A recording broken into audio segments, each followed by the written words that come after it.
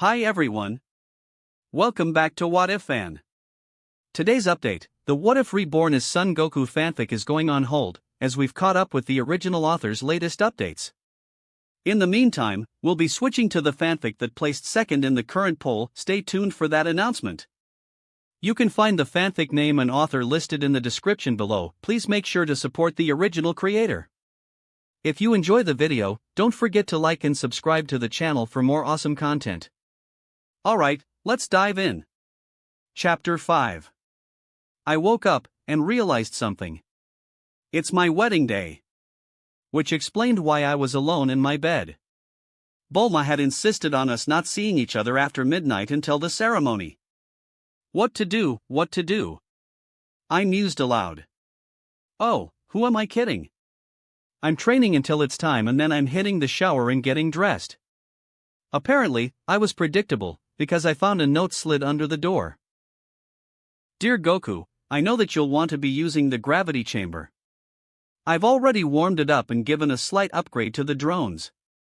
I've also programmed it to turn off at 2 o'clock. That gives you an hour to get showered and show up at the museum. The attendants will guide you to where you're supposed to be. Love you, Bulma. P.S. If tonight doesn't make the top 3, I'm replacing you with a robot. Don't strain anything. I chuckled. Classic Bulma. I navigated through the chaos of staff running around to make it to the gravity chamber. I went in and immediately cranked it to the max of 1000 Gs, using the mass magnifier to triple it. Challenging, but not really pushing it either. Had to keep in shape for the wedding night, after all. Wife's orders. I spent a good 6 hours working on my katas in form, sparring with the drones at gravities they could function at and meditating while under pressure. A gentle workout, at least by my standards. True to her word, the lights flashed red at 2 hours past noon. I was surprised to hear a recording. I hadn't realized the place had speakers. Must have been recently added. Hey, my monkey man. I'm sure you've had fun since you woke up this morning. Now get clean, slip that sexy ass into your tuxedo, and fly or teleport or whatever to the wedding. Remember, in just 2 hours, I'll be Mrs. Son Goku. Oh, and Chi-Chi and Piccolo will be there too. Hop to it, soldier. I chuckled. Yes, ma'am, I said to the room. I took a shower in our obscenely overlarge bathroom, enjoying the jets from 4 different directions as well as the ceiling. And somehow, it actually saved water. Don't ask me how it worked, that was for geniuses like my fiancée, soon-to-be wife. I dried off with my key trick, and then went through the laborious process of slipping into my wedding suit without breaking or tearing anything. It had been expertly tailored, I was just bad with fancy clothes. Once I'd put everything on in the right order and slotted every button and clasp into its slot, I looked in the mirror. Damn. Not bad, I marveled.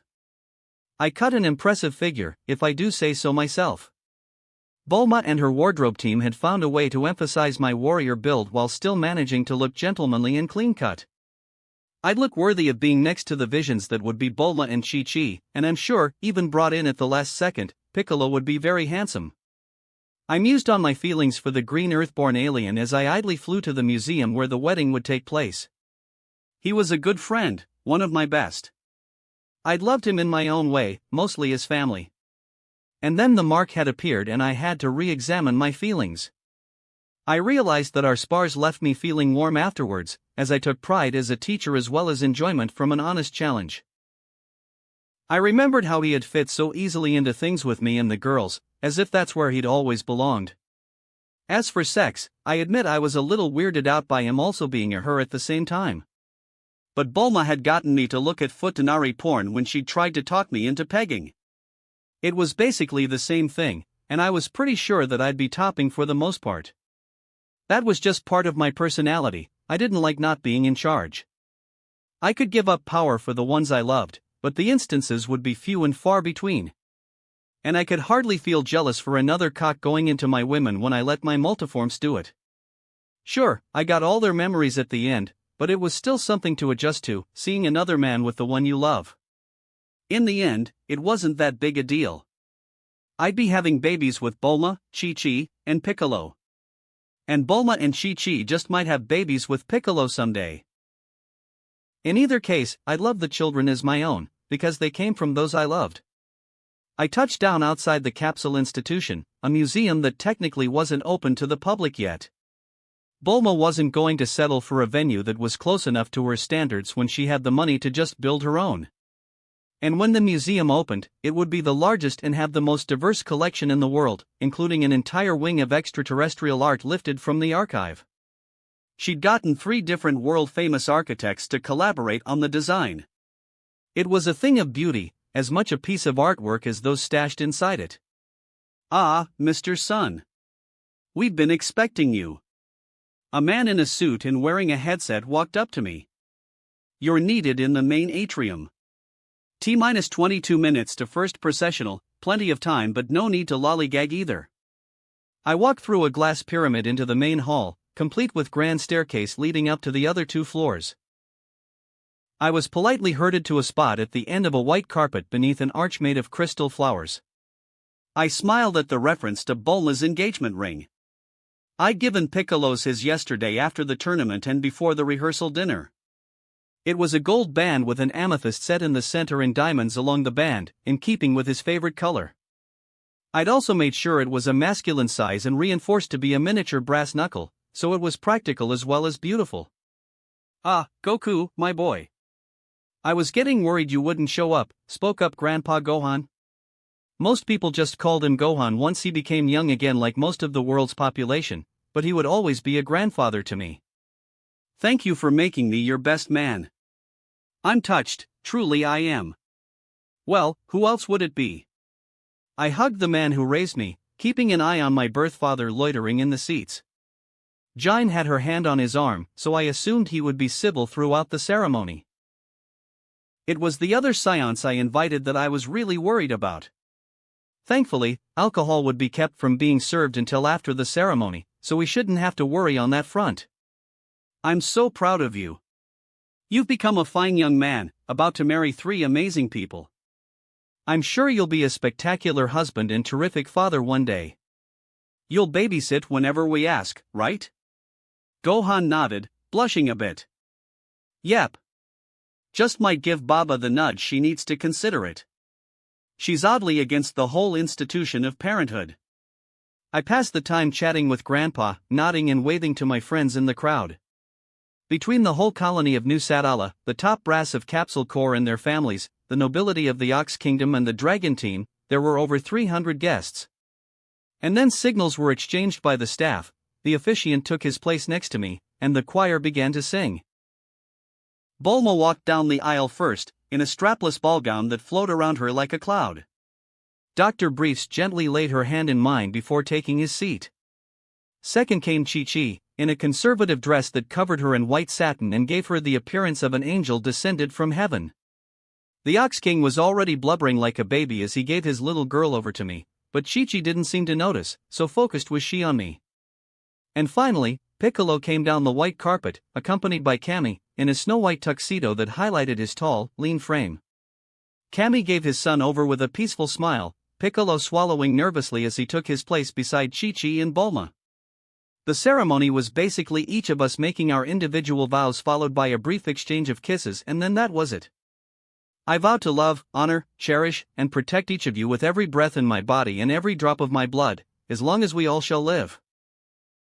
Bulma gave a rather humorous speech about how she'd never make us breakfast in bed or do our laundry, but she'd always be ready to pay someone to do it for us. Chi-Chi gave a rather emotional speech about true love and swore to adore and obey me until her dying day. Piccolo, who only had a few hours to come up with his vows, managed a bit about friendship becoming something more and how he'd always covet that bond. Then we exchanged wedding bands, I kissed the 3 of them individually, and like that we were a married quad. Taking Bulma's arm and Piccolo taking Chi-Chi's, we walked down the aisle and out the doors. A crowd of those invited who'd already left the ceremony and other well-wishers cheered us, showering us with rice and birdseed as we walked into a hover limo. I sighed and opened the minibar to start on the salted cashews. Well, that was oddly draining. It's exhausting to bare your heart in front of a room full of people. Bulma popped the bottle of iced champagne. Who cares? We're a married quartet now. The finest catered and planned reception in history is waiting for us, and then it's a month at my family's villa in the tropics. Piccolo loosened his bow tie. I feel dehydrated after that. I was sweating so much. Overnight, you guys have gone from my friends to my life partners. I still have whiplash from how fast this went. You got the soul mark, the conclusion was inevitable, Chi-Chi argued, detaching her veil from her elaborate hairdo. Look at it this way, you were part of the original marriage pact. If and when Goku makes some alien princess or divine being fall for him, they'll have to be added in. Much more secure to be one of the original three, in my mind. I blushed. I'm perfectly content with just the four of us for now. Any future additions to the family, we'll figure out as they happen. The limo, having been moving the whole time we were talking, settled down just outside the banquet hall, the largest and most expensive in the city. Bulma had spared no expense on our special day. The West City Philharmonic was our band, the 5 most famous chefs in the world had been hired to coordinate the menu, and a master of ceremonies for a traveling circus was going to manage the whole affair. We followed the event staff to a waiting room, where we'd wait until the guests had all arrived and been seated before making our grand entrance. I eyed the closed doors and turned to give my new brides and groom a lurid eyebrow wiggle. So, how'd you like our first time as married pairs? Romantic lovemaking under the moonlight on the honeymoon, or quickie in the reception hall closet? Bulma grinned saucily. What do you think? Quickie, of course. Chi-Chi blushed. Well, it's just that I've been waiting so long for this. She dithered. Piccolo gulped but shrugged. Sure, why not? I'm curious what it feels like when it's not my own prick in there. We all paused to look at him. Wait, you can do that? I asked incredulously. 'Cause that's even better than blowing yourself. Which I can just barely do, by the way. Thank you, flexibility training. Piccolo blushed. I was a horny adolescent with nothing but my dad and an asexual djinn for company. I got creative. Blame whatever god made my species hermaphrodites. I shrugged and made 2 multiforms. I led Chi-Chi and Piccolo off to their own closets while Bulma and I settled on the first one we found. The next 5 minutes were a steamy, mutually pleasurable romp with my pants around my ankles and her dress hiked up to her waist. My scion cock plowed her human pussy with sure familiarity, driving us to a shared orgasm. I leaned my forehead against hers afterwards, still balls deep inside her. I love you, Mrs. Sun. And I love you, Mr. Sun, Bulma purred back. You know, I stopped taking my birth control a week ago. We may have just conceived our first child. That's the plan. I'm not resting over the honeymoon until all 3 of you are implanted with my babies. We're going to have a big family, and the sooner we start the better, I said with a steamy grin. You were serious when you said you wanted over a dozen kids between the 3 of us, weren't you? Bulma asked as she pulled away from my embrace, straightening her dress and giving no sign my seed was dripping down her legs underneath. Again, endangered species, love. Plus, it's not like we can't afford a whole bushel of them. I plan to keep the 3 of you barefoot and pregnant for the rest of the century, I said huskily as I used a handkerchief to wipe off my dick and tuck myself back in my pants. We came out of the closet and were joined by our other 2 spouses and my multiforms. I got a smug grin when I saw their dopey grins. So, how was it? I asked even as I assimilated my multiforms and found out for myself. We are doing that again. And again, for the rest of time, Chi-Chi said with a slightly manic gleam to her eye. I had the sudden feeling I just introduced a junkie to their preferred drug. Piccolo smirked and shrugged nonchalantly. It's a pleasant form of exercise, I'll admit. It'll be nice to settle spars like that in the future. One of the attendants Bulma hired opened the main door then. We're ready for you, Messrs. And Mrs. Sun. Perfect timing, I crowed as I hooked an arm with Bulma and Chi-Chi while the latter hooked one with Piccolo. Let's greet our guests and get this party started. The reception was a blast, naturally. Chalk one up to the power of Bulma's checkbook and meticulous planning. There were dance numbers, 12 courses, entertainment acts, and a number of embarrassing toasts from our friends and family. As I'd feared, the Scion contingent of the audience proved quite rowdy, but I was too buzzed on champagne and deluxe food to care. Anything they broke would just be charged to my new wife's bottomless pockets. Baba and Jine ended up catching the bouquets, earning them panicked looks from their respective significant others. Guess technically my dad had never married my mom, just grabbed her one day and declared her his mate, which was as close to marriage as Scion culture got. At the end of the night, we stopped in a closet to actually change into our honeymoon clothes and, under another round of rice and birdseed, made it to the hover limo outside. It led us to an airport, and there we hopped on the Capsule Corps private jet which would take us to our honeymoon destination in the South Seas. The flight was quick, the top-of-the-line engines no joke, and I swept my 3 new spouses into bridal carries as me and my multiforms walked from the private airstrip to the massive villa that belonged to Bulma's family. The next 30 days dissolved into a blur of sea, sand, and sex. Robots cooked and cleaned for us, so there was nothing wrong with all of us wandering around naked full-time. I took each of my wives and husband whenever I pleased, to their often vocal approval and encouragement. When we weren't screwing like bunnies on meth, we were playing in the ocean, on the beach, or just lounging indoors. The evening before we were set to return, I paused in sipping my piña colada and grinned. Congratulations, the 4 of us. We're all going to be parents in about 9 months. You're all pregnant. Really? Chi-Chi asked breathlessly, her eyes alight with maternal glee. Wondered why you started allowing me to fuck the girls, Piccolo mused, rubbing his stomach where his oversensitive body informed him a zygote was gestating. I just wanted dibs on the firstborns. We can leave it up to chance now, I told my Namekian lover. Bulma grinned. Well, you fulfilled the original purpose of a honeymoon. Northern tribes used to lock newlyweds up for a month and wait for her to get pregnant so they could be certain who the father was. As if there were any doubt who was going to knock us up. I think my snatch has seen over a gallon of your cum this month. What can I say? Scion stamina and virility. And since I'm already a Super Scion 3, these babies will be born with a high amount of S cells. They might just be born able to sit up and fly, I said dreamily as I imagined little bundles of joy with Scion hair. Bulma and Chi-Chi exchanged looks. Guess it's a good thing we got Cammy on the list of babysitters. He's the strongest after you two and Bardock. He can have fun chasing them down when they fly away from getting a clean diaper put on or break the bath throwing a tantrum, Bulma mused. I find it odd, the idea that my newborn will probably be born stronger than me due to his or her genes, Chi-Chi mused as she chewed on a piece of fruit on the skewer of her cocktail stick. Father will be happy to come down and look after them. He gets lonely up there on his lookout, even with me there. And now I won't be living up there anymore, Piccolo explained, taking a sip of ice water. So, bit early to ask, but how soon you want the ones after this batch? Bulma asked me.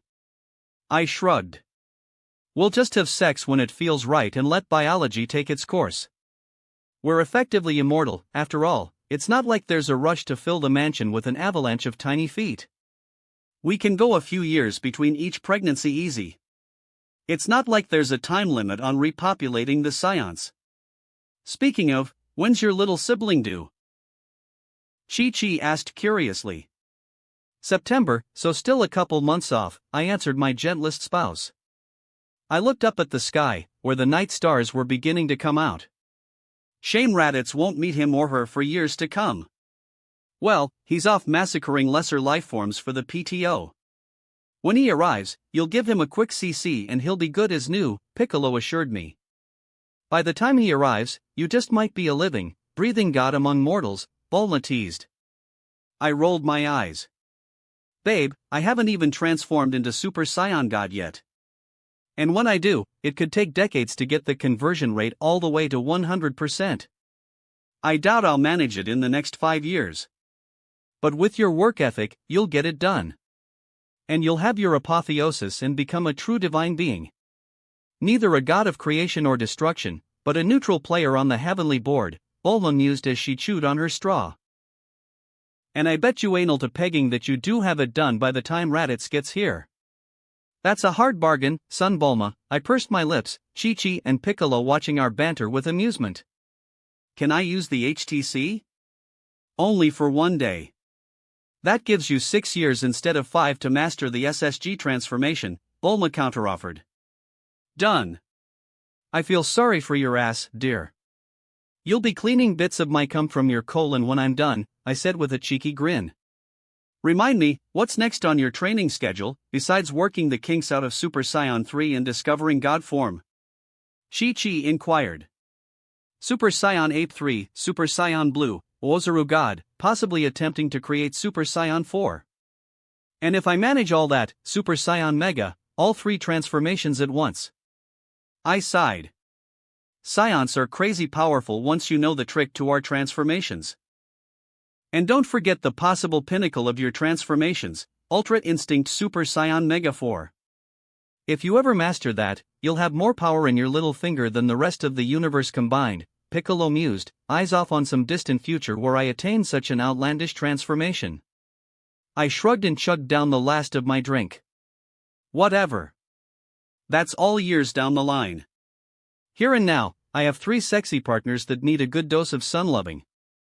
Suffice to say we didn't get much talking done the rest of the night. We returned home the next day, and life as the Sun family began to find its groove. Bulma continued to do her research with the archive and general experimentation. Chi-Chi was in full pregnancy mode, knitting and sewing enough baby clothes to open her own boutique and faithfully keeping up with every prenatal appointment. Piccolo was at a bit of a loss.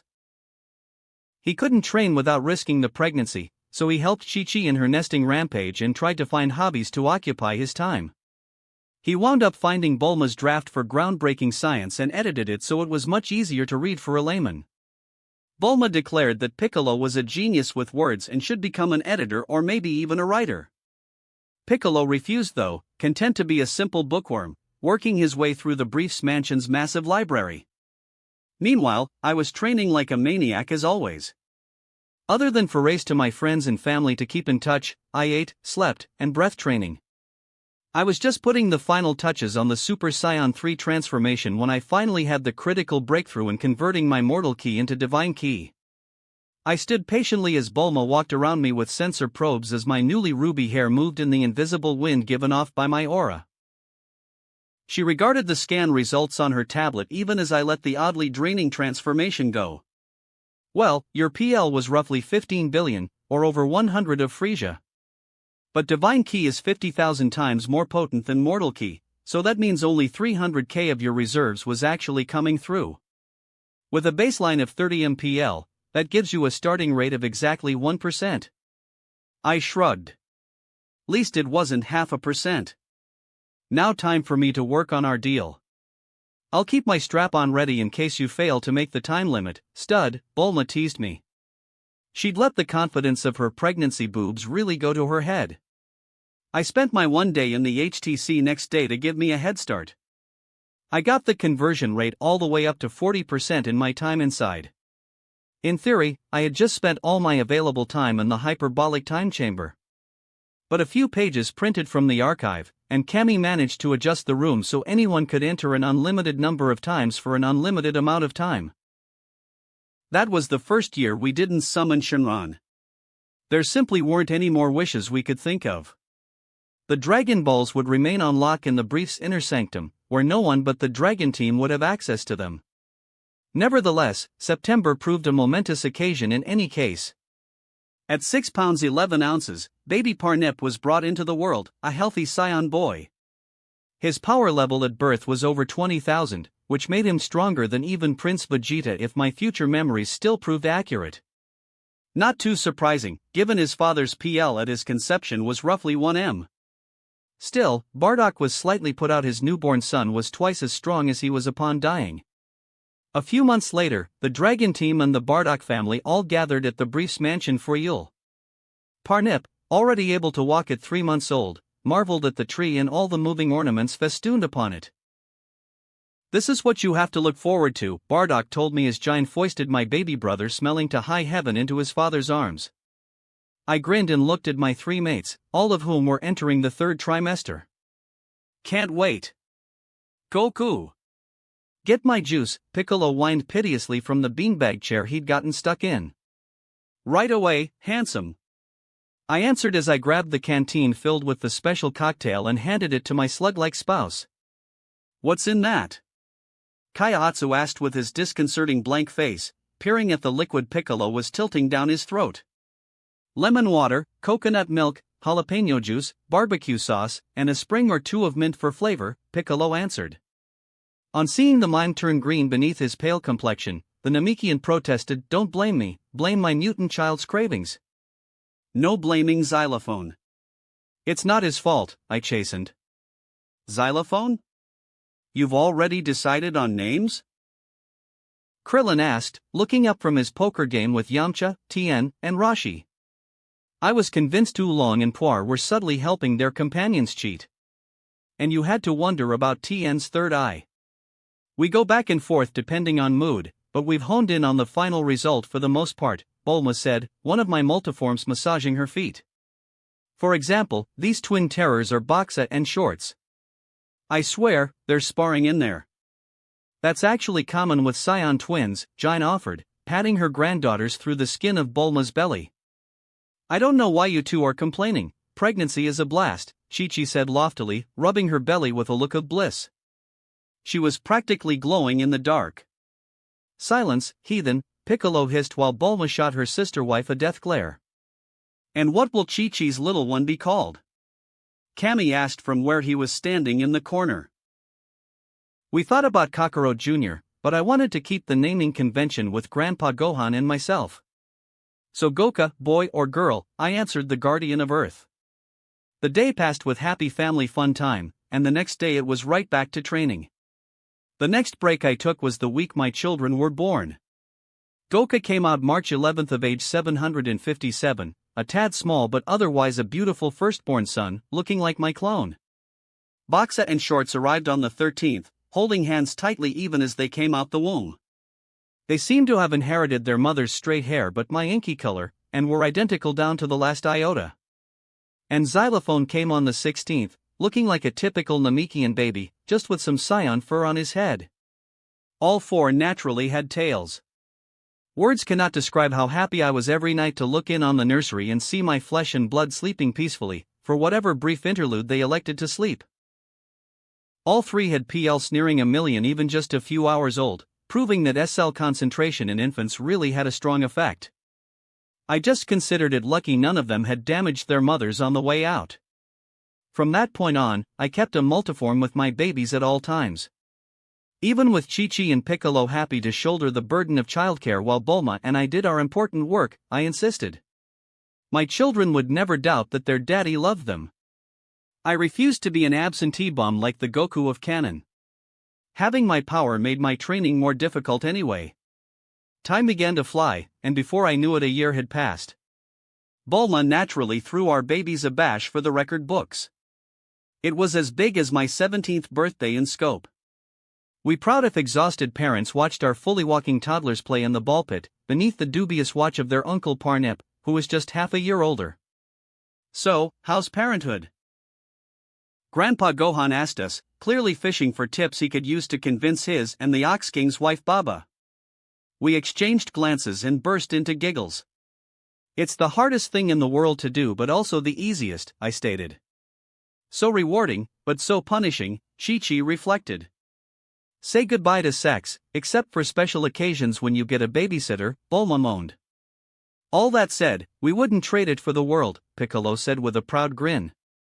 Jine walked over with Bardock obediently trailing behind her. Are you sure they're all safe in there? All five are stronger than about 99% of the population on this planet. I doubt a few plastic balls will do them any harm, I argued. As if on cue, Goku did a somersault and landed painfully on his tail. Daddy!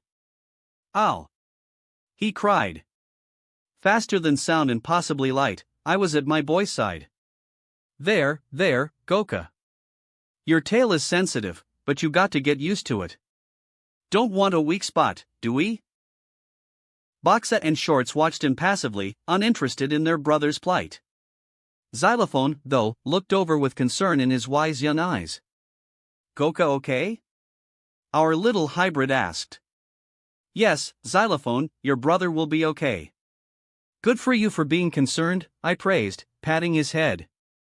Wiping the last of Goku's tears as he self-soothed by sucking his thumb, I returned to my mates and family.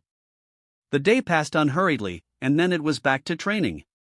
I worked until the day I felt I reached 99% conversion rate for Super Saiyan God. Then I paused and gathered my mates. Whatever happens, I want you all to know, I love you. I will always love you.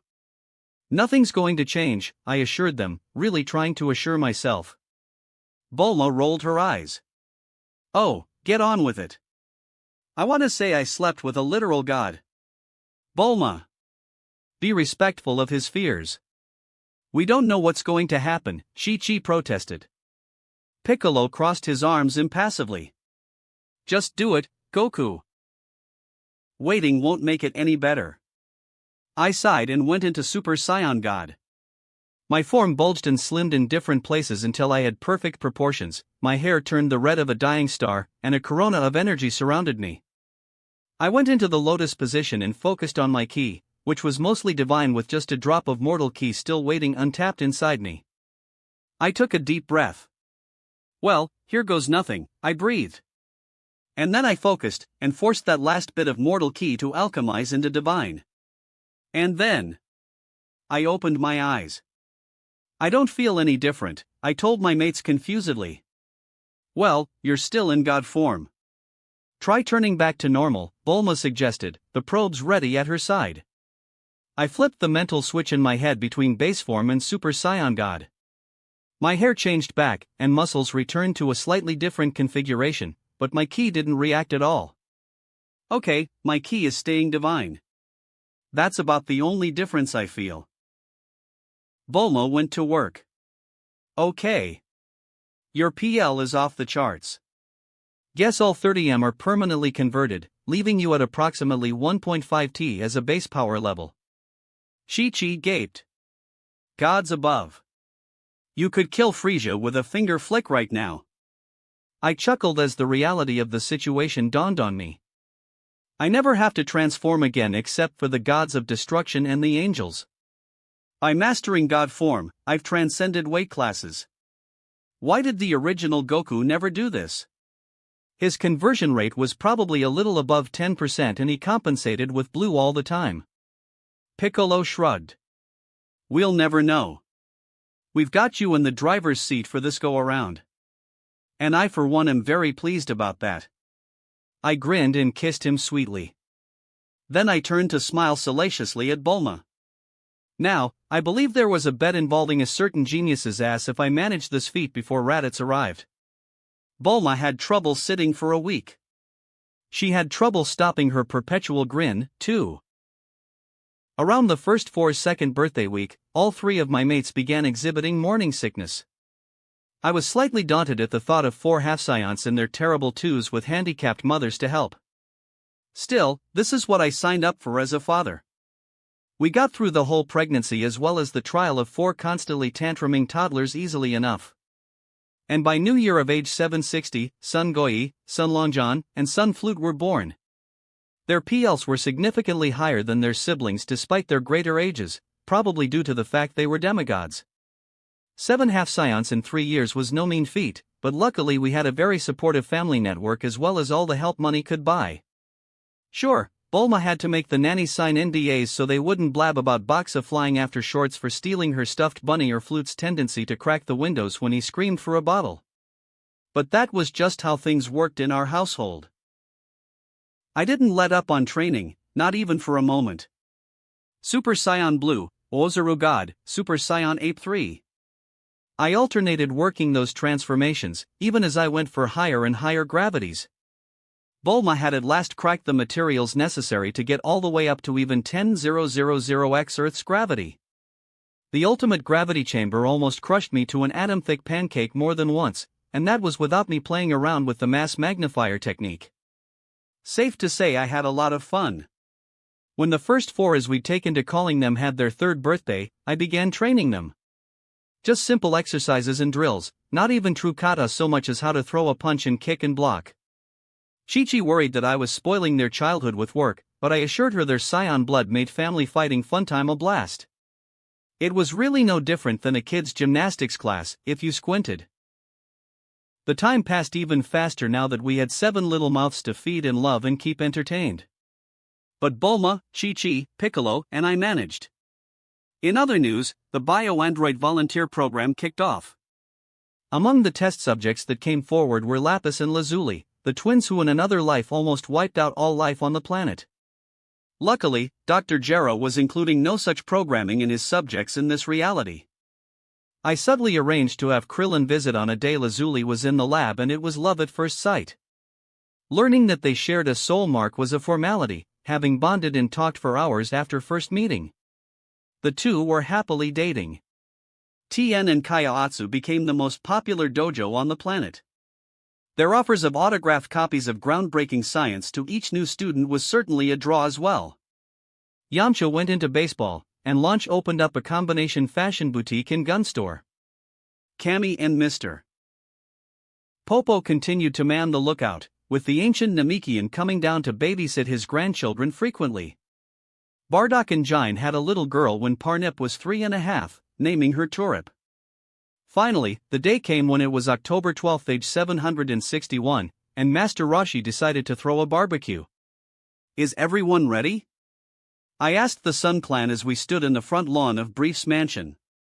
"Ready," Bulma said, strapping on her anti-gravity jetpack. She'd finally found a way for ordinary people to fly. She had Long John cradled in her arms, his pink locks getting a bit long. He was due for a trim. "I still don't know how to fly, so you have to carry me in Goi," Chi-Chi reminded me, as she tickled our daughter and made her giggle uncontrollably. Piccolo cracked his neck, adjusting his turban. "Flute and I are prepared." Behind his leg, our youngest son clutched his papa. Flute was a gentle soul. I truly didn't see him ever desiring to fight, even with a scion tail egging him on. Goka, Boxa and Shorts, and Xylophone were deemed old enough to fly themselves. They were hopping around, eager to get moving. "Daddy, who's going to be there again?" Goka asked, balancing on his tail like a snake curled up and rearing. "All your aunts and uncles, grandpas and grandmas except for mommy's mom and dad, and this guy named Master Roshi. He's an old family friend." "Then why haven't we ever met him before?" Boxa and Shorts asked. Ever since they'd hacked the TV to get past the parental block and saw a certain scary movie, they'd endeavored to speak in unison. They found people's reactions amusing. "He's a pervert, that's why," Bulma answered. "But he's promised to keep it PG for today." Xylophone blinked slowly. "Uncle Parnip will be there?" Xylophone and Parnip were the best of friends, a hot-headed brute meeting a calm mastermind in his nephew. "Yes, along with Aunt Turip, Grandma Jine, and Grandpa Bardock," Chi-Chi elaborated for the boy that was her son even if they shared no direct blood relation. "We like Grandpa Bardock / he's scary," Boxa and Shorts giggled. I clapped my hands. "All right. Everyone, prepare for takeoff. We need to get there by lunch." "Yes, Daddy," my kids and mates called out. As easy as breathing, I rose up into the air, 2 of my princesses in my arms. The first 4 followed me gleefully, with Bulma and Piccolo lifting off shortly after. With my internal key sense acting like a compass, I led us out over the city and towards Roshi's island. Within the hour, we were touching down. The party was already well underway. Chi-Chi stepped out of my arms and set Goi down to stand on her own.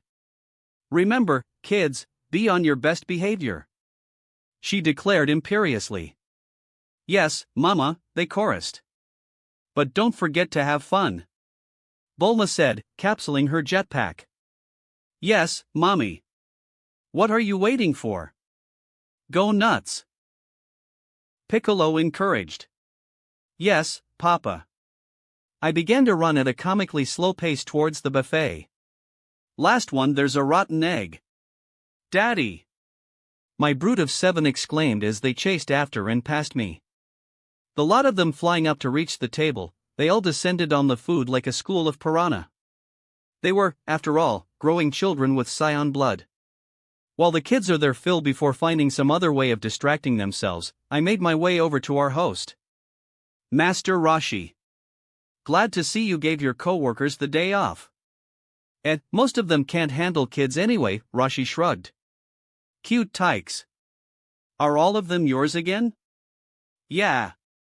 Bulma and I have the twins, Boxa and Shorts, along with little Long John. Chi-Chi gave us Goka and Goi. Piccolo had xylophone and flute. Rashi whistled. My god. Imagine when they're all angsty teenagers. I'm taking things one day at a time, that's a long, long way off, I said vehemently. After a few more words, I went looking for my parents, both biological and adopted. I paused as I came across Yamcha and Launch acting cozy. Oh? Are you two back together? Launch shrugged. More like long-term friends with benefits. Until my mark comes in, I might as well have some fun. And Yamcha has commitment issues, so he's fine with no strings. Well, hope you both have fun, I wished lamely. I walked past them to find Krillin giving Lazuli a tour. Oh, hello you two. How are things? And Lazuli, Bulma wants to ask you about the latest augments when you get the chance. You can tell her they're purring like a kitten, the blonde bombshell stated. I feel ready to compete in the next WMAT. When's that coming back, anyway? The stadium should be done next year. Whether we host that year, Bulma is still making up her mind, I answered. I turned to Krillin. How about you, Krillin? Feel like going for the title? Krillin snorted. Even one of your kids could kick my ass. No, I'm perfectly happy to cheer my girl on while she learns that beating you is hopeless. I mean, you're so strong you turned yourself into a freaking god. Quirk of scion biology that I ruthlessly exploited to the maximum, I waved away. Anyway, gotta keep up the meet and greet. See you guys.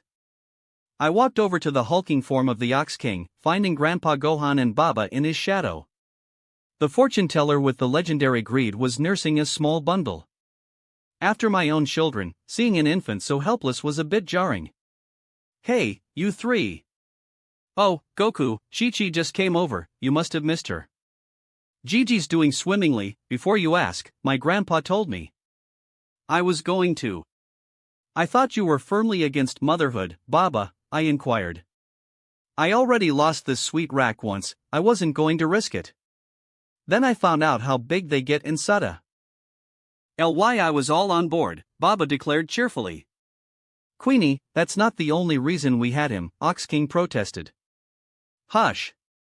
It's what motivated me and that's all that matters. I nodded and moved along. I found Bardock and Jine watching over a playing Parnip and xylophone, Turip tucked into Bardock's arms. He looked vaguely uncomfortable being so paternal out in the open, but that was just Bardock. Hello, Mom and Dad, I greeted. Kakarot, Bardock acknowledged. You know, I had a vision about today. Raditz showed up. I blinked. I forgot about your foresight.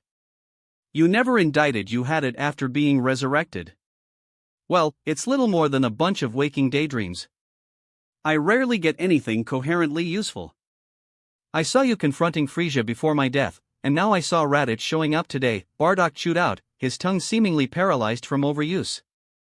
He really was a man of few words. I debated revealing the truth and figured to HFIL with it.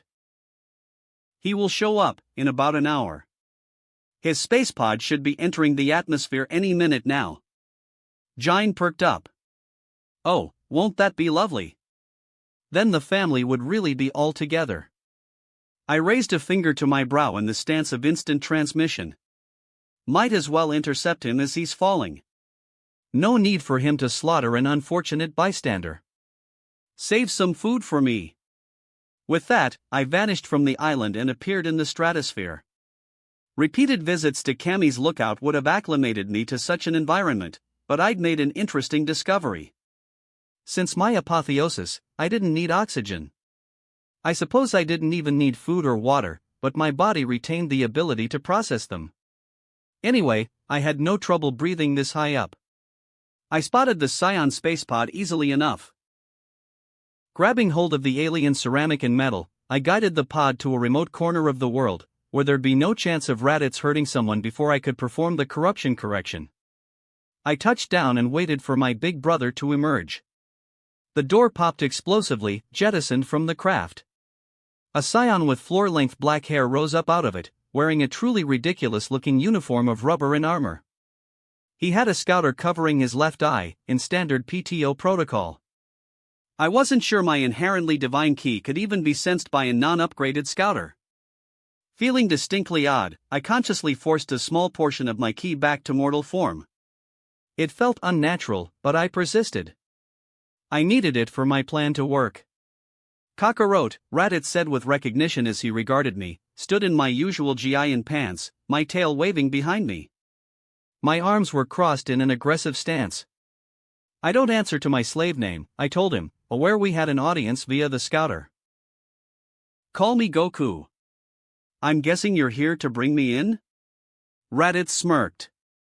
Whatever your name is, I'm your big brother Raditz. I did indeed come to bring you in. He frowned. You've done a shit job, little brother. I'm picking up millions of life signatures just from here. I hit my head as a kid. That knocked me out of the programming. A local man took care of me, loved me, treated me like family. By the time I remembered my mission, I decided to ignore it. Screw the PTO. This is my planet, and may the gods help anyone who tries to take it from me. Raditz grit his teeth. It's such a shame when the programming doesn't take. No matter. I'll deal with you then exterminate the dumb life on this expensive rock myself. I smirked. I'd like to see you try. I could beat you with my eyes closed. Raditz snorted and activated his scouter. His eye visibly widened and he began to sweat as the number went up and up and up. 15K? He demanded in disbelief. It was a carefully calculated number. Strong enough to cow him, but not stronger than Vegeta. I needed the prince to come willingly, and he'd only do that for an assured victory. He'd come for the challenge I presented, but I was no real risk. Especially with Nappa to back him up. I grinned. What was that about dealing with me, again? Dashing forward, I lodged a fist in my brother's gut. Call it playful roughhousing. Raditz coughed up blood and rocketed off into the distance. By the time he touched down, I was already standing behind him. I tapped his face with my bare foot. You know, we really shouldn't fight. Mom and Dad are waiting at a party for us with our siblings. Our parents are dead. They died with our planet, Raditz spat. They were. Then I used these magic items on this planet called Dragon Balls to wish them back to life. Raditz gaped. What? Mom and Dad are alive. They've even given us a baby brother and sister since they've come back. If you get your head out your ass about the genocide of the locals, we can meet up with them and have some good food and fun, I said nonchalantly. Raditz blinked. Are you serious? Cross my heart. The Dragon Balls grant 3 wishes. Any 3 wishes. Bring back the dead, make you immortal, conjure the softest pillow in the universe. Stuff like that. I cricked my neck. Can we get a move on? My kids are missing me by now. Raditz considered it, I saw it in his eyes. I saw him decide to take a chance on me. All right. He held out his hand. I lifted him back to his feet. At that moment, a cold voice came from the scouter. You're a traitor to the PTO, Raditz, and a spineless emotional weakling besides. I'm coming for these Dragon Balls. And once I'm the strongest in the universe, I'll deal with you, your brother, and your whole cursed bloodline. I rolled eyes. Blah, blah, blah. Grabbing the scouter, I crushed it in my fist. Don't worry, we can deal with him easily. Raditz gaped. Are you mad? You're 10 times the fighter I am, but Prince Vegeta could squash us like bugs. First thing you need to realize is scouters only measure ki level in the moment. Someone trained in energy control can fake their results on a scouter. I'm actually a lot stronger than 15 kpl. I just did that so Vegeta wouldn't be intimidated and not come, I explained. Raditz blinked dumbly. Ki? I rolled my eyes. The energy behind your attacks. A true martial artist can manipulate it as easily as another limb. Like I said, I faked the score when you measured me. Raditz gaped. You can do that? Yep. You can also do things like this. With that, I enacted the correction. Raditz vomited up a blob of negativity that even Flute could have beaten. I blasted it into oblivion, and I watched as Raditz struggled with his newfound conscience. So many deaths, Raditz moaned. God, I was a sadistic bastard. I rubbed his shoulder. Frieza made you that way. What matters is what you do going forward. Now come on. Let's fly to that party I told you about. The two of us flew over to the island, touching down at the edge near Bardock and Jine. Mom rushed forward to embrace Raditz, whom broke into tears when he felt a mother's embrace for the first time in decades. Bardock came over, swallowing uncomfortably.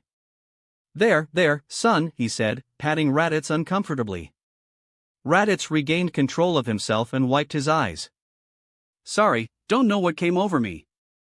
No need to apologize, dude. You're only a man, after all. We all need our moments of weakness, I said. I whistled, and my 7 ran over to stand before me. We trained them well.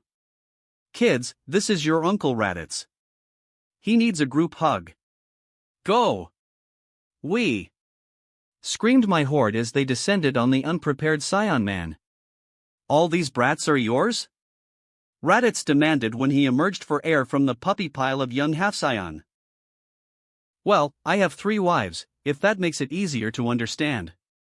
Well, 2 wives and an Namekian husband, I explained. Still, 7? How do you feed them all? One of my wives is the richest woman on the planet. Plenty of food to fill even Scion bellies. I plucked a giggling Goyi off Raditz's head. Come on, kids, that's enough. Go back to playing. Yes, Daddy, they chorused as they went back to playing in the sand or playing in a game corner Rashi had set up. I helped Raditz back to his feet and slapped his back. Come on, let me introduce you to Earth food. It's to die for. We wound up having a decent afternoon. Raditz listened to Earth 101 and admitted the planet seemed oddly enjoyable. He fell in love with barbecue ribs, soon assembling enough bones to make a large chandelier.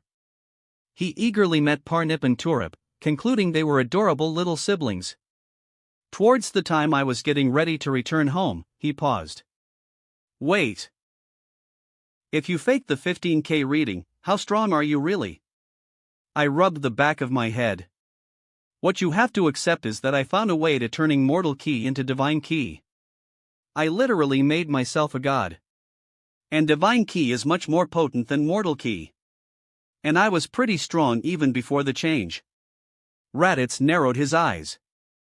Kakarot, how strong are you? I sighed. 2 trillion, give or take, using scouter terms. Raditz fainted. I suppose I should take that as a compliment, I mused as people rushed to check on my big brother. Raditz settled into Earth life easily enough. As he did, his soul mark came in. An ape wearing a pair of yellow tights. I'd shrugged along with Bulma when he came in to have the mark catalogued in the capsule core database. Who'da thunk, my brother with your sister, I told her. We got Tights in touch with the Scion and they hit it off as only soulmates could. They started dating, Tights moving closer to New Sadala to make it easier on Raditz in terms of transit. His training progressed slowly but steadily. Not everyone could be me, after all. He made steady progress up through the gravity chamber's settings, his power level escalating at a respectable pace. I offered to fatally injure him in a fight and then give him a sage pill so he'd get a major Zenkai boost, but he wasn't quite so suicidally determined to get strong as I was. The kids continued to grow, developing into upstanding if mischievous young people. Each one was distinct, even boxed in shorts, and I loved each of them with all my heart. As Goyi, Long John, and Flute started to get into the terrible twos, I began to feel an itching in my heart for littler ones. Guess I truly had baby fever.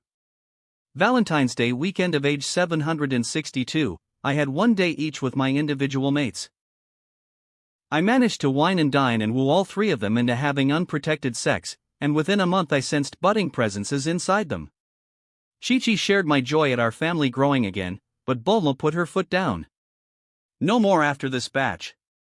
Not until the first four are old enough to babysit. Piccolo merely shrugged and transitioned back to gentle maintenance rather than aggressively building himself. He might be a mother, and there was the conceit that I could handle any threat, but he still wanted to be capable of defending himself and his family in dire times. I was finishing my work on Super Saiyan Blue, Super Saiyan Ape 3, and Owozaru God when November rolled around. My PL was now closer to 3T than 2T. I was really just getting a head start on facing Beerus and Whis and the Tournament of Power rather than preparing for any mortal fighter. As Chi-Chi had put it, I could kill Frieza with a finger flick. I had truly over-prepared for the events of canon. I just tried to get as strong as possible as soon as possible. Vegeta would be the equivalent of one of my kids in a tantrum. Less so, actually. My kids were all so strong it was a wonder they hadn't accidentally activated Super Saiyan the way Goten and Trunks had in my future memories. In fact, I was going to let Bardock and Raditz work out their frustrations against Vegeta and Nappa and then swoop in with the corruption corrections. The Dragon team decided that the Prince and General of all Saiyans arriving was a Saiyan affair and elected to stay out of it. Even Kaiotsu could beat Vegeta in Owozaru if pressed, but they still had this idea that Saiyans were invincible, an illusion I did no good in dispelling. So when the two Saiyan space pods came down on November 3rd of age 762, I directed them to New Sadala and waited alongside my family to wait. Vegeta and Nappa emerged from their pods, floating out to land on the ground, conveniently facing away from the colony arranged to meet them. Blue sky, low gravity, excellent air quality, Vegeta mused aloud. He grinned. Yes, this planet will sell very well. Don't you agree, Nappa? Yes, my prince.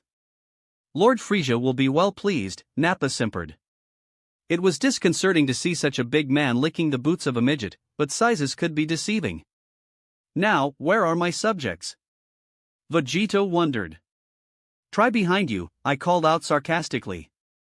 Man, key-blind people were, well, blind. The two PTO Scions turned and regarded the whole of New Sadala, sans newborns and toddlers. The kids were safely locked away. My own kids were sat on a picnic blanket though. As far as my kids were concerned, this was their first live show if you don't count witnessing some of my workouts. Vegeta grinned. Ah, there you are. Now bow down to your rightful king. Bardock scoffed. I see no king. Merely the slave of a tyrant and his loyal pet. Nappa gaped. You dare. He threw an energy ball at my dad, whom caught it in his palm and crushed it like a fly. Nappa blinked and gulped. Vegeta merely appeared intrigued. Ah, Bardock, I remember my father speaking highly of you. So you speak for these Scions? I'm the elected mayor of New Sadala, if that's what you mean, Bardock said neutrally. Then I make you this offer. Swear fealty to me, the prince of all Scions, and I promise you clemency for your treason. Refuse, and face death at my hand. It is what you were born to do. Raditz scoffed. We're not afraid of you, Vegeta. My brother is stronger than all the rest of us combined. He's taught us the meaning of true strength, not just power. Bardock waved a hand at the stone-faced Scions behind him. All of us here are reborn. Planet Vegeta died. Let the old order die with it. Here on Earth, we have no monarchy, no military. We have a peaceful society where your place is determined by the work of your own hands. We are New Sadala. And we will not bow to the likes of you. Vegeta got an ugly grin. I was going to let you off with a beating. But for that little speech, I'm going to feed you your heart. In the meantime, one of you will lead me to the Dragon Balls. And I have no problem going through you one by one to find a willing guide. Raditz cracked his knuckles. You'll have to get through me first. Nappa burst out laughing. You? Even I could handle you no problem. And we are but pale reflections of Prince Vegeta's might. Raditz got a confident smirk on his face. You sure about that? Scoffing, Nappa activated his scouter. His eye went wide and then began to sweat as the number continued to climb. A circuit blew and the screen cracked before the figure finally stopped. 1.2 million? That's impossible. You were 1,000th of that just a year ago. No one gets that much stronger that fast. Like I said, I learned true strength from my little brother. He's the finest warrior to live and breathe, better even than Frieza, and that's a fact, Raditz said. Go, Uncle Raditz. Goku cheered from the sidelines. Vegeta went to check his own scouter, when I removed it and returned to my spot fast as a wink.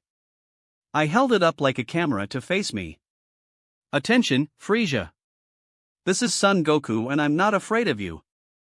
I know you're a coward, terrified of a bedtime story of the monkey that killed the frost demon.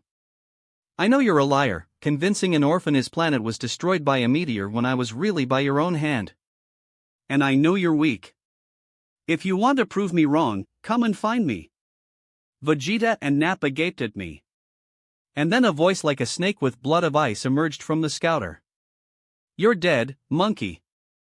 As of this moment, you are dead. I'll be stopping by to collect your corpse. And then I'll turn your planet to ash and dust. You're welcome to try, I replied before destroying the device. I turned to Raditz and gave him a pat on the shoulder. Have fun making up for years of abuse, big bro. Thanks, Kakarot, Raditz said, powering up to maximum. Chapter 6. You're all crazy. Vegeta declared in a panic. Nappa, kill these fools. The scouter must have malfunctioned. No one has a power level over 1,000,000. I sighed and shook my head.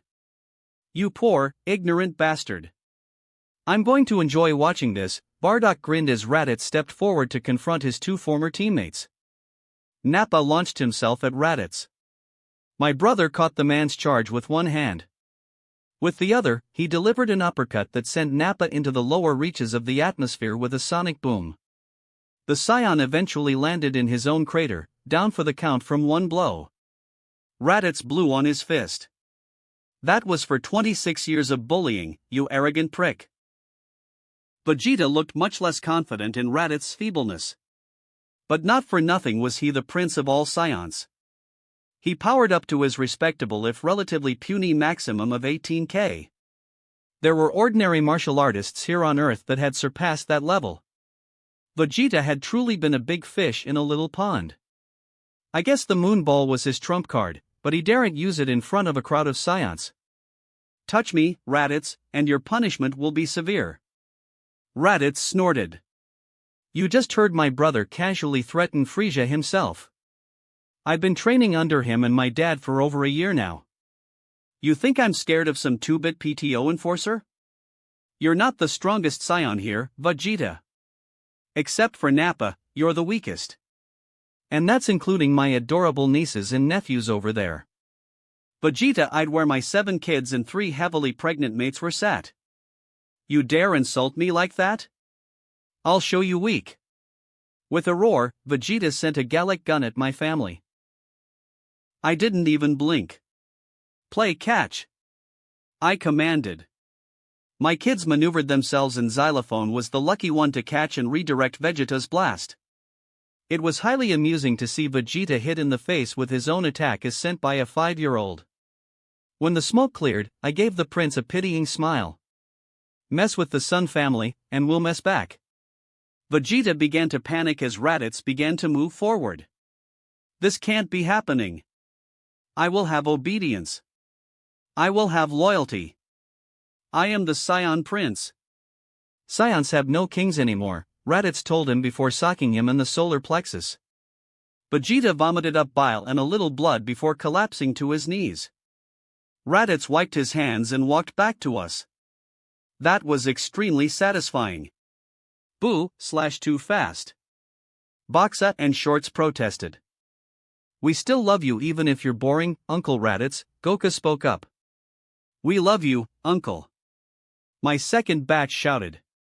Raditz was blushing despite himself. I hope my Entites kid at least will love and worship me. Oh, you knocked her up? I asked curiously. She's fine with the Scion definition of marriage. I declared her my mate last month. She's a couple months along, so it's a good thing I did it when I did, my big bro explained. I nodded and went over to the unconscious forms of Vegeta and Nappa. Now, to fix these guys' attitudes. I and a multiform fed both of them a sage pill. As the two Scions woke up fully healed, and vastly stronger from the Zenkai boost, I used the corruption correction. I managed to blast both constructs with one Kamehameha. My kids gave rounds of applause at the fireworks even as Frisia's former enforcers woke up with positive mental health for once in their lives. Hours later, after giving the two the lay of the land, Vegeta made a declaration. I've decided. I'll leave the colony to Bardock. True nobility is in being superior to your former self, not others. I'll become stronger than even you, Kakarot, and earn my title as the ruler, and therefore greatest, Scion. Vegeta vowed with fire in his eyes. I grinned and gave him a fist bump, which he confusedly returned. You're welcome to try, Vegeta. Just know you've got a lot of catching up to do. I've already cracked the trillions in PL, you have a long road ahead of you. But all that matters is you keep walking it, not how fast you move down it. Nappa nodded. And I will endeavor to live up to my former title of general. Bardock will be my rival as you will be Prince Vegeta's. I will be the shield of this community. Bardock chuckled. Most of us can take care of ourselves. But the thought is appreciated. Daddy? Are the bad men our new uncles? Long John asked me, looking up at Vegeta and Nappa with wide innocent eyes. Yes, Long John. They're uncles the way Uncle Tien and Uncle Krillin are uncles even though we're not related. The boy had inherited his mother's intellect. He was certainly the brightest of my current 7, outshining even the first 4. Goku had the most body wisdom, and Xylophone had a tactical genius that made him excel at board games, but in terms of raw intellect, it was my Sakura son. Not to say the others didn't shine in their own way. Boxa and Shorts could plan a bank heist and get off scot-free, not that I was necessarily proud of their criminal mastery. Goi had a singing voice that made the birds stop to listen. And Flute was the most creative, loving all things to do with art. His paintings and drawings were genuine good work, not just scribbles of a child. And I'm sure the next 3 would have their own unique strengths. Vegeta eyed my gaggle of family as they walked over to me. You certainly make use of that harem of yours. What's a Namekian like? Same as any woman, just with a really big, hard clit that we can use to double team one of the women together with. I'm mostly straight, I'm just good with weird. It's kind of the air I breathe. I stopped covering Long John's ears and nudged him toward his waddling mother. 10 kids in 6 years is a lot though, I won't deny. We're officially taking a break until the oldest batch is in their teens. The thing is, the magic of the Dragon Balls makes every resident of Earth effectively immortal. We'll never have to worry about menopause, so we can still be popping out newborns even when the first 4 are having grandkids.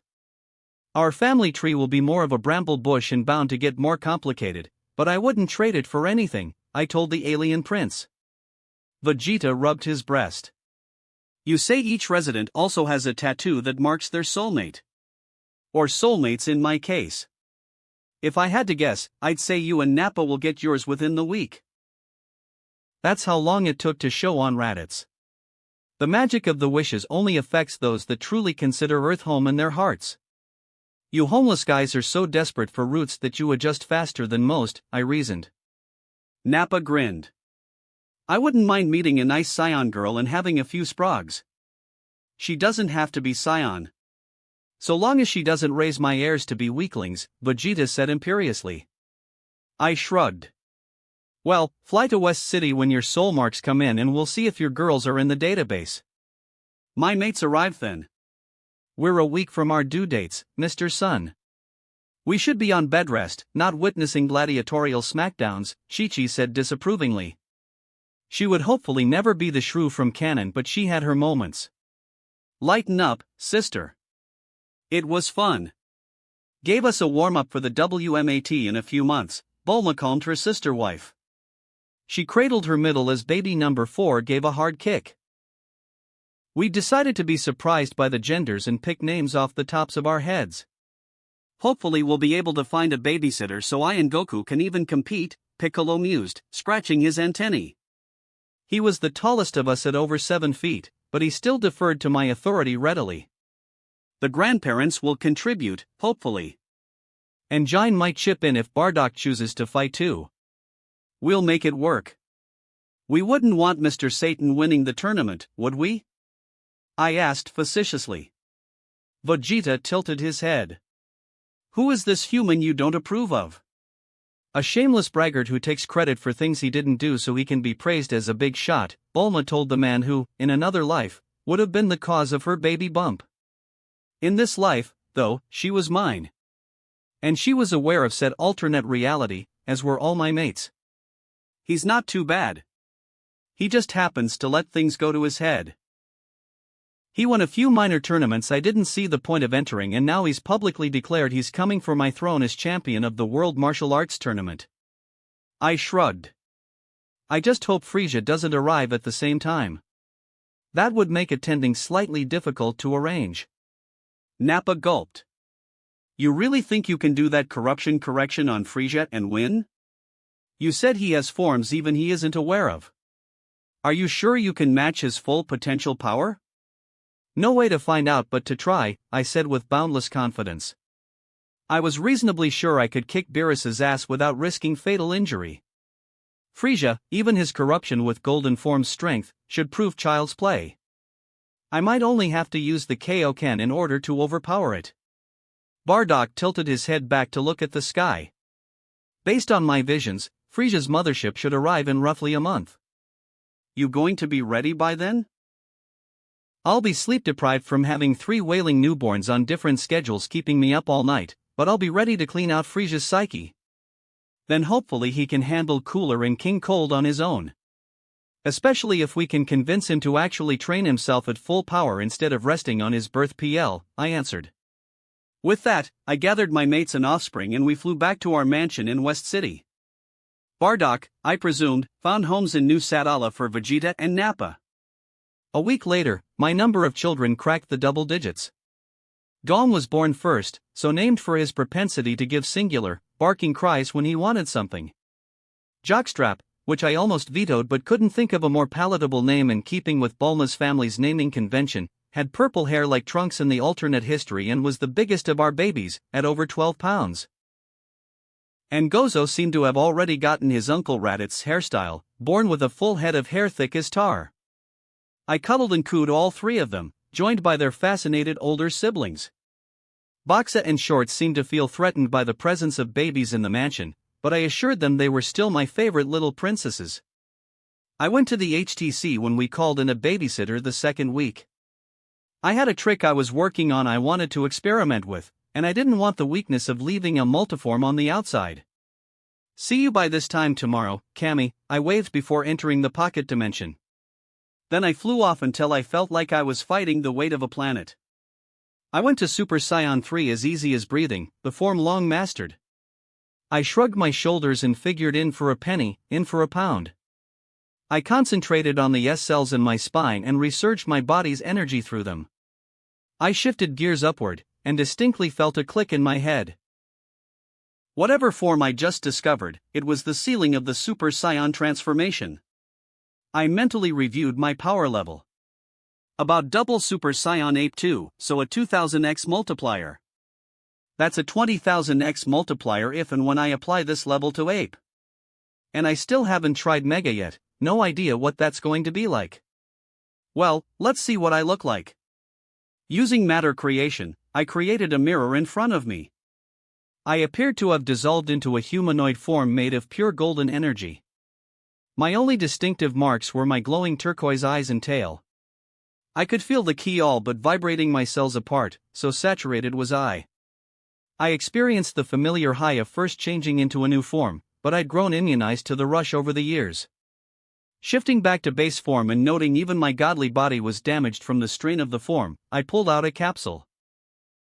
The ultimate gravity chamber plus the HTC's 10x natural gravity plus the mass magnifier, and I'd achieve forces that could strain even the muscles of Super Saiyan 4.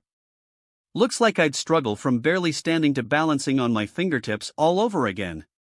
This was like the 6th time by now. I emerged from the HTC with about a half mastery of Super Saiyan 4. I couldn't master it in time for Frisia even if I wanted, but then I wasn't really measuring my future by the Arcosian's arrival. As I made my goodbyes to Cammy and Mr. Popo, I wondered what would come next after I purified the genocidal wackadoo. No android or cell arc, the bio-android program had democratized the next stage of human evolution. Dr. Gero was totally reformed, and Bulma had made a binding vow to never even look into time travel. If she never invented a time machine, bad guys from the future couldn't come to this time, and a whole bunch of future problems would be neatly avoided. After that, I wondered if we would wait for Yabadi to awaken Buu or just get a head start on that. And after that, would we really have to wait until Bulma's 40th for Beerus to arrive on Earth? And once we were on Zenoa's radar, would I be able to reform the divine creature so it wouldn't commit universicide for fun? Well, I'd find out how things would happen when things happened. Best to live in the now and enjoy the moment. The next couple weeks passed quickly, and then the time came when I sensed a collection of reasonably high power levels appear at the edge of the atmosphere. I gave all my mates and kids kisses and then flew up to the edge of the atmosphere to meet a galactic tyrant. I floated in the empty air in front of Frisia's personal vessel. I waited, aware my divine key made me invisible to any scouter technology used to scan me. I waited a good 5 minutes before I decided to give them a nudge. Oi! Frisia! Get your ass out here so I can kick it! A hatch opened in the front of the ship and Frisia in his first form floated out in his anti-gravity throne. Bastard was so lazy he didn't even fly under his own power. I was thoroughly unimpressed. Goku, was it? So nice of you to present yourself for your slaughter, Frisia hissed at me. I cricked my neck and cracked my knuckles. Listen, just go to your true form. I'm simply not interested in dealing with your masks. When I pound you into next week, I want to do it to your naked, true body. Frisia tilted his head. So quick to invite your annihilation. Very well, if you insist. With a sound like cracking glass, his body warped and twisted behind a haze of power. With an explosion that almost sent his ship reeling, Frisia stood before me in the white and purple form that had haunted my dreams growing up. His throne had vaporized in the rush of energy. I didn't even blink. I was in the same league as Beerus, if not Whis at this point. I could handle this chump with one hand tied behind my back. Impressed? Frisia asked, flexing and generally basking in his own magnificence. I deliberately yawned. Tell you what. I'll give you one free shot.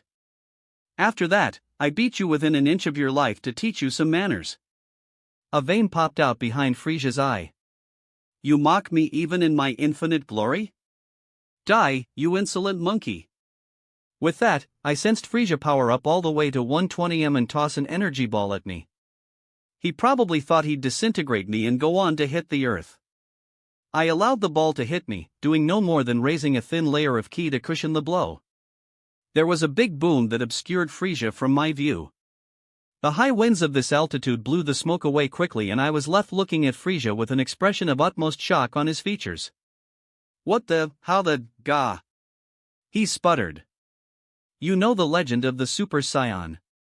But I bet you never heard about the Saiyan God. I made myself into an immortal through grit and work. I'm in the same weight class as Beerus now. You don't stand a chance against me, I told him plainly. Frisia actually flinched. You dare speak his name? I chuckled. He's not Beetlejuice or anything. He should still be asleep for at least another 10 years in his palace at the edge of the universe. Anyway, knowing that your defeat is inevitable, I don't suppose you'd consider simply surrendering. I could be playing hide-and-seek with my kids right now. Die! Frisia shrieked, apparently snapping. He rained a barrage of energy blasts at me which barely even ruffled my nano-armor clothes. Die! Die. Die. Die. Die. I let him go until he exhausted himself. Then, when he was panting, I gave him a swift kick to the head, sending him soaring across the atmosphere. I caught up with him and then grabbed his tail and gave him a swing towards the ground, sensing we were above a deserted area. I went down to the oversized crater, thinking I might have overdone it. I picked Frisia up and slapped him a couple times. Oi! Stay with me. The ass-kicking has just begun. All the life seemed to have drained out of the frost demon. Faced with someone overwhelmingly stronger than him, he just didn't see the point in resisting, even for his pride. Just get it over with. I'll see you in hell later. I shrugged. If you insist. Then I used the corruption correction, shooting my key into his eyes to gather up all the negativity in his soul. I flew back a couple feet and watched as the white lizardoid vomited up a black mass that coalesced into a black version of Frisia. And it had a power level in the trillions. Guess golden form was comparable to the Super Saiyan God in terms of sheer multiplier. I cracked my knuckles. Technically, the negativity tumor outmatched my base form. At last, a decent challenge. Kaioken X3. I shouted, overclocking my body to triple its natural output, putting me slightly above the power level of Frisia's corruption. Red aura flaring around me, I got into my preferred stance. Bring it, Dust Bunny. The corruption gave a wordless roar and charged forward.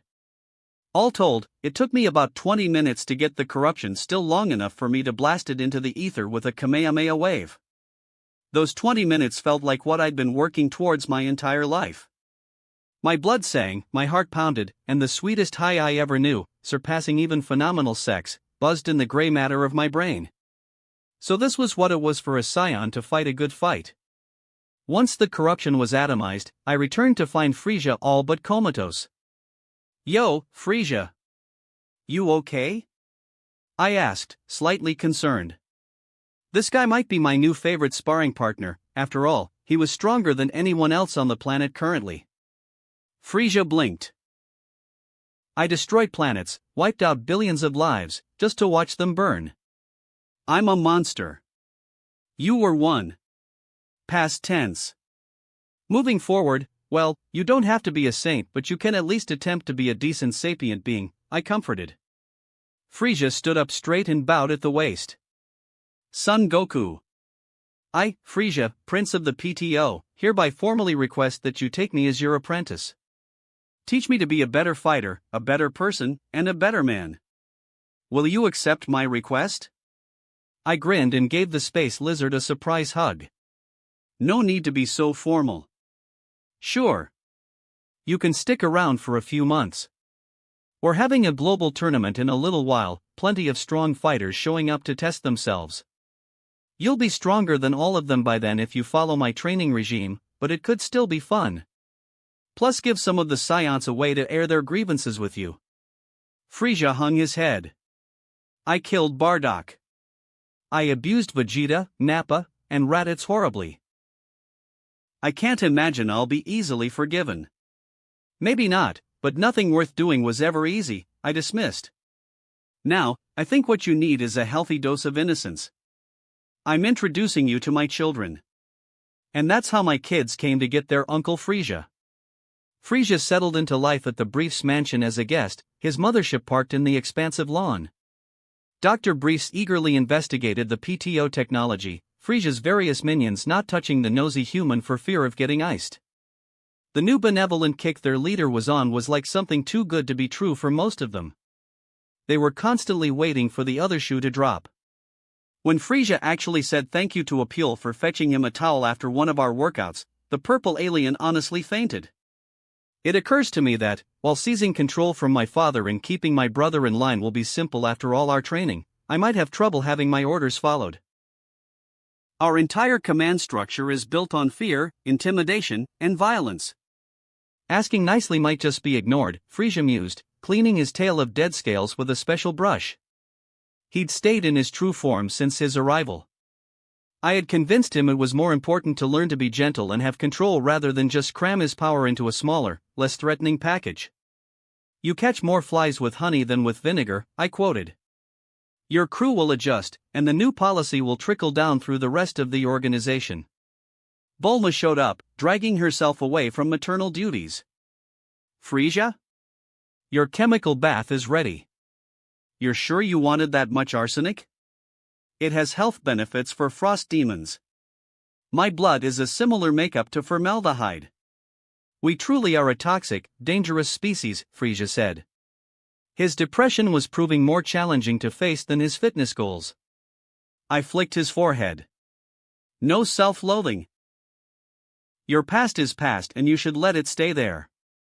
Yes, master, Frisia said obediently before going inside to soak in the blend of chemicals he'd given as a list to my wife. Training done for the day, I spent the rest of the night eating dinner and playing with my kids. I could outnumber them with multiforms easy, but it was more fun for them to gang up on me. We were watched by my mates, hanging around the table and engaging in mom talk, each clutching our newest additions. The months leading up to the WMAT were an exciting time for the Sun family and the Dragon team. Tien and the Lapis/Lazuli twins were the lone humans I was aware of with a decent chance of not embarrassing themselves against us aliens that were competing. Krillin and Kaiatsu would just cheer their partners from the stands. Yamcha and Launch decided to come watch, but the Wolf Fang Fist user turned fourth batter had no intention of fighting. Rashi would be a spectator too, always eager to see a good fight. As for the scions of New Sadala, only Bardock, Raditz, and a rapidly progressing Vegeta decided to attend. Nappa was busy wooing Fascia, his mate. My dad's former team had acknowledged that the people of Earth were decent opponents and had gotten it out of their systems at the last tournament. Kami would observe from his lookout, not willing to take the day off from his sacred duty. Piccolo and of course Frisia would be going, and me and the Frost Demon were likely to be the two strongest combatants there. And that was before we started transforming. Frisia took to training like a fish to water. His body wanted to be tried, tested, made better. He just languished in lazy arrogance his entire life. His PL skyrocketed, to the point where he went from 120M to almost 20B in the space of a few months. And he learned actual technique too, rather than just brawling and throwing around energy. I never felt more alive than when we sparred. At last, I had found an opponent worthy of me. I couldn't wait for Beerus and Whis to show up so I could try even tougher opponents. Maybe I'd go ahead and resurrect Majin Buu ahead of schedule after this. In terms of my children, the first four had all discovered the Super Saiyan transformation. I'd had lots of fun teaching them control as they flew circles around me. Grandpa Bardock, whom was working on mastering Super Saiyan 2, was torn between amusement and indignation that his 6-year-old grandkids had accomplished something that took him over 30 years and a resurrection to attain. Vegeta all but lost his shit and threw himself headfirst into training, determined to crack the legendary transformation or die trying. The second batch had joined family fighting funtime 5 days a week, and Gozo, Jockstrap, and Gong began to start sleeping through the night. They developed the adorable habit of flying in their sleep. Finally, May began and we all packed up to make it to the new arena Bulma had been constructing for over half a decade. I leaned back and whistled. Damn, babe, what's the seating capacity on this thing? I asked, surveying the massive coliseum-like structure. 200K, and built-in cameras at every angle. We pulled some strings and got a full 17 satellites to broadcast. The whole planet can watch everything in live high-definition surround sound. And all made to be virtually indestructible to anything below a 1 BPL impact. This baby was built to last, Bulma said proudly, looking on her company's project with almost motherly affection. Good thing I trained Frisia so much in control. You might just find a way to kill him if he caused any damage, I said half-jokingly. Damn straight. Frisia bowed to my blue and mate. I solemnly promise, on my word as de facto leader of the North Galaxy, to be careful not to damage the building or any of the spectators, Mrs. Sun. You better not, or the PTO is footing the bill for the repairs, Bulma said imperiously. My 10, including the 3 youngest who could walk unsupervised, were more focused on the crowds than the arena. So many humans strong enough to be scions.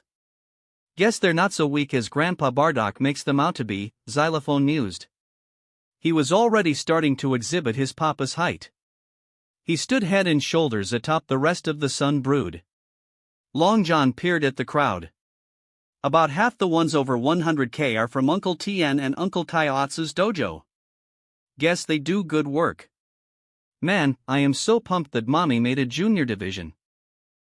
We are going to own it. Gozo shouted, shadowboxing to warm up. Boxa and Shorts held forearms against each other. Whoever wins / we're still twins, they said solemnly. Vegeta was getting a shoulder massage from his mate, Mai, as he psyched himself up for the tournament that had every chance of him facing Frieza or worse, me. Their soul marks were of a crown gun. Their mutual checkered past gave them something to relate to, and Mai was more than happy to quit hanging around Pilaf and the mangy mutt to be the concubine of an alien prince. Vegeta's tail unconsciously curled around her waist whenever she was in reach, a sure sign of trust and affection. Bardock had no illusions about who would win today. I was a literal god. But he hoped to at least give a decent showing. He patted a Raditz who was closely watching Tights and her baby bump on the shoulder, and kissed his two youngest for luck. Tien cricked his neck. I had shown him the Kaioken, and he'd been practicing religiously. If he had the misfortune of facing a Scion and they went super, he'd at least be able to keep up for a few minutes. But if he went up against me or my new pal Frieza, he'd just forfeit. That would be so one-sided it wasn't even funny. Lapis and Lazuli were eyeing the competition. They all seemed so puny, Lapis said flatly. Don't let the augments go to your head. Half the aliens could wipe the floor with us, Lazuli admonished. Krillin leaned up to peck his fiancée's cheek. Don't worry, babe. I'm sure you'll at least make it to the quarterfinals. Oi, what about me? Lapis protested. Krillin deadpanned at his future in-law. She's just as strong as you and a hell of a lot smarter. I had to play the odds, man. I just smiled and prepared for a day of combat. The hundreds of potential fighters filed into the stadium. To save time and prevent days being spent on preliminaries, the top 32 in both the junior and adult divisions was determined by a punching bag test. If you weren't over 10 kpl for adults and 1k for children, then you didn't even register on the machine. For those that were, the two preliminary rounds would be filled by the top of the brackets. I managed to restrain myself and get a maximum score possible without breaking the thing. I was pleased that Frieza did the same. The others all did their college best to max out their own scores. My first four naturally got the highest scores out of all those under 18 years of age, a fact that had those over twice their age trembling. The fact they were my kids had leaked somehow, and half those who made it to the junior prelims looked ready to quit just to avoid facing the fruit of my loins. The junior division went first. Most of the kids were the children or personal apprentices of fighters in the adult division. I noticed my Goku eyeing a girl I was pretty sure was Videl with hearts in his eyes. Well, maybe it was fate that my firstborn son fall for Satan's daughter, regardless of whether the son was Gohan or not. Luckily, he didn't have to face her until the quarterfinals, assuming both won their respective brackets. She'd at least get the dignity of being acknowledged by the announcer before my son beat her without trying, unless he did some love-struck thing like refuse to hit her or something, but I don't think he'd disrespect a fellow fighter that way. The prelims progressed before the eyes of the captivated audience until it was down to the 8 strongest minors on the planet out of those who'd attended. Then the announcer did his job. Well, here it is, folks. The quarterfinals of the junior division of the 24th World Martial Arts Tournament. Brought to you by Capsule Corps. Don't be fooled by their size or youth, these fighters are the real deal. We fully expect to see some of them in the adult division in a few years. Let's go through our lineup. First off, daughter of the famed champion fighter Satan, it's Videl. The young girl only a year older than Goku nodded solemnly to the camera. Facing her right off the bat, it's the son of an even more famed champion. Give it up for our reigning victor Son Goku's firstborn, it's Son Goku. Goku chuckled and rubbed a finger under his nose. Also descended from the legendary Goku, is this bad luck or destiny? It's the twin Son Boxa and Son Shorts. They mirrored each other in waving to the crowd. Here we have two fighters so generic and forgettable the author felt they just weren't worth the effort of creating backstories. Two nameless, faceless combatants bowed to the audience. And finally, we have Whaler of the Orin Temple facing off against Sun Xylophone. My tallest son grinned modestly at the applause while it clearly went to his opponent's head. Now let's get this show on the road. Will all fighters besides Videl and Goku please leave the stage? Goku and Videl faced each other. Their words were broadcasted throughout the stadium. Goku rubbed the back of his head. So, this is awkward. Doesn't your dad kind of hate my dad? Videl shook her head. Daddy doesn't hate Mr. Goku. He just wants to prove he's stronger than him. My son burst out laughing. Good luck with that. My dad's the strongest in the universe. Videl turned red as a tomato. Don't laugh at my daddy. Goku managed to stop his humor to turn serious. Sorry. It's just, my dad has been training since he was 3. He's a member of the Scion race. He's forgotten more about fighting than I've ever known. I've felt his power when he goes all out training. And I sensed your dad when he was doing the qualifying test. Unless your dad was hiding his power level to throw people off, my dad has more power in his pinky toe than your dad has in his whole body. No offense, it's just the truth. A vein was throbbing in Videl's forehead. Start the match, she ground out at the referee. The uniformed man raised his hand. Ready? Fight! Videl charged forward and unleashed an impressive series of blows at Goku, all of which missed by a mile. Goku was so fast he could casually dodge her every move without trying. After a solid minute of Videl's assault, Goku blocked a punch to his face with just his index finger. Videl's rage had transitioned to horror. How? Goku shrugged. Like I said, my dad is crazy super ridiculous strong. I was bound to inherit some of that. Also, he's been training me and my siblings since we turned 3. Or, if you want the cheap answer, I'm not human. Then what are you? She grunted, putting all her weight behind her fist and not even making Goku flex. A Scion. And with that simple reply, he picked her up and carried her over to the edge of the stage and set her down out of bounds before she could blink. The announcer spoke up from the safety of the relative bunker that was the observation booth. And there you have it, folks. Goku has made Videl look like barely even a warm-up. Are all Goku's progeny so skilled? Let's find out. Will Boxa and Shorts please report to the stage? Videl began to dejectedly walk towards the tunnels that led to the stands, but Goku caught up with her. Wait up. Friends? He asked, holding out his hand. Videl looked at his radiant grin and caved. Fine. But one day, I will beat you in a fight. Looking forward to it. Goku said cheerily, with every confidence she'd fulfill her promise. I chuckled and turned from regarding my son and his love interest to my daughters. They wore identical battle dresses and had matching smirks on their faces. They elected not to engage in pre-match banter. The referee called the start of the fight and both immediately went Super Saiyan. The announcer latched onto the phenomenon. What's this? Both the sisters have suddenly changed hair and eye color. Could this be the same transformation their grandfather Bardock underwent at the end of the last tournament? Wait. I've just been informed by our analysts that their power levels, already staggering for their age, have increased 50-fold. What an amazingly powerful technique. Could this be some Sun family secret? Or perhaps some facet of Scion biology? In either case, this fight has just been upgraded to the next level. Boxa and Shorts vanished from sight.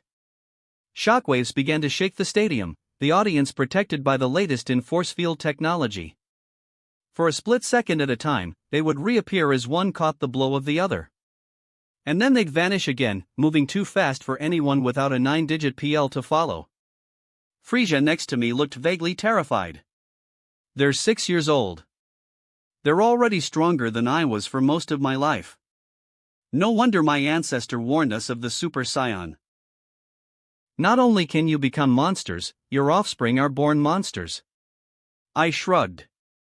Should I apologize for having super sperm? Besides, they didn't come out this strong.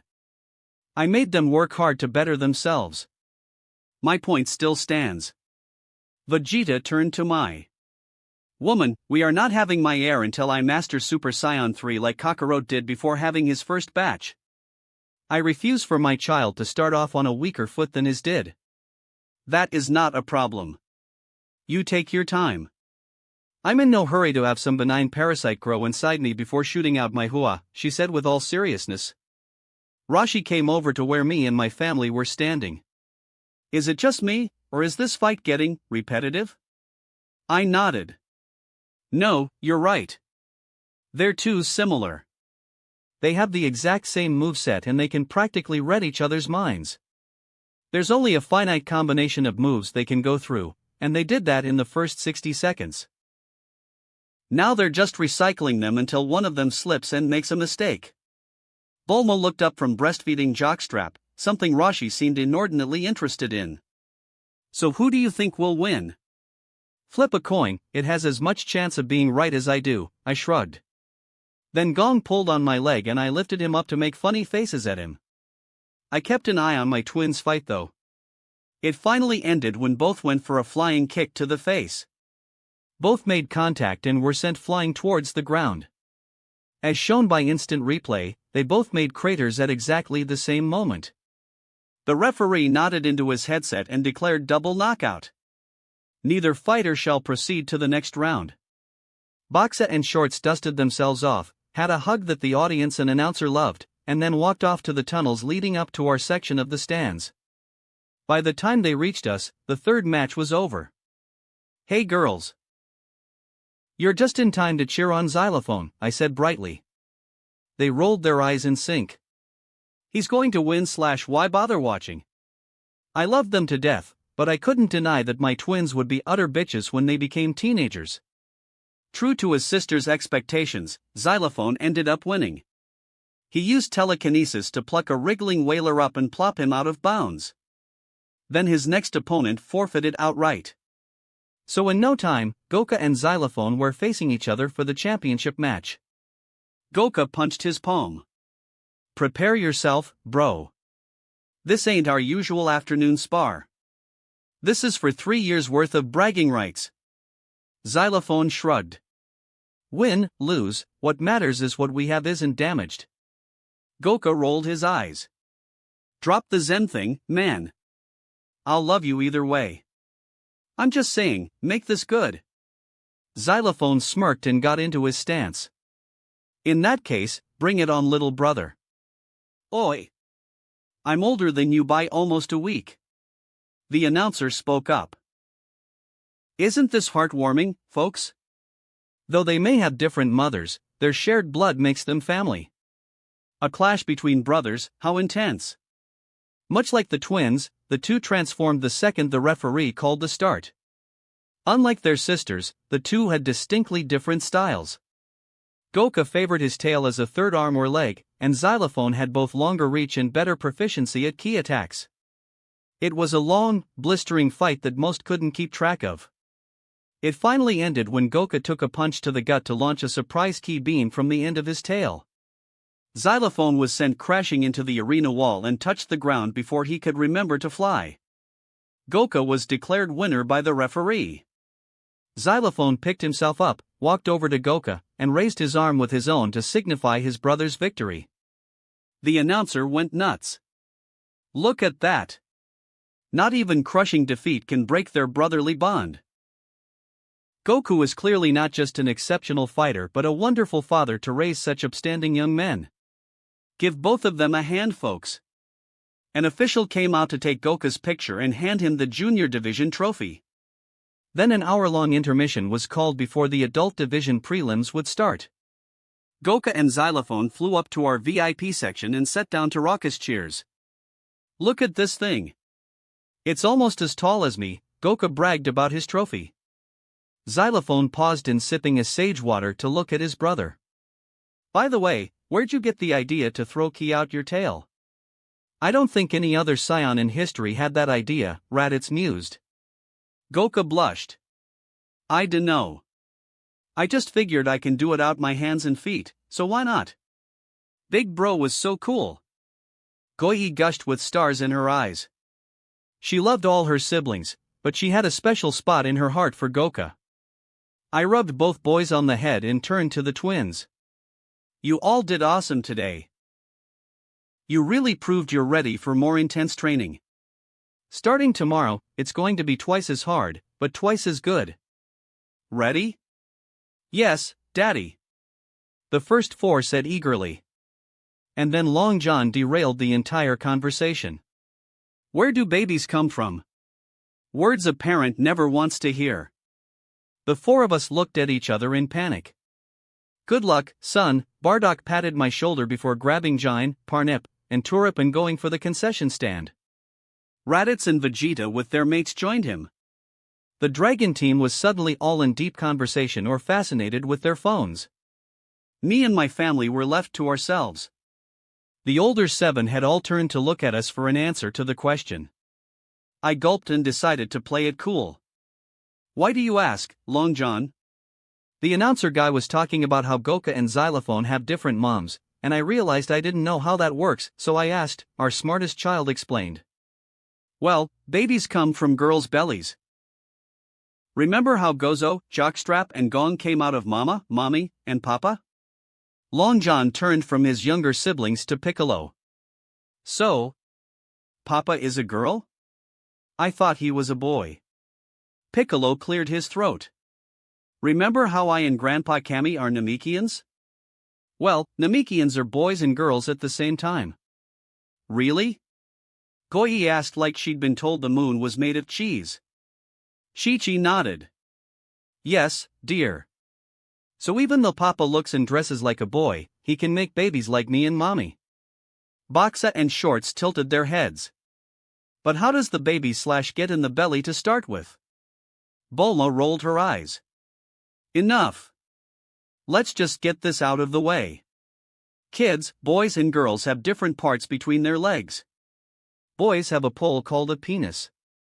Girls have a hole called a vagina. When boys and girls grow into men and women, the penis can get hard and shoot these little white things called sperm. And vaginas start laying teeny tiny eggs on the inside. When a penis goes into a vagina and a sperm touches an egg, the egg turns into a baby.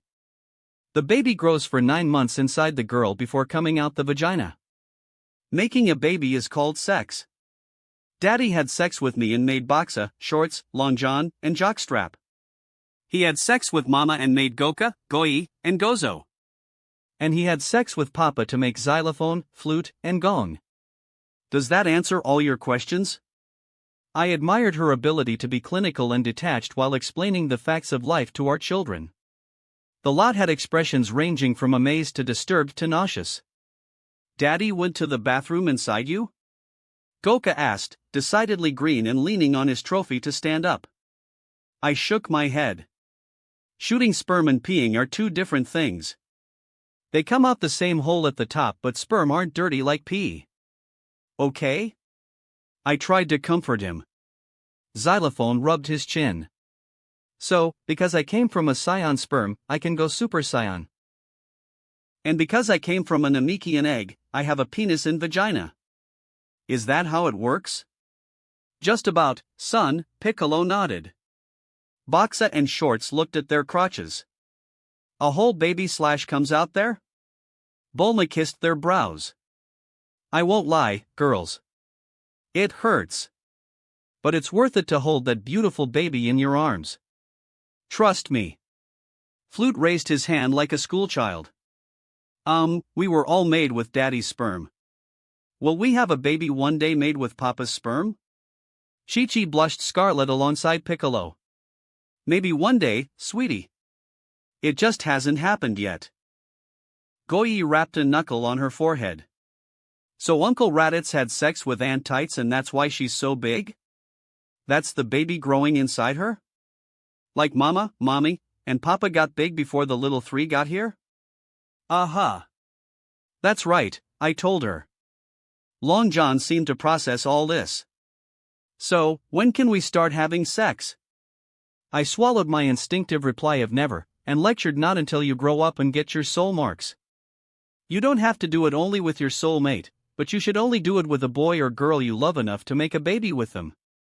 Is that understood? Yes, Daddy, came the obedient reply. Goku blinked. Wait, what about Uncle Tien and Uncle Kaiotsu?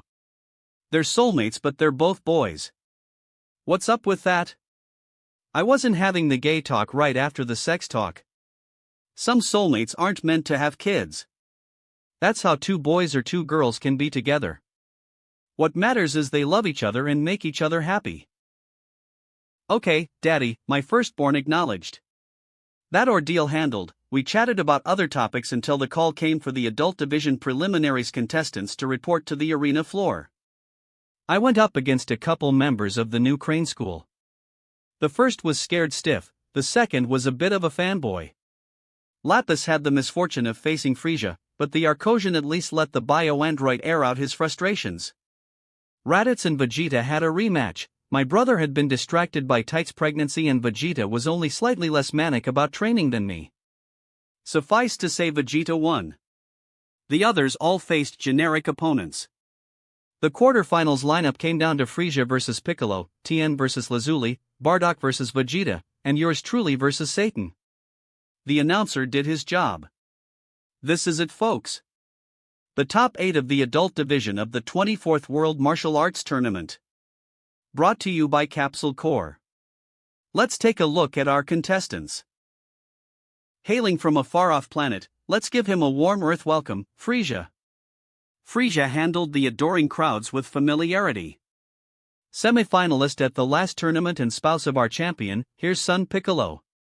My husband blushed as his fan club started a chant. Another semi-finalist from 7 years ago, co-leader of the new Crane School, Tien Shinhan. Most of his students bowed in unison throughout the stadium. The first in a new wave of human evolution, volunteer number 18 in the bio-android program, it's Lazuli. The blonde did not deign to acknowledge her cheers. Runner-up from the last tournament, and the father of our 3-time winner, can we hear it for Bardock? Dad got particularly loud applause. Vegeta, a scion with something to prove, let's give him some noise. The prince ate up the applause like it was candy. This man needs no introduction. Back for the 4th time running, Son Goku. I honestly almost covered my ears, it got so loud. Man, I was popular. And finally, the man who publicly declared he's coming for Goku's throne, let's wish him luck, Satan. The afroed man trembled but put on a brave face for the cameras. 6 of us retreated to the observation booth alongside the announcer, while Frisia and Piccolo faced each other. Frisia tilted his head. I know that look in your eye. You intend to honestly fight me. Yet you know better than most the full scope of my power. Are you hungry for a beating or do you have some secret weapon? Piccolo chuckled and threw his weighted turban and cloak off the stage to make craters. I'm no masochist. But I finally got a trick down that should put me in the same league as you. Frisia waved a hand. Then by all means, show me. I'm quite curious. Ready? Fight. The referee called. Piccolo went into a power stance. Super Namekian God. He bellowed, before a familiar ruby aura surrounded my green lover. I smiled proudly even as the others beside me gaped. Knew he'd get the knack eventually. Frisia clapped unironically. Impressive. You've discovered Goku's method of converting your mortal ki to divine ki. But your efficiency must be low. If I'm sensing right, then you're not even over 100B. Give me a break, I've had less than 30 days to work on this, Piccolo grumbled. Then I suppose this will be a race, between your ability to hold that form and my ability to do this, Kaioken X5. A slightly different red aura surrounded Frisia. And then the two vanished. My kids fighting? That was nothing. If the stadium weren't the sturdiest building in the solar system, it would have shaken to pieces from the ripples of Frisia and Piccolo colliding. Even through the force fields, the audience felt gusts of wind and waves of impact. I alone was able to keep up with their fight. Frisia had the edge in power, Piccolo in technique. But Piccolo had the more draining form. They battled for 5 minutes, a subjective eternity at the speeds they were moving, before my husband appeared on the stage with his hand raised. "I forfeit," he said simply, before spitting out a blood clot. The announcer seemed to be in shock. Unbelievable. They moved so fast that not even our cameras could keep up. Is this what the upper tier of fighting looks like? Frieza will go on, but let's hear some love for both these amazing fighters. Medics handed Piccolo and a slightly less battered Frieza sage pills. Piccolo flew up into the stands while Frieza went into the observation booth just as Tien and Lazuli were leaving. The two humans faced each other on the stage. Lazuli twirled her hair. "Look, we both know I'm, like, over a dozen times stronger than you. Sure you want to embarrass yourself in front of your students?" Tien rolled all 3 eyes. "I've been training to handle a freaking Super Saiyan. A bio-android doesn't scare me." Lazuli shrugged. "You're beat down." Her arrogance proved her downfall. The moment the match was called, Tien used instant transmission to appear behind Lazuli. Going Kaioken X100 in an instant, he dipped his hand into her flesh like it was butter to pull out her power core. Her augments rendered offline, she was nothing more than an ordinary woman with expensive implants and a hole in her back. Fortunately, Dr. Gero himself had attended the tournament. A few minutes of surgery and a sage pill and Lazuli was right as rain. Humbled and reminded there was always a bigger fish, she nodded at Tien before joining Krillin in the stands. Bardock and Vegeta didn't bother with words for their fight. Both just went Super Saiyan and attacked almost before the referee was done starting the match. Bardock let Vegeta get some good experience, before escalating to Super Saiyan 2. At that point, the fight was a foregone conclusion. Vegeta at least kept his head high after he woke up from getting knocked out for a minute. And then it was my turn. I smiled at Satan, who looked ready to piss himself. He was over 1M, but that wasn't saying much compared to the rest of us on the Dragon team. "Yo, if you want to get strong as me, I'd be happy to take you on as a student or something. I think our kids will be hanging out anyway, might as well have our own bonding time." He blinked, before unexpectedly turning red. How dare you? I declared you my rival. I'm not taking lessons from you." "Ah, male pride." I shrugged. "Well, offers on the table." Then, the second the match started, I gave him a flick to the forehead that launched him out onto the grass out of bounds. The semifinals were practically non-existent. Tien surrendered to Frieza almost before the match started and Bardock just chuckled and walked off the stage when our fight was called. So in a very short amount of time, I was facing my apprentice for the title of best fighter on Earth. Though come to think of it, we'd had contestants from the outer colonies too, so maybe it was really best in the solar system. We bowed to each other and I said standard spar rules. No transformations, no Kaioken above X10, 10 minutes max. We can have a real fight in the HTC or outer space if we want. Agreed? Agreed, Master, Frieza complied. What followed was twice as bad as Frieza and Piccolo's match. Frieza pushed himself to almost a fifth of a trillion in PL, maybe we should just switch to Kili as an easier metric. I matched him and focused on winning with technique and actual martial arts. Frieza had been learning a total of 5 months whereas I'd been absorbing distilled fighting experience since I was a toddler. I finally managed to get him in a lock and pin him to the stage. The announcer remembered his job and counted up to 10, leaving me the winner. Incredible! Son Goku has done it again. How long will this streak continue? Forever, perhaps? All I know is I can't wait for the day someone provides an honest challenge to our champion. The announcer cheered even as confetti fell from the rafters and I held up the adult division trophy for the crowd. I gathered up my kids and family, wished everyone else a good day, and used instant transmission to take us all back to the mansion. A week later, I was flying up to Kami's lookout. The Super Namekian looked up from meditating. "Ah, Goku.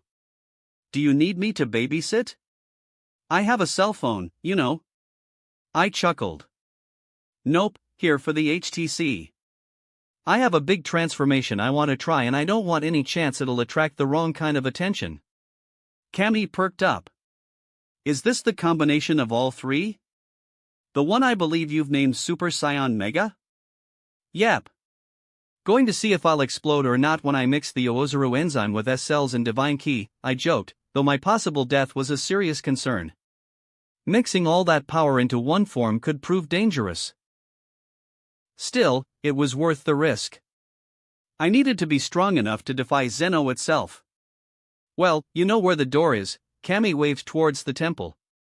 I nodded and went into the golden double doors. I let myself in and stepped out of my dimension. I walked out into the empty void of the room until the temple was out of view. Then I knelt to meditate. I ruminated on the three transformations. Oozaru was like fire, my inner animal roaring, every instinct to harm and destroy cranked up to 11, burning through my every cell. The Super Saiyan was lightning, pure energy, tingling every cell into a hyperactive state until I felt high and invincible. The God transformation, for all its fiery aura, was like ice, crystallizing my body into a higher form worthy of the energy of the gods. Fire and lightning mixed to make ape, lightning and ice made blue, and fire and ice made Oozaru God. I'd mastered those three different forms to my sky-high standards already. Now it was time to see what the Trinity formed when all were mixed simultaneously. I stood up, calm and serene, in perfect control of my power. I knew from past experience that going into one form and adding another on top of it didn't work. Best to try and access all three at once. I took a deep, preparatory breath, and reached for all three of my transformations at the same time. There was a flash of unspeakable pain, as if I'd violated some rule my body was never meant to break. And then freedom. I felt light as air, as if my body were weightless or so filled with power that even lifting a building would only take a finger. I grinned, and pulled out a probe from my pocket. I had it scan me and then checked the results. I basically looked like Super Saiyan Ape, just with silver fur and snow-white hair. And my multiplier was 10,000x my base form. That was an odd facet I noticed. God did not like Super Saiyan. My multiplier as blue was a mere 1000x, but then again that was on top of the godly conversion. Anyway, I was curious, years from now when I mastered Super Saiyan Mega, what the multipliers would be when I cranked up the gears on the Super Saiyan aspect. I reverted, and almost immediately went for a sage pill. I felt like I had internal bleeding. Mega was hard on a godly body. I could only imagine what it would have done to my mortal body if I'd attempted the transformation before mastering God form. I was all set to pull out the ultimate gravity chamber and get to work when I heard a knocking throughout the room. I turned and, curious, went to open the door. Cammy's panicked face met me. "What is it, Cammy?" I asked. "You sent out a ripple." The transformation made a shockwave that I could feel from out here. And if I could feel it from out here, then someone could feel it from out there. I grasped what he meant instantly. Crap. Looks like I'd be meeting Beerus and Whis a decade early. Chapter 7. Cammy and I were out on the courtyard of the lookout. I was pacing back and forth. We were attempting to discuss rationally what to do if my transformation to Super Saiyan Mega and the resultant Ki shockwave woke up the god of destruction ahead of schedule. Well, I was being rational, Cammy was just about losing his shit. Think. I could use the Dragon Balls, wish that he stays asleep, I threw out there. Shinran might have the power, but he's terrified of Beerus like every other being weaker than you. He might refuse to cast magic in his general direction. Damn. Okay. I could go to his palace. He doesn't have to come here, never has to find out Earth exists. And be kidnapped as his eternal training partner? You'd never see your family again, Cammy said, all but chewing on his antennae. I blew out a breath. Fuck, just let him come? They're both Epicureans, we could bribe them with food to not destroy the planet. And even if they try, there's me and Shenron's magic in between them and Earth. Cammy whimpered. I wish I could come up with a better idea, but I can't. They'll trace the ripple to here anyway. They'll come to investigate out of boredom if nothing else. How long do we have? I asked. I was obscenely stronger than him, but the older Namekian had better ki sensitivity. Kami closed his eyes. The ripple will reach them sometime tomorrow. From all I've heard of the angels, they make lightspeed seem like a sloth. They could be here within a couple hours of Beerus waking up. I nodded. Add a couple hours for him to do his wake-up routine. So tomorrow afternoon? And will they trace it all the way to the lookout or just to this planet? I don't know, Kami said helplessly. Okay. If he comes here, point them in my direction. I'll get on Chi-Chi and Bulma to get a feast set up. I gave my father-in-law a supportive hug and then I flew back to West City. I touched down and got mobbed by my oldest 7 children. Daddy! We thought you were gone until tomorrow, Xylophone said, already up to my elbow at the tender age of 6. So did I. But, did you guys sense a sort of wave a few minutes ago on your key senses? Boxa and Shorts nodded. Yeah. We thought / it was you, they said in sync to the syllable. I nodded. It was. The problem is, it broke the wish-keeping key from this solar system from escaping. So now a very scary person named Beerus is going to wake up when he feels that shockwave. And he's going to come looking to see where it came from. Goku tilted his head. What makes this Beerus guy so scary? He's not stronger than you, is he? I sighed, but I couldn't lie to them just to shelter them. I don't know how strong he is, he might be. And he once destroyed a planet like Uncle Frisia used to do just because he didn't like some food he ate there. Goi trembled. This scary guy is coming here? I hugged my daughter close. I'll do everything I can to make sure he doesn't want to fight. And if he does anyway, I'll do everything I can to protect you guys. Is there anything we can do? Long John asked, always practical. The boy was 3 going on 30. When he and his friend Whis get here, stay out of the way. He doesn't like kids, I don't think. Flute offered my leg a hug. We love and trust you, Daddy. You'll protect us from the bad man. I felt 10 feet tall that my son had such faith in me. Thanks, Flute. I promise to do my best. That's all you can do, Bulma spoke up. Chi-Chi, Piccolo and Frisia were gathered nearby and listening in. They'd come with the kids in the initial rush to greet me and absorb the news as I talked to my offspring.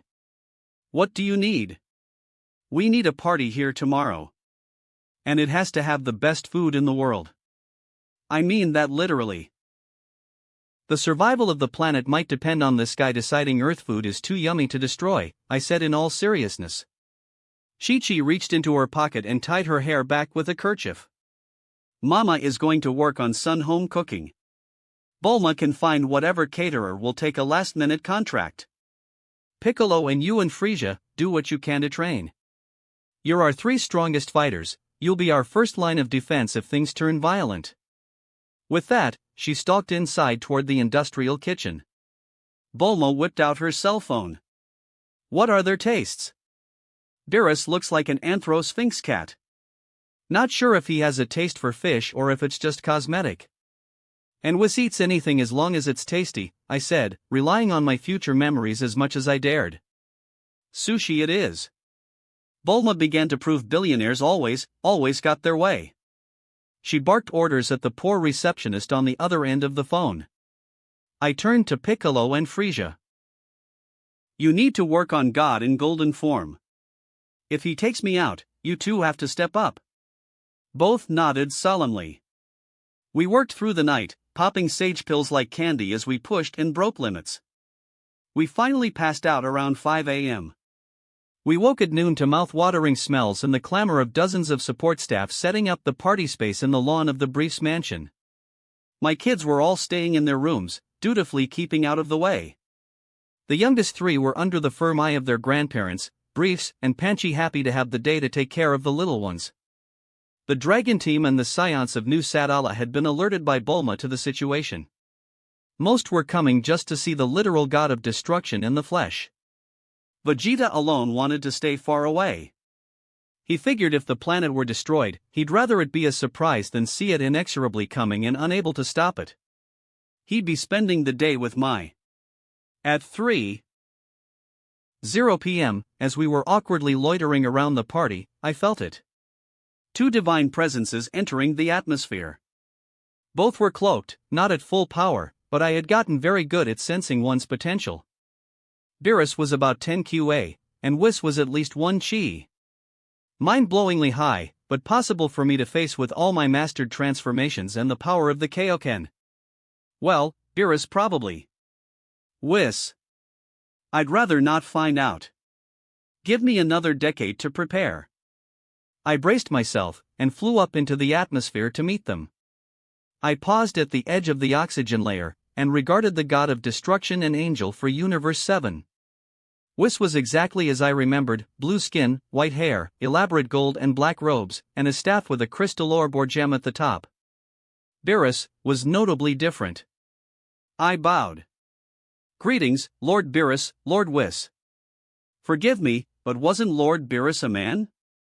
The undeniably female anthro-cat scad in picture teeth with a claw. Below her mantle, a simple cloth band bound small but shapely breasts. I got bored of being male. I had Whis change me with his magic. Now who the hell are you? I mentally shrugged. Gender-bent Beerus didn't make him, her any less deadly. Well then, Lady Beerus, I'm Son Goku. I'm the Super Saiyan God. Whis lit up. Ooh. Like the oracle fish foretold. 15 years ahead of schedule, but still. This could be the man you've been looking for, Lady Beerus. Beerus hummed, supremely unconcerned. That little ripple, was that you? How'd you do that? Scions have 3 different transformations. The Oozaru, the Super Saiyan, and the God transformation. I mastered the God transformation, which permanently changed my mortal ki to divine ki. Yesterday, I combined all 3 to create Super Saiyan Mega. Apparently, it was strong enough to make a shockwave powerful enough to wake you up, I explained obediently. I could swallow my pride for the sake of my family's safety. Lucky for you, I was waking up anyway. Bad dream. So, got any food? Beerus asked, licking her chops. Whis forgot to pack lunch. Now, Lady Beerus, you were in such a hurry to find the source of the disturbance you didn't allow me to pack one, her mentor and de facto babysitter chided. I grinned and tried not to let them see me sweat. My family knew you were coming. We've prepared a small party just for you two. Please, follow me. I flew down back to the mansion, trailed by 2 of the most powerful beings in the universe. We touched down on the grass in the middle of the city, and I announced everyone. This is Lady Beerus, God of Destruction, and Lord Whis, her angel attendant. Please show them all due respect. Welcome. The gathered guests called out. Whis and Beerus were sniffing like hounds. So many enticing aromas, this planet's cuisine must be scrumptious. Whis exclaimed. Beerus licked her lips to catch the leaking drool. What would you recommend, Goku? I grinned and waved at a booth that held the finest sushi chef in the city. Sushi. Fresh-cut fish prepared with rice and seaweed and other ingredients. If you have a feline palate, it should be delicious. Both perked up like I'd just offered free gold and they rushed over to the booth. 5 minutes later, they both had their first taste of a sushi sampler platter. Tasty. Beerus declared with an orgasmic expression on her face. I was struck by the thought she was quite cute actually, if it weren't for the fact she was an amoral deity whose life purpose was destroying planets. Such a delicate yet rich flavor. I'm in heaven. Whis shouted with closed eyes, smiling around his bite. The chef bowed to them. Thank you for your kind words. The 2 visitors went through the gauntlet of food. When they reached the feast my Chi-Chi had prepared, they went nuts. Would the chef who cooked this consider moving to my palace? Beerus asked in all seriousness. I chuckled and shrugged. It was my wife Chi-Chi you can ask, but she'll probably say no unless she could visit Earth daily to see our children. Whis tilted his head. You're married and have children already? But you're barely 30. You should still be in a playpen. We grow up fast on Earth, I demurred. I have 3 spouses and 10 children. Beerus whistled. Damn. You must fuck like rabbits. I try to find the energy each night to let them know I love them. And we don't believe in birth control. Somehow, all 3 seem to get pregnant at the same time. We've had 3 batches, and Bulma had twins the first time. We're taking a break on the risk days now though until the oldest batch can help babysit. So about another 6 or 7 years before we go for lucky 13. Beerus looked around. Are they out here? I'd like to meet them. Kids are cute. Annoying but cute. I fought down a paternal urge to keep my kids far away from a walking extinction level event, but what Beerus wanted, Beerus got. I whistled at the house. My 10 scrambled out the door and assembled into a line in order of birth. Yes, Daddy.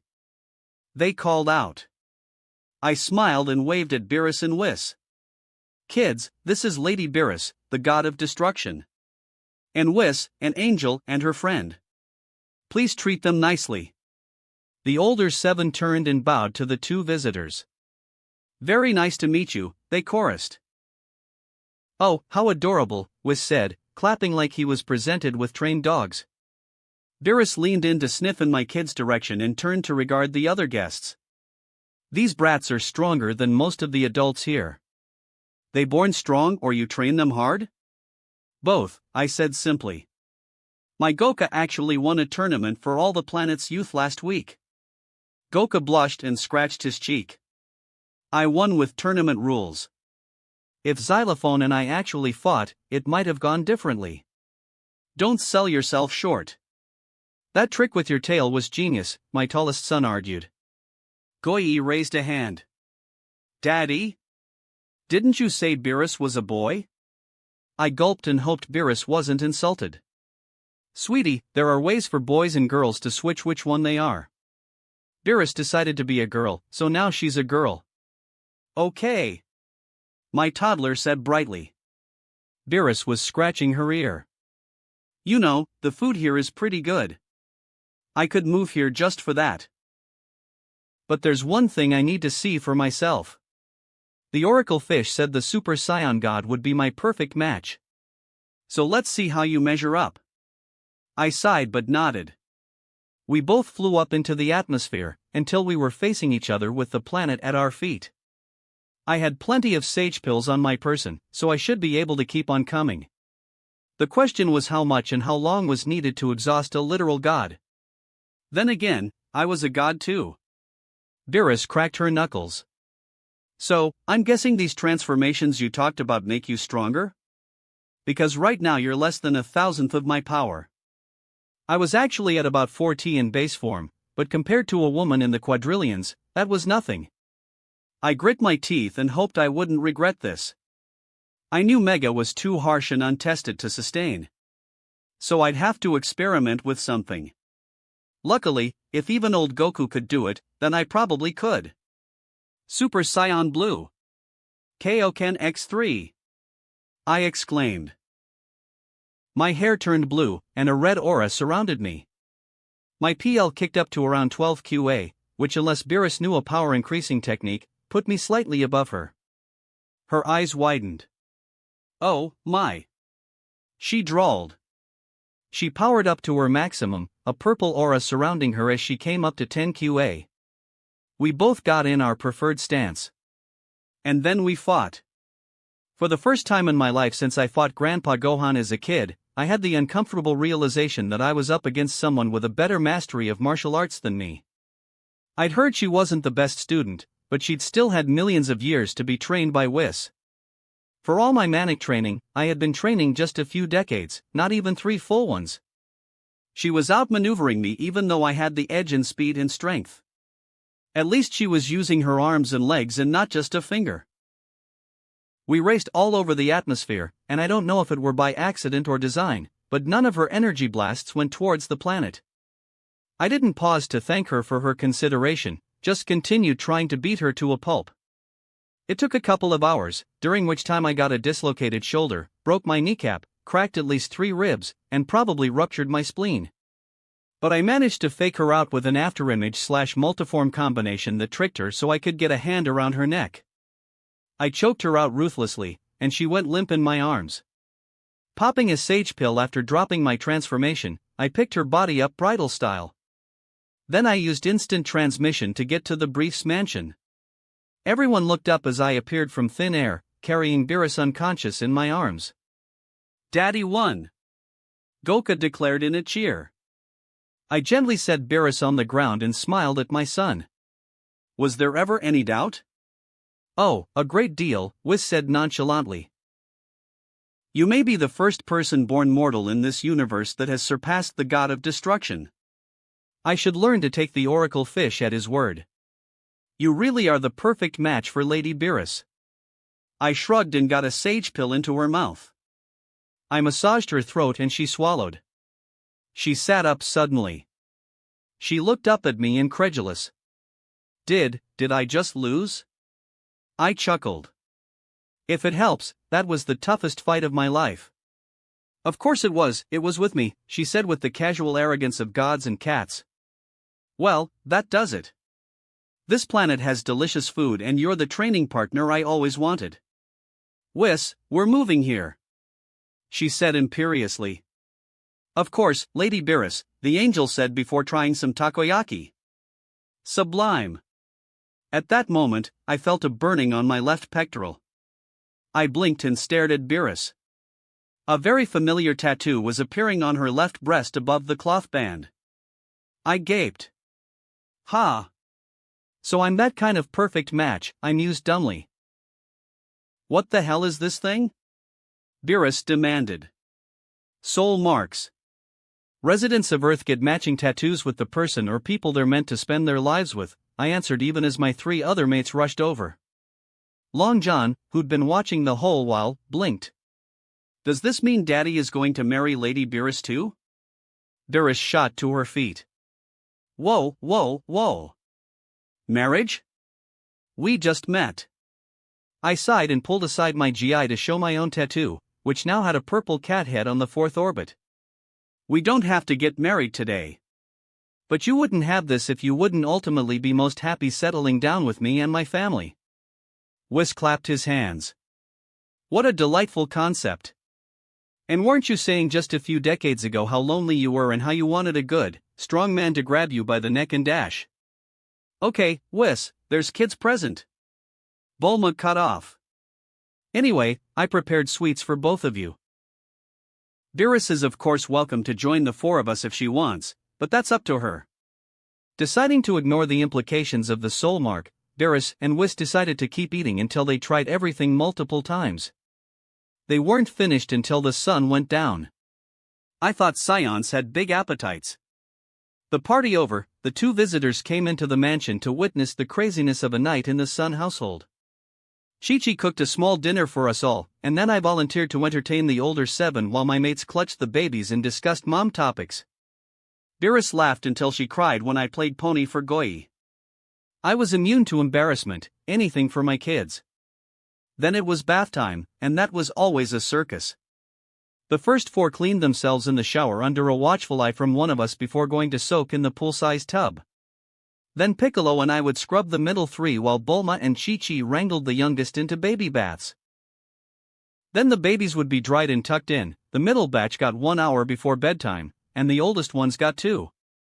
Only then could we parents enjoy a nice bath. Piccolo and Chi-Chi shucked their clothes without thought and went for the shower. I had just taken off my GI when I heard Bulma open the door. "Aren't you going to join us? We won't touch you and you don't have to touch. Unless you want." I could practically hear the flirty wink. I turned and saw Beerus slip into our massive bathroom with a nervous expression. I grinned and took off my pants. I think she gasped when she saw my ass, but I just waved my tail in her direction and focused on joining my other mates. Bulma joined us shortly, and after a minute of just staring at our naked forms, Beerus slid out of her own clothes.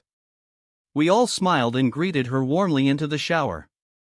She had a perfect hourglass figure. I'm convinced the muscles for her tail inflated her ass, and her pussy was hairless and perfect. I got some lead in my pencil showering with a new, sexy woman, but I fought it down. No need to give off the wrong impression. This was about bonding, not sex. So, Beerus, good food and a good fight every day. That's the key to keeping you happy?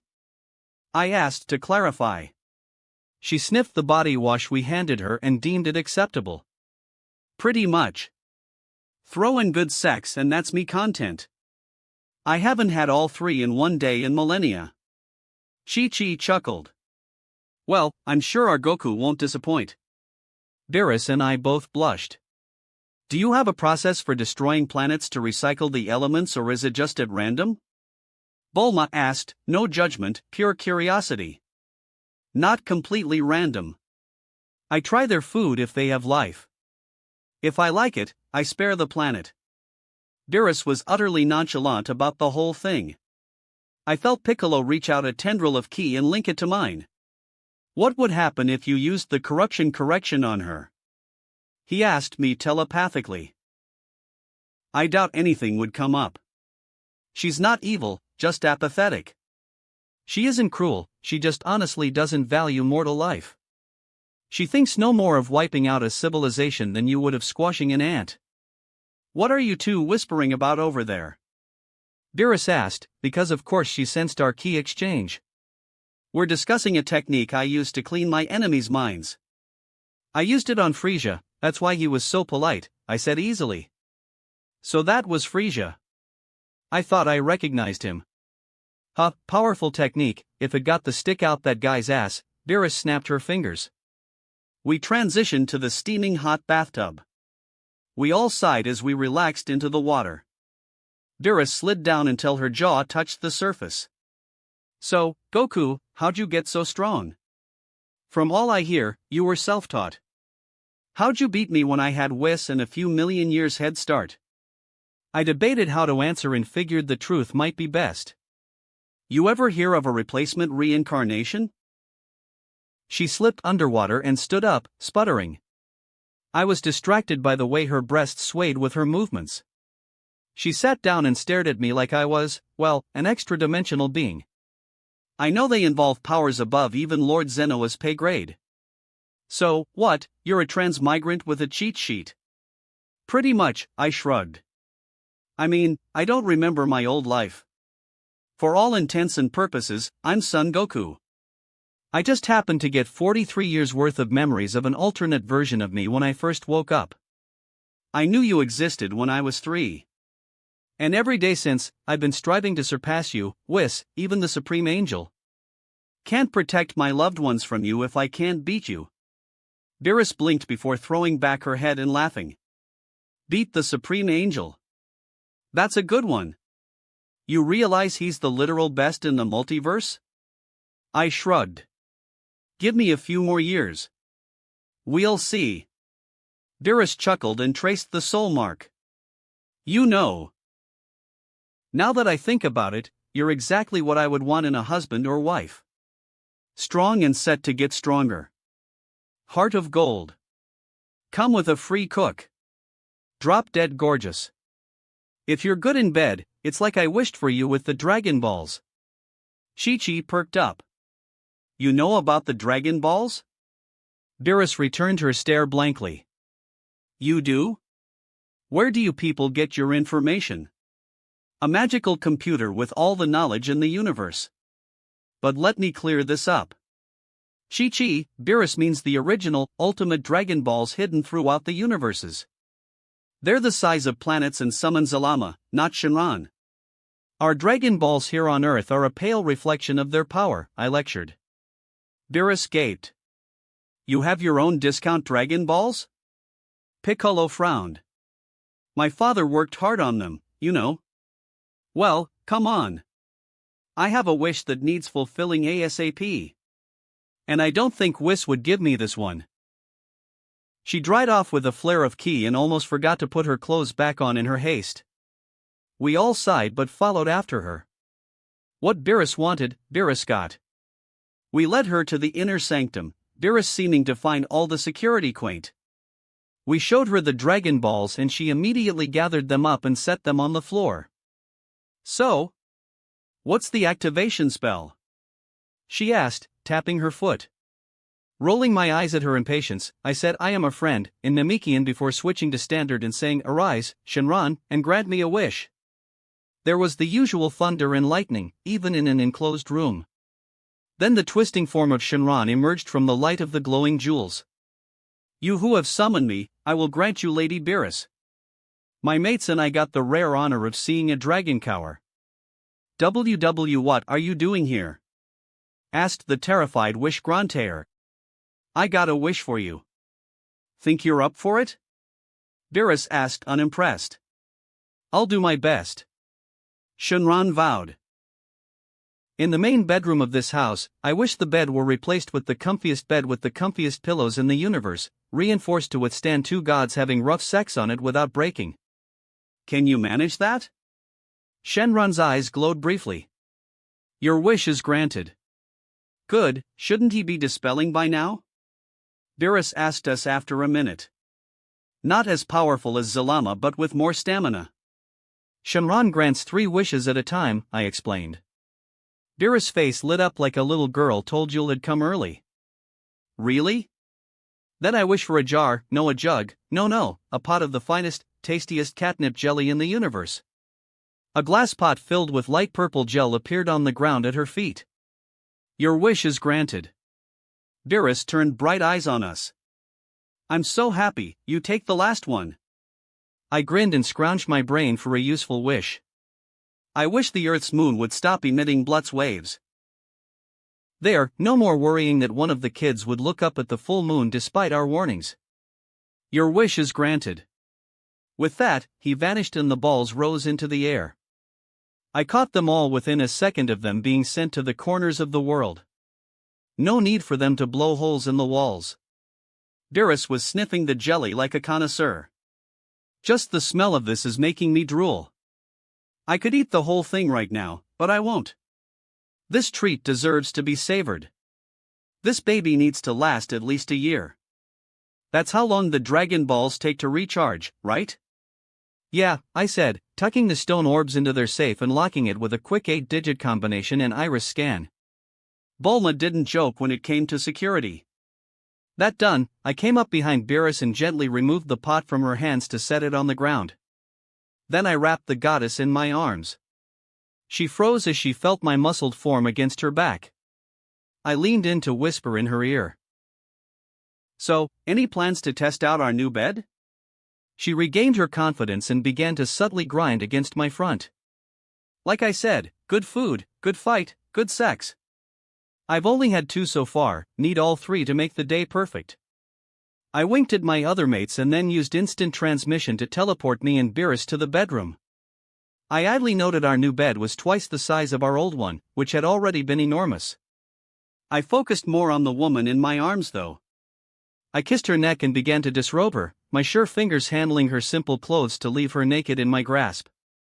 I knelt to worship that Calliopean ass, kissing and nuzzling it. Banking on our tails being similar, I reached up a finger to scratch the underside near the base. She tensed up in a bad way. Yow! Too much too soon. Save that for when I'm near the edge. Sorry, I apologized, standing up and turning her to face me. She had the smallest breasts of my female mates, but they were undeniably perky and had the perfect amount of bounce. I grinned and slid out of my own clothes, leaving us naked as the day we were born. She admired me much as she subtly had in the shower, licking her lips when she saw my hard and leaking cock. Well hung too. You really are my perfect match. Out of curiosity, how would this have worked if you'd stayed male? I asked, wondering. Probably would have made Whis turn you female without your permission, she said unabashed. I don't mind gay stuff, but I don't bottom and I get the sense you're a total top. Well, I let Bulma and Piccolo fuck me every now and again. Chi-Chi was. Never interested, I said honestly. Beerus' eyes lit up. So considerate. Maybe one day I'll change back and give you a ride for a night. Otherwise, I'm staying female. I like having breasts, and multiple orgasms rock. I chuckled. Whatever you want, my lady. Beerus grinned wide. You know, when you say it, it doesn't sound respectful, it sounds sexy. My lady Beerus, I drawled, leaning in close to kiss her. We made out for a while, grinding as I pushed my weeping dick against her belly. Her long tongue explored my mouth like I was just another dish for her to savor.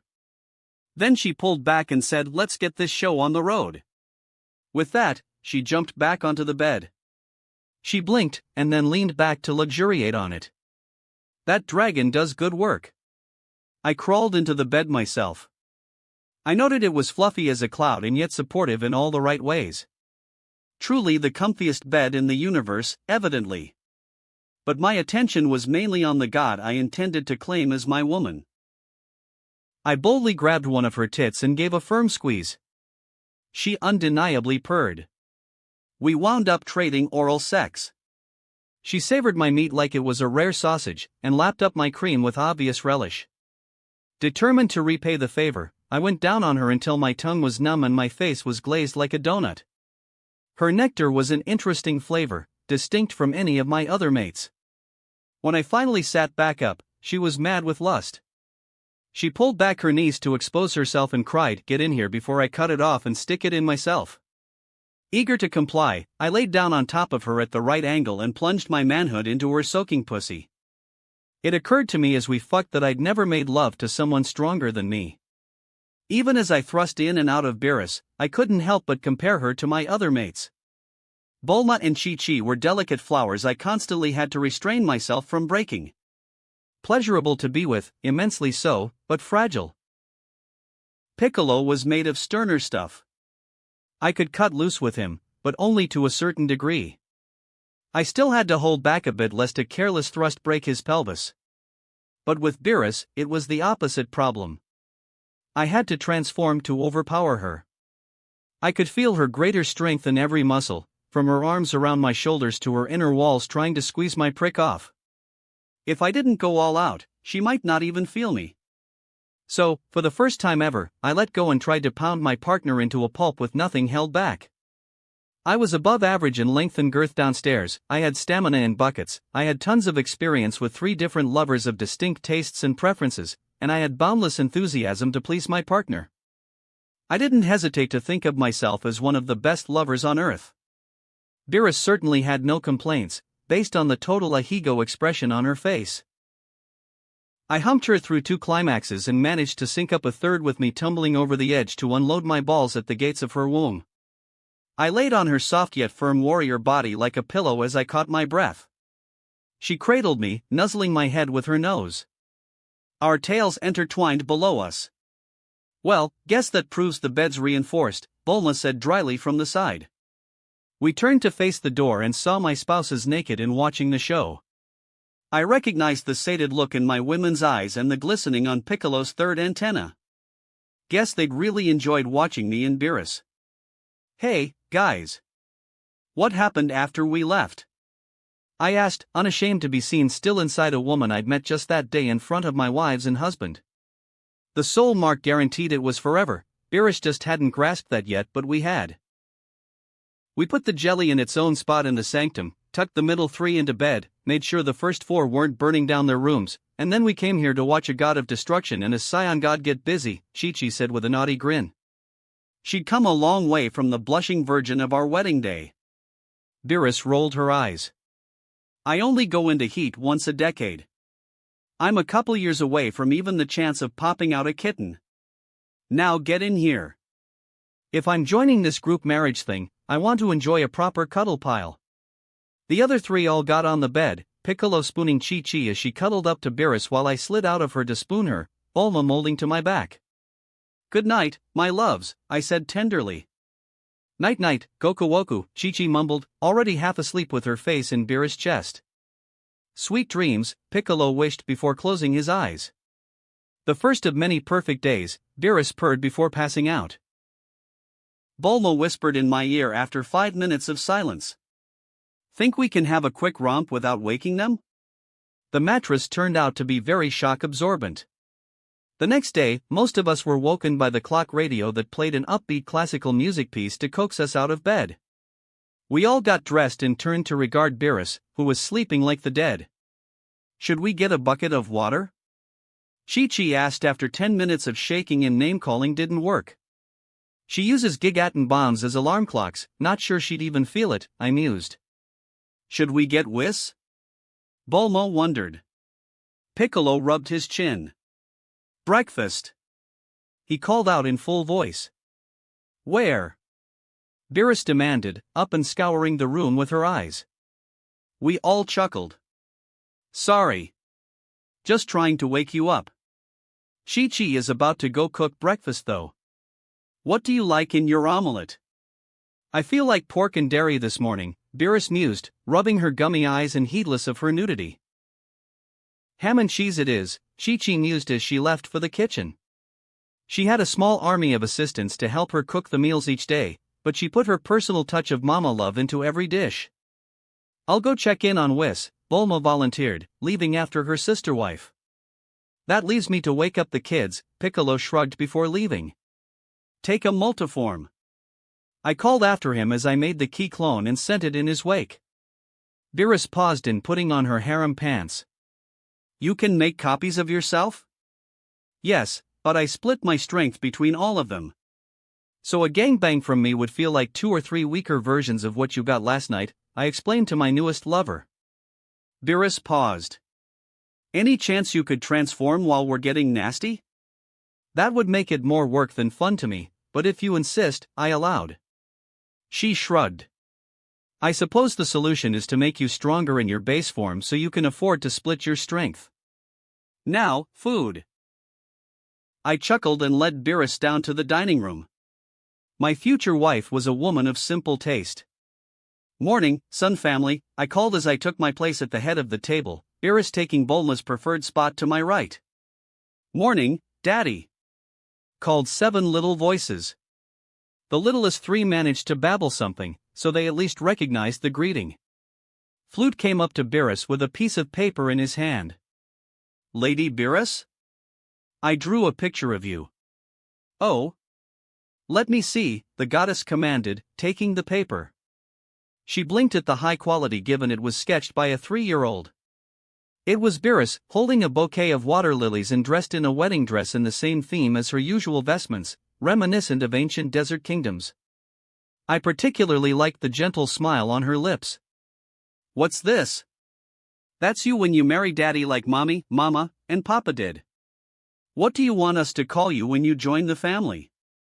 Flute asked without any guile. Beerus blinked suddenly watery eyes. She shook her head and handed the picture back. Call me Lady Beerus until then. But after the wedding, you all can call me Mima. Okay, Lady Beerus, my gentlest child said before returning to his seat. Whis chuckled. I had no idea you could be so sentimental, Lady Beerus. Shut up, Whis. Beerus roared loud enough to rattle the cutlery. I left the pair who'd been together longer than mankind had a history to their bickering while I engaged in morning conversation with my kids and spouses. This would probably become the new normal. Then Chi-Chi and the help, I tried to learn their names but gave up since we had such high turnover, most couldn't handle our crazy household, brought out 13 individualized 10-egg omelets and 3 baby meals for the weaning 3. Gozo and Gon liked solid food, but Jockstrap refused anything but Bulma's breast some days. We figured it was separation anxiety more than a food preference, no way he was getting enough calories at his size from just milk. We all enjoyed our tasty breakfast, and then I clapped my hands when all our plates were cleared. Okay, everyone. Here's the plan for the day. Kids, family fighting fun time is at 3 o'clock, play with the nanny, mama, and each other until then. Whis, Beerus, and I will be in the gravity chamber until then. Piccolo, I want you to cover Frisia's training until he leaves, okay? And Bulma, if Whis can magic you the materials, I want you to rough out a design for an even stronger gravity chamber. We need to shift a weight class or 2 up for Beerus to get any benefit. Beerus rose a brow. You want me to get even stronger? I want everyone I love to do their absolute best. If this is your full potential, then good for you for getting here. But I'm willing to bet you can climb higher, I said with a grin. Beerus blushed, but nodded. We all left the table to do our assigned tasks. I led the 2 newcomers to the ultimate gravity chamber and let them in, explaining its function. We can go as high as 10,000x Earth's natural gravity. Beerus nodded, impressed just a bit. I might actually feel that. Your wife must be a genius to invent something like this, Whis complimented. She's a wonder, all right. So, here's what I was thinking. I'll take the form that made the ripple that brought you here. Then we fight at max gravity. Every half hour or so, we can take a break and Whis can give us constructive criticism. Sound good? Beerus cricked her neck. Sure. If it's stronger than that form you took yesterday, this could be the most excitement I've had this eon. I nodded, and then I focused. Hoping this would hurt less this time, I went Super Saiyan Mega. I blinked as the white aura surrounded me and my body shifted into a more simian shape. Whis blinked. Ooh. How interesting. You're 4 times stronger than Lady Beerus like this. And you look so intimidating. Beerus was drooling. Sure you won't fuck me outside base form? I scratched my head. Maybe when I master this form and I don't even feel it. I fucked Bulma as a Super Saiyan once. We could try Super Saiyan Ape, I got that down years ago. It's a lot weaker and the coloring's different, but my body's the same. We'll discuss this later. Now crank up the power for this room and let's see if I can't win this rematch. Beerus eyed me like I was a mouse or fish she would love to pounce on. I shrugged and hit the right buttons on the control panel. At 40 QA, max gravity was akin to 2x or 3x when I first started out back when I was 13. It was a bit harder to move, but nothing debilitating. I turned to Beerus and got into my stance. I don't know if she just didn't take me seriously yesterday or if I'd lit a fire under her sculpted ass, but even with my overwhelming power advantage, Beerus gave me trouble. I managed to hit her, but it took 2 or 3 tries for each point of contact and she got just as many counterblows. She was slippery as an eel and seemed to know my next 3 moves before I made them, outmaneuvering me like a chess master. It was maddening, but also undeniably thrilling. I was practically aroused, my physical excitement was so high. Time. Whis called, measuring time down to the attosecond, no doubt with his magic staff. Goku, you're doing remarkably well for someone who hasn't endured angelic training. But you're aiming for where Lady Beerus is, not where she will be. Lady Beerus, you're still overthinking your movements. Your body must move without your conscious command. You're talking about Ultra Instinct, right? I asked, deactivating the gravity, dropping Mega and popping a sage pill. I offered one to Beerus, who took it with curiosity and seemed amazed at the result when she swallowed. Whis clapped. You're very well informed. The archive truly must know everything. Anyway, yes. To achieve Ultra Instinct, your every muscle must be trained to do what it must without needing instruction from your brain. Your fighting technique must become as ingrained as reflex. When you can sleepwalk untouched through a warzone, you will have come close to achieving this state of ultimate battle readiness. I nodded.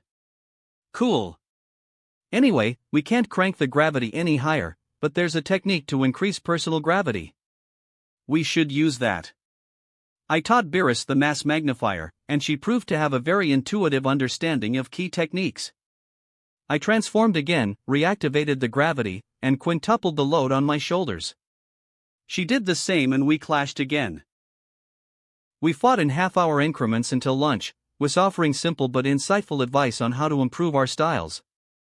At lunchtime, I led them back to the dining room. Chi-Chi had made her usual sandwich buffet complete with sides. If Beerus and I were a bit ripe, no one felt the need to comment. As we sat down to eat, Beerus turned to Frisia, whom had slipped quietly in along with Piccolo. So, Frisia, what's it like being a good guy? Frisia swallowed his bite and answered very respectfully.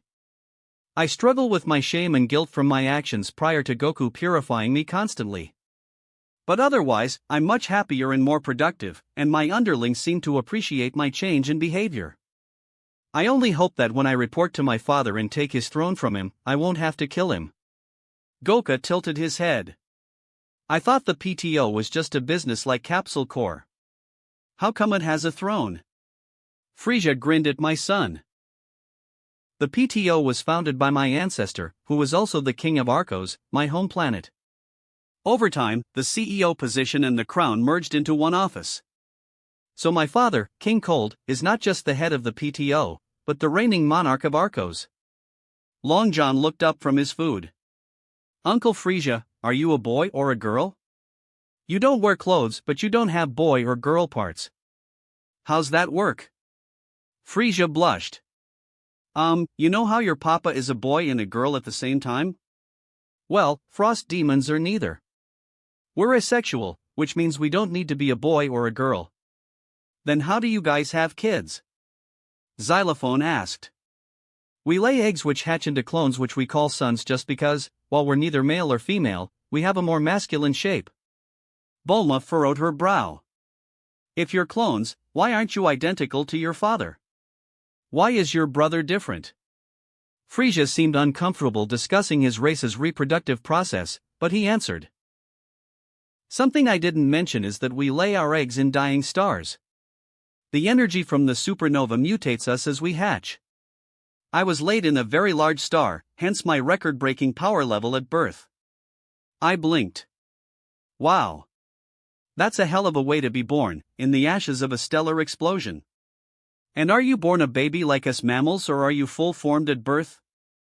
Our brains and bodies are fully grown once we hatch. We need a few weeks to absorb information, so we transition from dumb animals to sapient beings. I was quite unruly as a child. I vaporized my first dozen instructors before my father took over personally, Frisia admitted. Chi-Chi nodded before turning to our other guests. Whis, Beerus? Why do you and the other angels and gods of destruction have alcohol-themed names? Beerus shrugged as she swallowed half a tuna salad sandwich with one chew. Lord Zeno had drinks on its mind when it made us?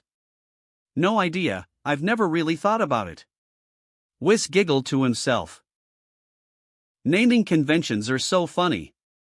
Like Frisia's family's references to cold or Bulma's family's references to undergarments. Such a silly idea. Now, this is called a BLT?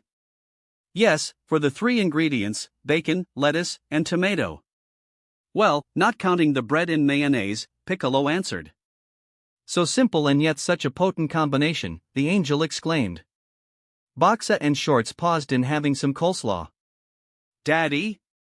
Can we / become gods like you? I swallowed and nodded. Of course, sweethearts. You can learn my and Papa's trick of converting your ki. Or, there's enough of us that we can do it the old-fashioned way and do the Super Saiyan God ritual. I don't want you trying until you're 18 though. I don't know if you'd stop aging or not once you're not mortal anymore, and I don't think any of you want to be stuck as kids for the rest of your life. My oldest 7 all stuck out their tongues at the thought. I laughed out loud. They were all my joy. Beerus and I gave it a half hour to digest and then we resumed training. At 3 o'clock on the dot, I cancelled the fight and let in my oldest 7. Beerus and Whis decided to watch as I set the gravity at a simple 100x and had the first 4 spar under a multiform supervision while I led the middle 3 through calisthenic drills. Family fighting fun time lasted 4 hours, and every other hour was spent meditating rather than fighting. The first 4 meditated while in Super Saiyan so they could master the form. I figured once they got the hang of it I'd try to teach them Oozaru rather than going straight to Super Saiyan 2. I could handle their Oozaru forms in base form easy, even splitting into a multiform for each one. I fully desired them to master all their transformations the same way I was. I led the troops to dinner, and we discovered Chi-Chi had decided on pasta tonight. We all customized our plates with sauces and toppings of spaghetti for the main course, with lasagna and mac and cheese for sides. And salad, of course, had to have those veggies. Bulma talked shop with Whis, inquiring as to the strength of the materials he could conjure with magic. Chi-Chi soaked up the familial bliss of all of us sharing a meal. Piccolo reported that Frisia was picking up martial arts at an impressive rate, and might graduate from training in a few more weeks. He'd be nowhere near his maximum power, but he'd have a solid foundation of fighting skills and the know-how on how to properly train in the future. Beerus regarded it all after trying everything and having foodgasms with each new dish. Yeah. I could see myself as part of this family. Might have to leave on day trips to break a planet or two now and again for my job, but otherwise, I would be happy if every day was like today. I grinned around a mouthful of carbonara and kissed her cheek, getting tickled by her whiskers. Happy to have you, babe. Feel free to move your palace here if you want, we can find some space for it. Beerus shrugged. I have a bed and food, that's me good. That palace is really more for Whis. For a glorified butler, he sure is snobby. I heard that, Lady Beerus, Whis said. Well, I said it loud, she fired back. After dinner, we all went to the home theater and settled in for our regular movie night. I cuddled Gozo and Gong in my lap while Bulma dealt with a fussing jockstrap. The other kids and my mates just enjoyed the film alongside our newest additions. I wasn't sure what to think of Whis, but he seemed to be making himself comfortable. Afterwards, it was bath time chaos. Beerus was much more tactile with me in the shower and insisted on sitting on my lap in the bath. So, Beerus, you spent millions of years with Whis as the only man around. Did you ever? Bulma trailed off leadingly. Beerus heaved like she was going to puke. I'd rather fuck my brother Kampa. I'm no racist, but he's an angel. They're the first race ever made after Zeno willed itself into existence. I have no idea how much older than me he is, not that I'm an ageist either, but my point is he's my teacher. And besides that, he's other. He's fundamentally different from me on too many levels. He's my assistant/supervisor, never a fuck buddy. I tolerate him, probably love him the way you love that one annoying friend you can't get rid of, but I don't even want to see him naked, let alone let him inside me. The feeling's mutual, Lady Beerus. Whis called through the wall, because of course his senses were that sharp. Chi-Chi scratched her head. Question. The angels aren't asexual like Frisia, they're distinctly male or female. But they're all related. Where's their mother? Can they have kids with other species? Whis appeared in a flash of light, not even blinking at intruding our privacy. To answer your question, Mrs. Sun, my father was personally made by Lord Zeno. Then Lord Zeno created my siblings according to my father's designs. In a way, I suppose Lord Zeno is my mother. As for my family's reproductive urges, we have none. Sex is a pleasurable but unnecessary pastime. And we're all sterile by design, so that we cannot be distracted from our duty by children. One of my sisters is in a long-term relationship with her charge, but otherwise I don't believe any of my siblings dabble in romance.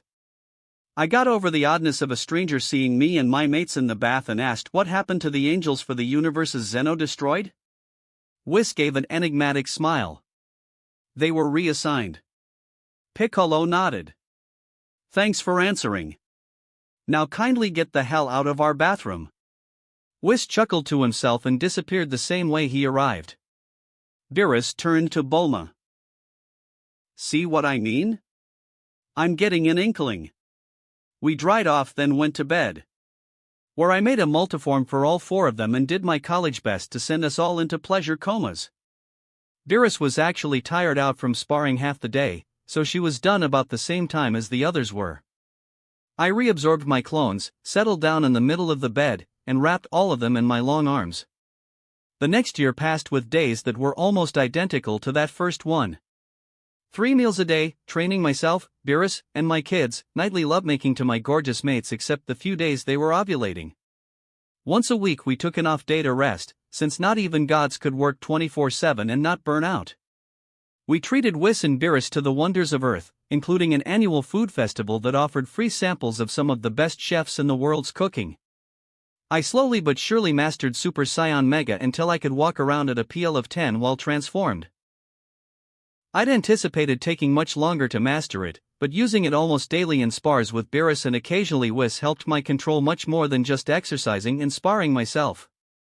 My PL at base form had more than doubled to 10T, and Beerus had gone up from 10 QA to 25 QA. I was still 4x stronger than her when I transformed, but she'd picked up the Kaioken easy. She could overpower me so long as I didn't use the same technique. I'd gotten a more accurate read of Whis from fighting him a few times. His PL was approximately 7 chi, and I knew he wasn't the strongest of the angels. I still had a long way to go if I wanted to take the Supreme Angel's title as strongest full stop. In other news, Frisia had indeed returned to his father about a month after Beerus arrived. He returned 3 months later with the news he'd had to kill his brother, had made his father cower at his feet, and had made the executive decision to move PTO headquarters to Earth. He bought a skyscraper in West City and everything. He spent most of his days running a galactic empire and his home planet simultaneously. He took the time to visit the kids and have a spar with me every now and then. Piccolo mastered God form, to the point he had his own apotheosis. He was half my power at 5T, and I was unspeakably proud of him for joining me as a divine being. For variety's sake, Beerus deigned to spar Piccolo about once a month. Bulma postulated that Mayan Piccolo's next baby could be born stronger than the first 4 combined with 2 trillionaries for parents. Bulma, in an interesting twist, volunteered for the bio-android program. She said that not only would it be good for PR, one of the founders of the program participating, but she wanted to stop feeling like a China doll next to titans like me and Beerus. She was around 500M with the latest generation of upgrades, which was still tiny in divine terms but a hell of a lot better than a measly 2. Chi-Chi was perfectly fine staying as simple, organic human. In a way, I appreciated that. She kept things in perspective for me at 10 PL. The kids grew wonderfully. At age 7, Xylophone was tall as Chi-Chi, and was projected to be tall even for an Namekian. Boxa and Shorts gave up the Unison talk and started to show separate interests, growing individually out of the mold of identical twins. Goka had playdates with Videl once a month, and the puppy love was obvious. Goi started to write her own songs, dazzling us with concerts whenever she finished a project. Long John read books almost as tall as he was and could probably skip elementary school entirely at the age of 4. Flute's work actually sold when Bulma anonymously put it on the market, and Flute was very proud that his talent was valued. And the babies started learning how to talk and do basic tasks like feeding themselves, and flew as often as they walked. Outside our family, Krillin and Lazuli had a beautiful wedding. I don't think Marin would be conceived for a while, though, both focusing on their careers. Tien and Kaiatsu adopted an orphan left on their doorstep, another Triclops they named Lipin, meaning gift. Yamcha and Launch were still living together, though I understood they had an open arrangement. Rashi made another video specifically about Ki and meditation, which was a worldwide bestseller. Bardock mastered Super Saiyan 2 and started working on 3. Vegeta cracked 2 and promptly went nuts trying to master it even faster than Bardock. Raditz and Tights welcomed Shalat to the world, and my nephew was perfectly healthy and growing remarkably. Jine raised Parnip and Turip her own way, Bardock having little input past training his 3rd son every day. And the grandparents were all happily living life as normal. A year to the day Beerus arrived, we all woke up and made preparations. After dressing the sleeping feline in a nightshirt, we let the kids in. When we were ready, I put a dab of her beloved catnip jelly on her nose. She sniffed in her sleep before swiping the purple goo off her nose with her tongue. She shot up and gave a full-body shudder. Whew! That's a great way to wake up. What's the occasion? Happy birthday, Beerus! The whole family cheered. She blinked. Wait, what? I leaned in to give her a birthday kiss. It's the anniversary of the day you arrived. Since that's the day your life on Earth started, we decided to make it your birthday. And birthday girls get breakfast in bed. Chi-Chi laid down a tray laden with Beerus' favorites, eggs Benedict with prosciutto wrapped asparagus, sashimi, pistachio pancakes, and a glass of sparkling blood orange juice. Beerus had wide eyes with water at the edge. Lady Beerus! Lady Beerus! My kids called. The god of destruction looked up and saw the kids all had cat ears and whiskers painted on their smiling faces. We're cats like you today. Goi announced brightly. Beerus covered her mouth as she lost the fight against crying. Xylophone hunched his shoulders. Happy tears? He asked hopefully. Happy tears, Beerus confirmed as she blinked away streams of saline. This is the sweetest thing anyone's ever done for me. Whis pursed his lips. What about the time I dash? Whatever it was, this tops it, Beerus said flatly. Whis sighed. This is a thankless job. Piccolo grinned knowingly. I think I see something at the bottom of your glass. Beerus wiped her eyes and sucked down the juice. She peered at the bottom of the flute. Her jaw dropped when she saw the round-cut 9-carat diamond ring laying at the bottom. I figured a goddess deserves a big rock. 1 carat for all 9 lives, I joked. I don't know what to say, she said faintly. Say yes. We want you as our Mima. Flute spoke up, a cherubic grin on his green face. Beerus got a blinding grin and slid the ring on her left finger. Yes, I'll be your wife, Goku, and Mima to your horde of kittens. Yay! The children cheered, all of us smiling at their happiness. Bulma went to the closet and pulled out a wedding dress identical to the one Flute had drawn last year. Come on. I've got an officiant to do the ceremony and a notary to add you to our marriage certificate. I've been planning this wedding brunch for a month, get moving. We all got dressed for a morning wedding. I was pleased to discover my wedding tux still fit like a glove. Beerus looked like a queen in her dress. The others went for fancy but casual, neither the bride nor the groom cared whether the guests were dressed to the nines.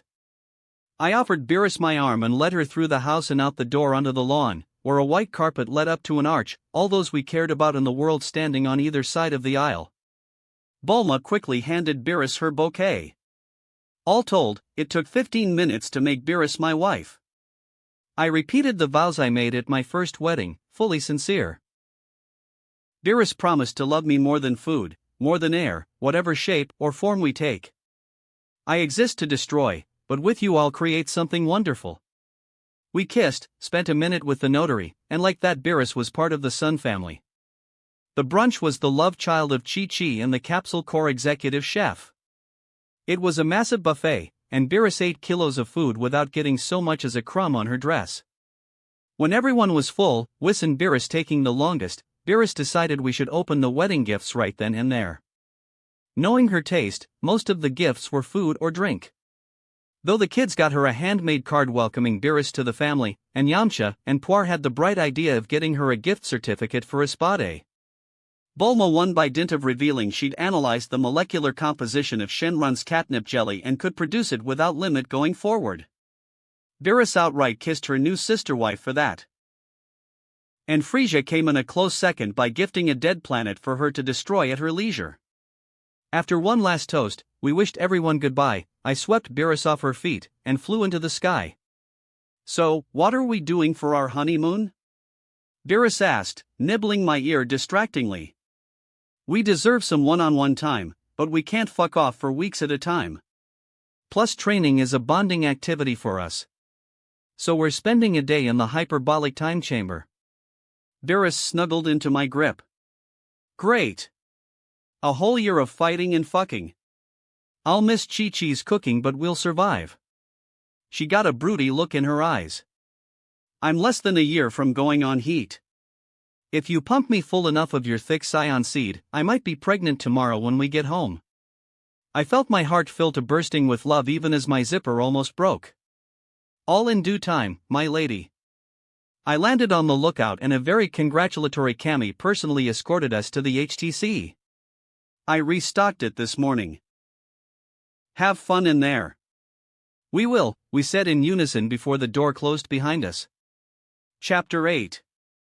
Beerus made the executive decision that we'd spend the entire 365 days naked. So we disrobed from our wedding outfits to walk skyclad out into the endless white expanse of the HTC. I was bouncing the capsule containing the mega gravity chamber. Whis had kindly provided Bulma with Kachi Katchin, the literal strongest material in the multiverse. The MGC could go to a whopping 250,000x the ambient gravity. In the 10x Earth gravity of the HTC, along with the mass magnifier, we could achieve weights that would make even an angel beg for mercy. We were going to make a lot of progress during our honeymoon. So, you going to work on Super Saiyan Mega too? Beerus asked as I tossed the capsule. In the interest of being thorough, I'm going to Master Blue 2 and Ape 4 first before going for Mega 2. Every time I master a different form, the ceiling on my base form rises. I figure I should master the weaker forms even though I'll probably go straight to Mega if it comes to a real fight. Sounds reasonable. Beerus got a frown. Do you think we have 15 years before Kampa comes looking for me like in your vision, or did me waking up early move up the timetable? I shrugged and hugged her close, enjoying the skin-on-skin contact. I don't know, babe. But whenever he shows up, we'll be ready. Okay? We entered the mega gravity chamber and the honeymoon began in earnest. We almost literally spent half our time sparring or training and the other half trying to kill each other via orgasm. Brief breaks to eat, sleep, and bathe kept us sane, and as gods we needed those less than mortals, but otherwise it was constant physical exertion of one form or another. The days and weeks and months flew by, the two of us getting stronger and closer together as we enjoyed our year-long vacation. One day, about 3 weeks before we were scheduled to leave, I woke up to find Beerus writhing and sweating and emitting a scent that had my tail standing on end and my cock hard as catchin. You're on heat. No shit, genius, she snarled, so horny she was irritable.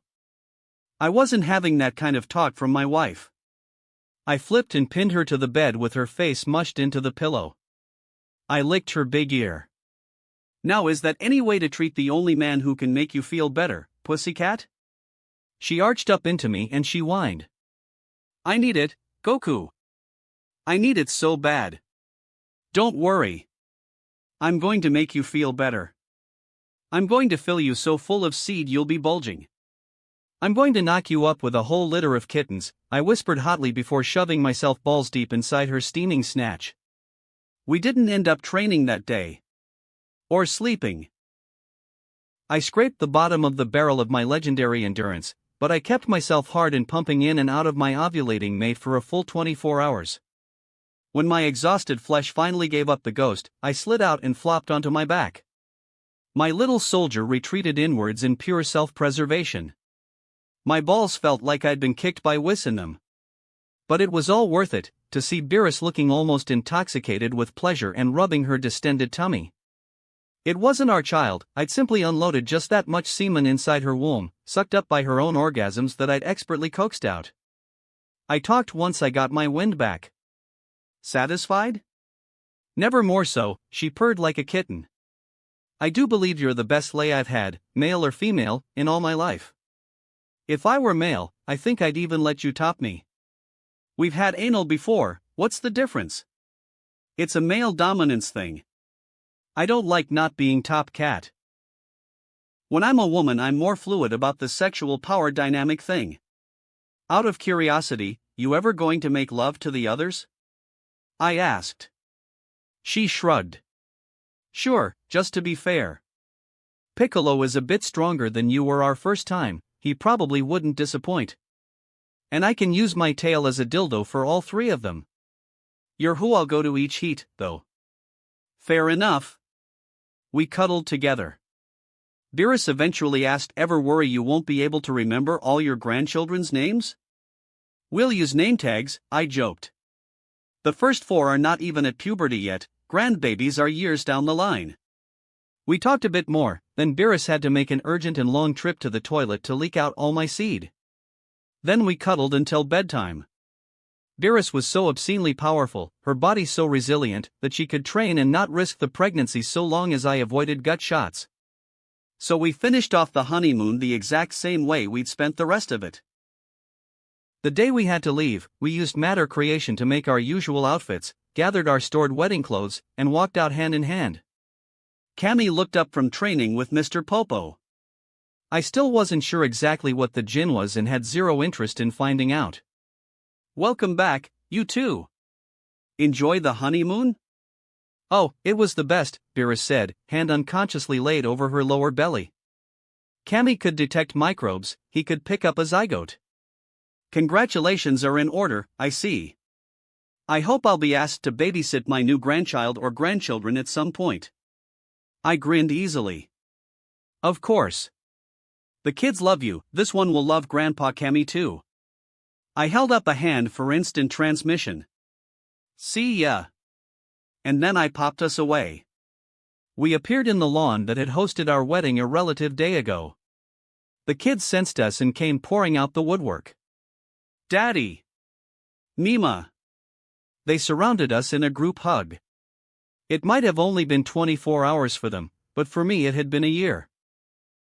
A hedonistic year, but a year without my kids. I hugged and kissed every one of them. Hey, guys! What happened while we were gone? Xylophone began to count on his fingers. I figured out how to do a Kamehameha one-handed. Boxa and Shorts want different colored highlights to tell them apart. Goka is writing poetry for Videl, but he keeps tossing his drafts. Goyi signed up for a ballet class. I'm pretty sure Longjan anonymously solved some famous calculus problem online. Flute gave sculpting a try. Gozo learned how to say potty. Jockstrap is officially banned from breast milk, mommy put her foot down. And Gong is constipated. I picked up Mayan Piccolo's youngest child and rubbed his belly. Sorry buddy. And I'm so proud of the rest of you it hurts. Long John scratched his nose. It wasn't a hard problem. I want blue, Boxa said while Short said I want pink, the second her sister finished. Love stinks, Goka grumbled with a blush. I want to be a superstar. I need to be able to sing and dance.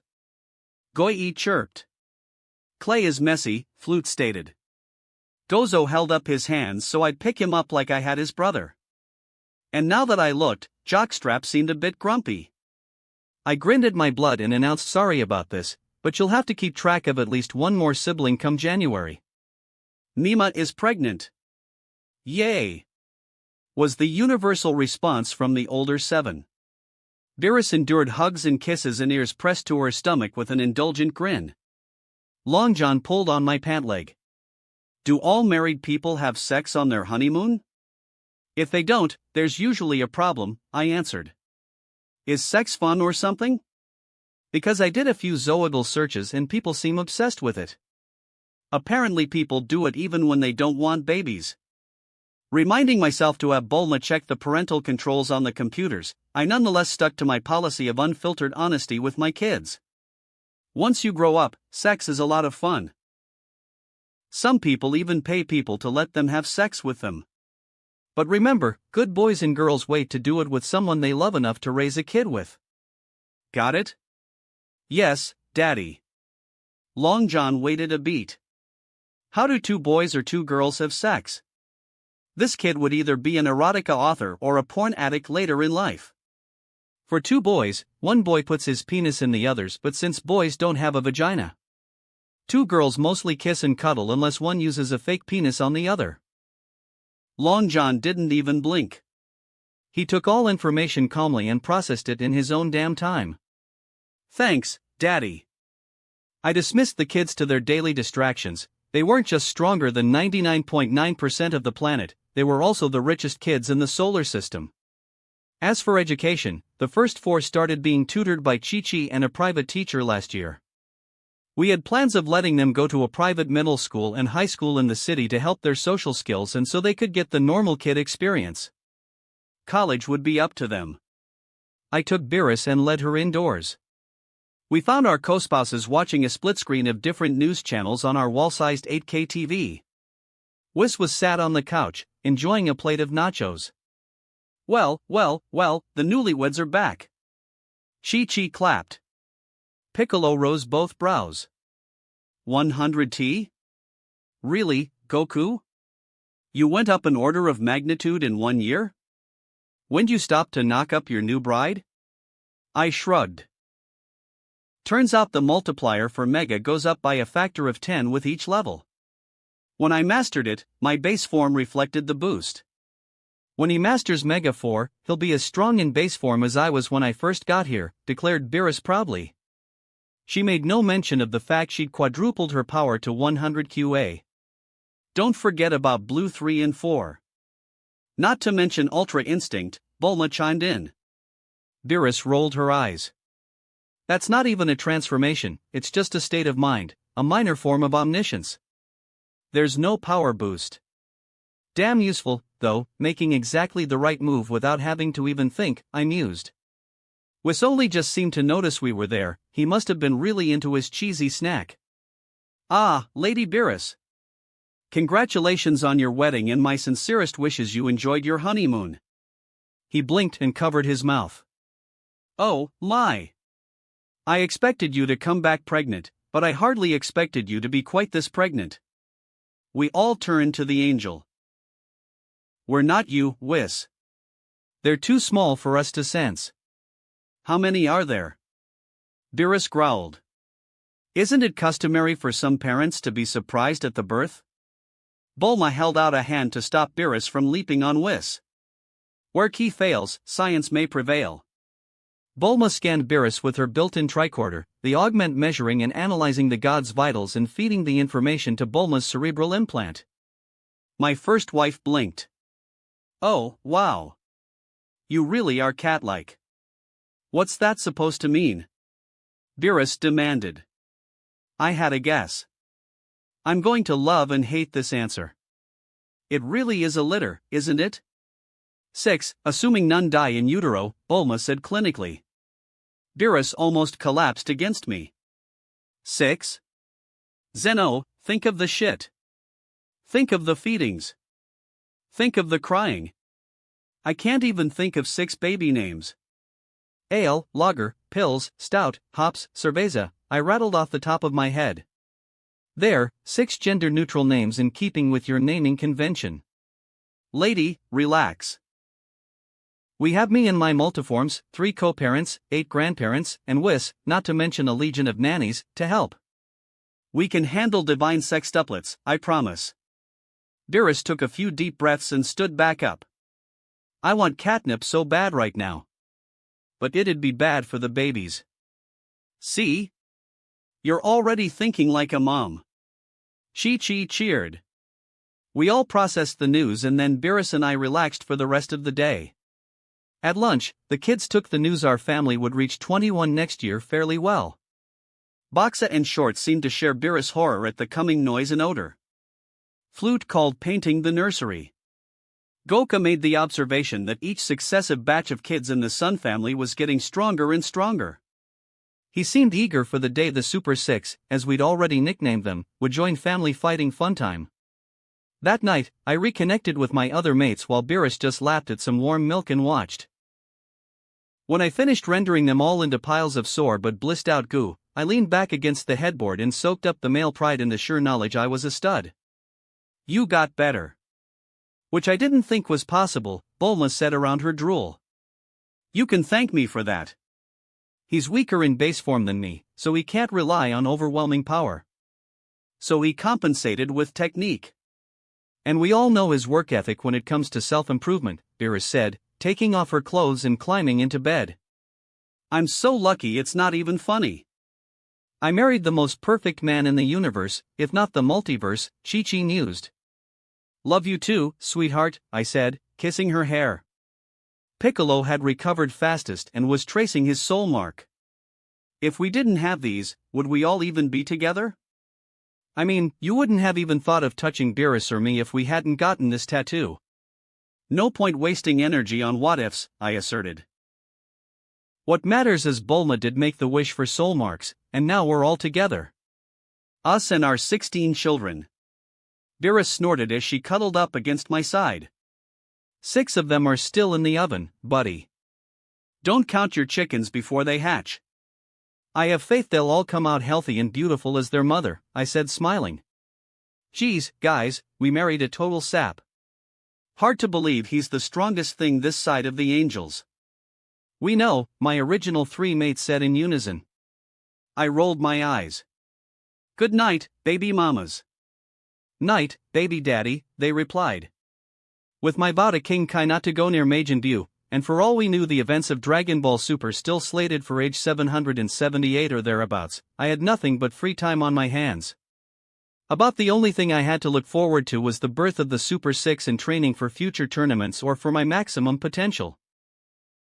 Life in the real world was an adjustment from the bubble of the HTC, but Beerus and I quickly adapted. We still sparred, just for a quarter of the day rather than half or more. And now we had Whis back to teach and guide us, however much he deigned to do so. Then family fighting funtime would take over the Mega Gravity Chamber. The first 4 were still mastering Super Saiyan, but they were all getting close, and their base PLs were nearing 8 digits. The second 3 found Super Saiyan even faster than their older siblings, given their higher PL at birth, so they had less of a distance to climb before crossing the necessary threshold. And the third 3 were still very much infants, just fully physically capable and absurdly strong. As the months passed, the Super 6 proved to be a relatively gentle pregnancy. The kicking kept Beerus up all night, and she proved to be a true terror without a full night's sleep. She took to, pardon the pun, catnaps during the day. The morning sickness was brief, only a few weeks. The cravings are what almost drove us insane. I'd never recover from the sight of Beerus eating a giant marshmallow covered in honey mustard, caviar, and kiwi chunks. Some of the kids threw up at the smell of some of the concoctions Beerus forced Chi-Chi or the hired chefs to cook. Whis, if anything, seemed curious to try each one himself just to see what the flavor was like. One day I took off to visit New Sadala and bond with my fellow Scions. I landed and was pleased to see what had started as a small colony of less than 100 had boomed to almost 500, most of the Scions finding their soulmates both among each other and Earth's population. And having at least one kid was almost universal for those couples. The aliens had converted and used houses into businesses, circulating zeni through the community and allowing the cottage economy of homemade goods the Scions crafted to reach the market. Warning, Goku! Called one of the older tykes, whom had probably seen me at the WMAT on TV. I waved back with a grin. I walked through the town, and was reminded I was even more of a celebrity in this community than in West City. So easy to forget that I was partly responsible for most of them coming back from the dead. Kakarot. Raditz called. He walked up to me, looking adorable with Shalot in a baby harness strapped to his front. Tights, whom had clearly taken after Panchi the way Bulma took after Briefs, trotted after her mate and baby. How are you? How's Lady Beerus? And all the rest? Everyone's just fine. What about you? You remembering to train, or is fatherhood zapping all your energy? I asked. Raditz shrugged. I get in an hour or 2 every morning. But really, what's the point? I can think of half a dozen people stronger than me who can handle any villain or threat that shows up. And I'm not like you, I'm perfectly fine settling for a 12 MPL rather than reaching for the quadrillions and beyond. I nodded. That's fair. If you don't want to master every form and achieve all you potentially could, that's up to you. I wish you, Tights, and little Shalot all the best. Do you know where Dad is? It's town hall day, he's hearing grievances and cases in the middle of town. Should be done in an hour, unless Vegeta bitches and moans about something forever and a day. Raditz helpfully pointed. Sure, I could have used key sense, but sometimes one just got lazy. I walked over to the center of town, which had town hall located on one side of the square courtyard. There was indeed a small line leading up to a desk, where my dad was sat behind armed with a gavel and a book of laws for New Sadala. I rule this case to indeed be larceny. Tamaniji, I fine you 5,000 zeni to be paid in reparations to Pep. Next. Bardock ruled with a hit of the wooden hammer. A rather chubby scion walked defeated away while a man I recognized as the local restaurateur grinned in triumph. I crossed my arms and stood to the side, meditating with my eyes open as the people of New Sadala presented their cases and my dad ruled one way or the other. At the end, Bardock ordered an underling to take the desk back inside and walked over to me. Hey, son. Need something? Not really. Just wanted to remind myself of my roots. I'm almost bored back home. You don't really get tired of being happy, but when you get so predictable you can set your clock to it, you need a day off. Bardock nodded. I can relate. Parnip and Turip do something new every day, but work gets repetitive as all hell. Take Tamaniji, that's the 8th time he's dined and dashed. I'd put him in stocks for a day if I thought it would work. And yeah, the whole inhumane thing. I shrugged. Some people take advantage of the mercy of others. But it's important not to sink to their level. Anyway, Mom okay? Happy as a clam. And pregnant again, actually. She says it feels like another boy. Tulip was a fluke, she thinks. Congrats! Any name ideas? I like iceberg, as in the lettuce. It's original but still vaguely a vegetable, so he won't be ostracized for having a weird name at the school. Oh, you finished building it? Yep. First class is next month. Cool. How's your training going? Bardock grinned ferally. Super Saiyan 3 is a real rush. Real bitch to control, though. I can barely maintain it an hour. Just to show off, I went Super Saiyan 3 without my PL even fluctuating. It's worth it to keep doing it. Once you master it, you're in a good place to go for ape. And once you master that, I'll personally teach you how to do the god transformation. Bardock chuckled. You honestly aren't threatened by me, are you? You don't even hesitate to offer me power, more than our ancestors could ever imagine. I eyed him with a tilted head. You're my dad? Of course I'm not threatened by you. We're blood, family, I want you to be the best version of yourself. I think every Saiyan has the right to master Super Saiyan Mega 4 if they're willing to put in the work. Bardock shook his head. Super Saiyan Mega 4. I remember a time when I thought just Super Saiyan was a mystical bedtime story. Funny how things turn out, huh? I reverted to base form. Kakarot. I heard behind me. I turned and nodded at Vegeta as he touched down from flying over. Hey, Vegeta. How's Super Saiyan 2 going? Vegeta grit his teeth. I have managed to double my endurance since last we talked, and I am able to nearly half my power level while maintaining it. Good, you're about a third of the way through the process, I said, going on my own memories of mastering SS2. Vegeta crossed his arms. I heard what you said to Bardock. Will you make the same offer to me? Teaching you God if you master 3 and ape? Sure. Vegeta grinned in a way that was just slightly demented. Excellent. So how's my? Vegeta frowned. She's unhappy with this small-town lifestyle. I'm thinking of moving us to West City. That way she gets her urban living and I can train with you more easily. Bulma can find you an apartment. And how's Nappa? He and Fascia have an interesting relationship. I'm convinced they have screaming matches just so they can make up with mating. I shrugged. Some couples are like that. Yamcha and Launch sprang to mind. I talked with my dad and self-proclaimed rival for an hour, and then I just wandered the town and made conversation with passers-by. I made it home in time for dinner with a smile on my face. Good visit to Grandpa Bardock? Chi-Chi asked. Yep. Nice to see them all doing so well. And kids. You're getting another uncle next year. Xylophone perked up. Oh, cool. Uncle Nipter can have a little brother for real instead of me. Long John paused in eating his spinach. Why do people babies take 9 months to grow? Don't other animals have shorter times?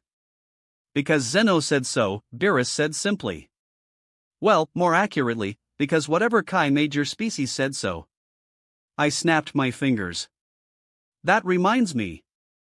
We should visit the Supreme Kai. The old Kai is still trapped in that sword you stuck him in. Beerus blinked. You know, I completely forgot about that. Whis, how long ago was that? 75 million years, give or take a few millennia, Whis answered with his mouth full. Bulma, who was the master of trivia given her daily research into the archive, asked what happens if a man and a woman both put on a pair of Pot-era earrings. I'm thinking of the old Kai and that witch. Beerus shrugged. The stronger determines the sex of the fusion. On the off chance they're both equal in power, I suppose the fusion would be a hermaphrodite like Piccolo. I rubbed my chin. If you had to be fused with someone, who would you pick? You, Beerus said without blinking. We could use our tail for self-love. Bulma grinned. Dr. Gero. We'd be the smartest being in existence. Chi-Chi shrugged. Bulma. We'd be a housewife that could kick ass. My dad. We can fuse anyway if we really wanted to, Piccolo stated. Whis patted his mouth with a napkin. One of my siblings. I suppose I'm closest with Vados. I'm torn between my dad and Vegeta. You know what, make it Frieza. I don't want to be married to my mom, and Vegeta's attitude would pollute the fusion, I thought aloud. What are Pod-era earrings? Xylophone asked, confused by the adults' conversation. Magical earrings that gods make that force the two people who put them on to fuse into one person, Bulma answered promptly. Oh. Then I pick Uncle Parnip. Each other, Boxa and Shorts said at the same time. Goku blushed. Videl. Not the way I want to get together, but still. Goyi raised her hand. Aunt Lazuli. I like her hair color.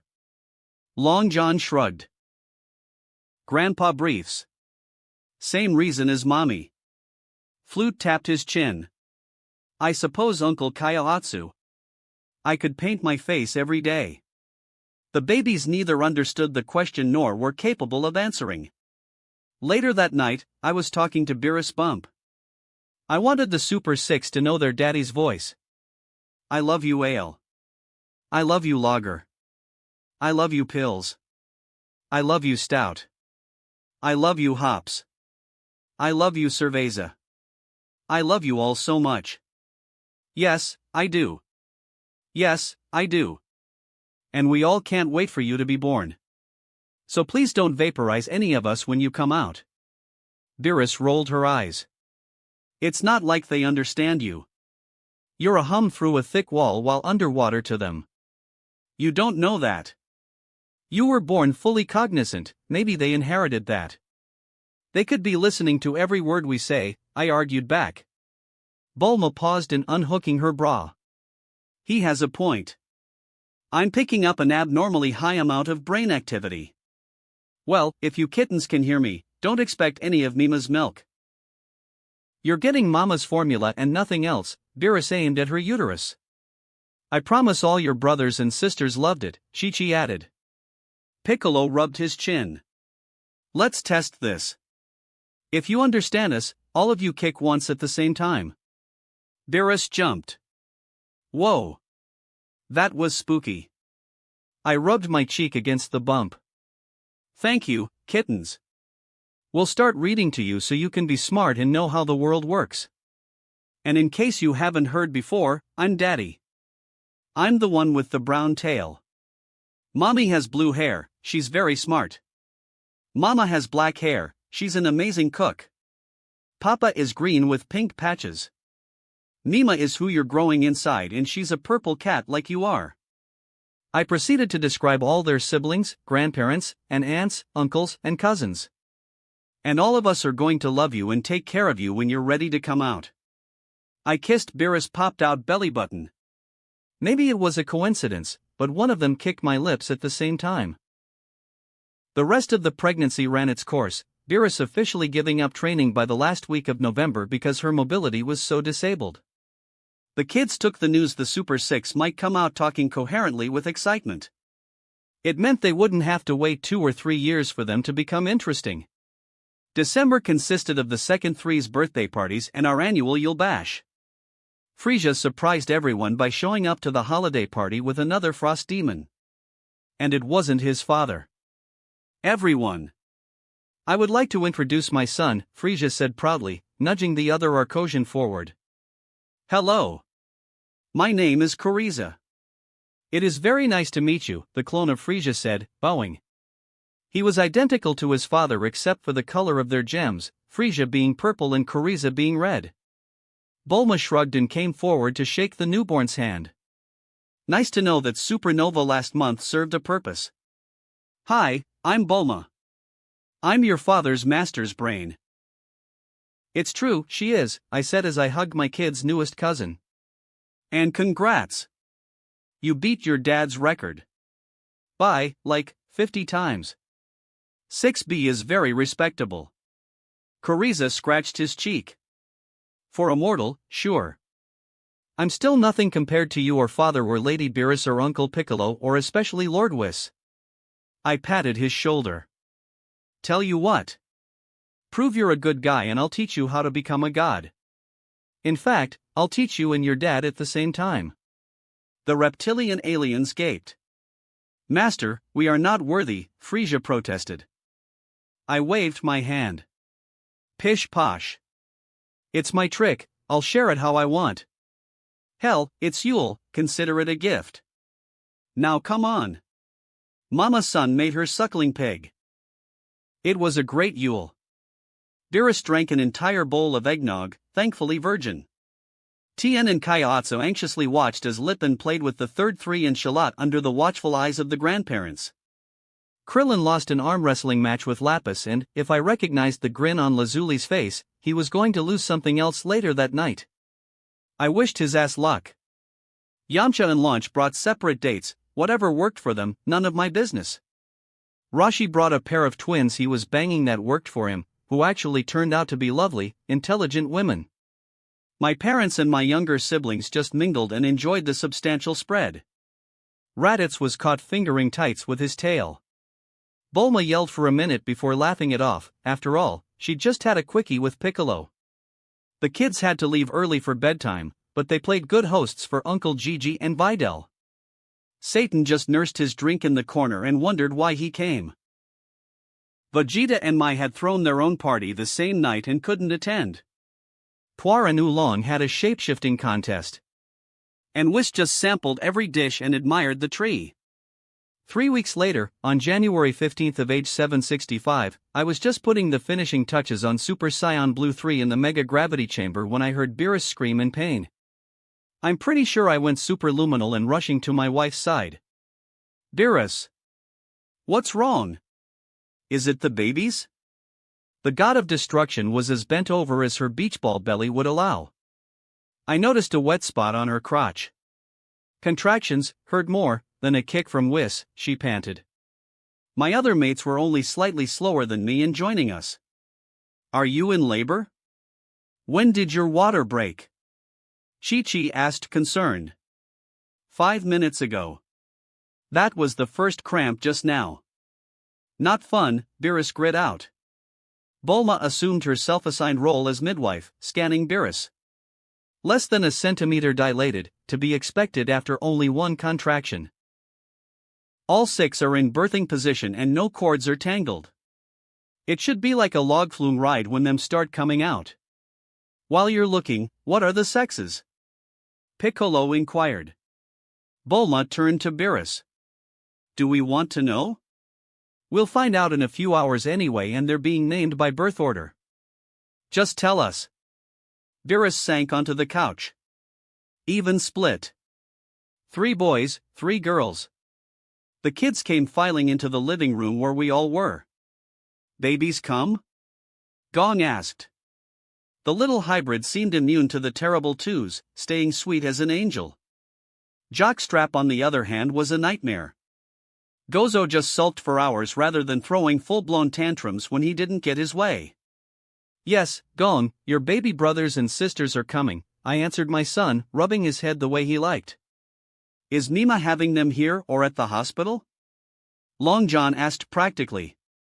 I am not standing up again until my womb is empty.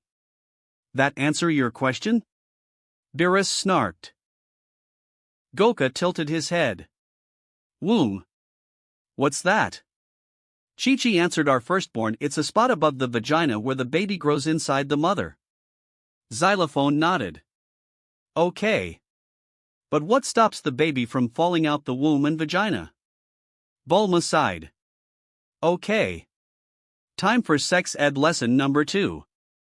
She held up her smartwatch and mentally ordered it to project a hologram of a female anatomy chart, complete with fetus. Here's how sex and pregnancy works.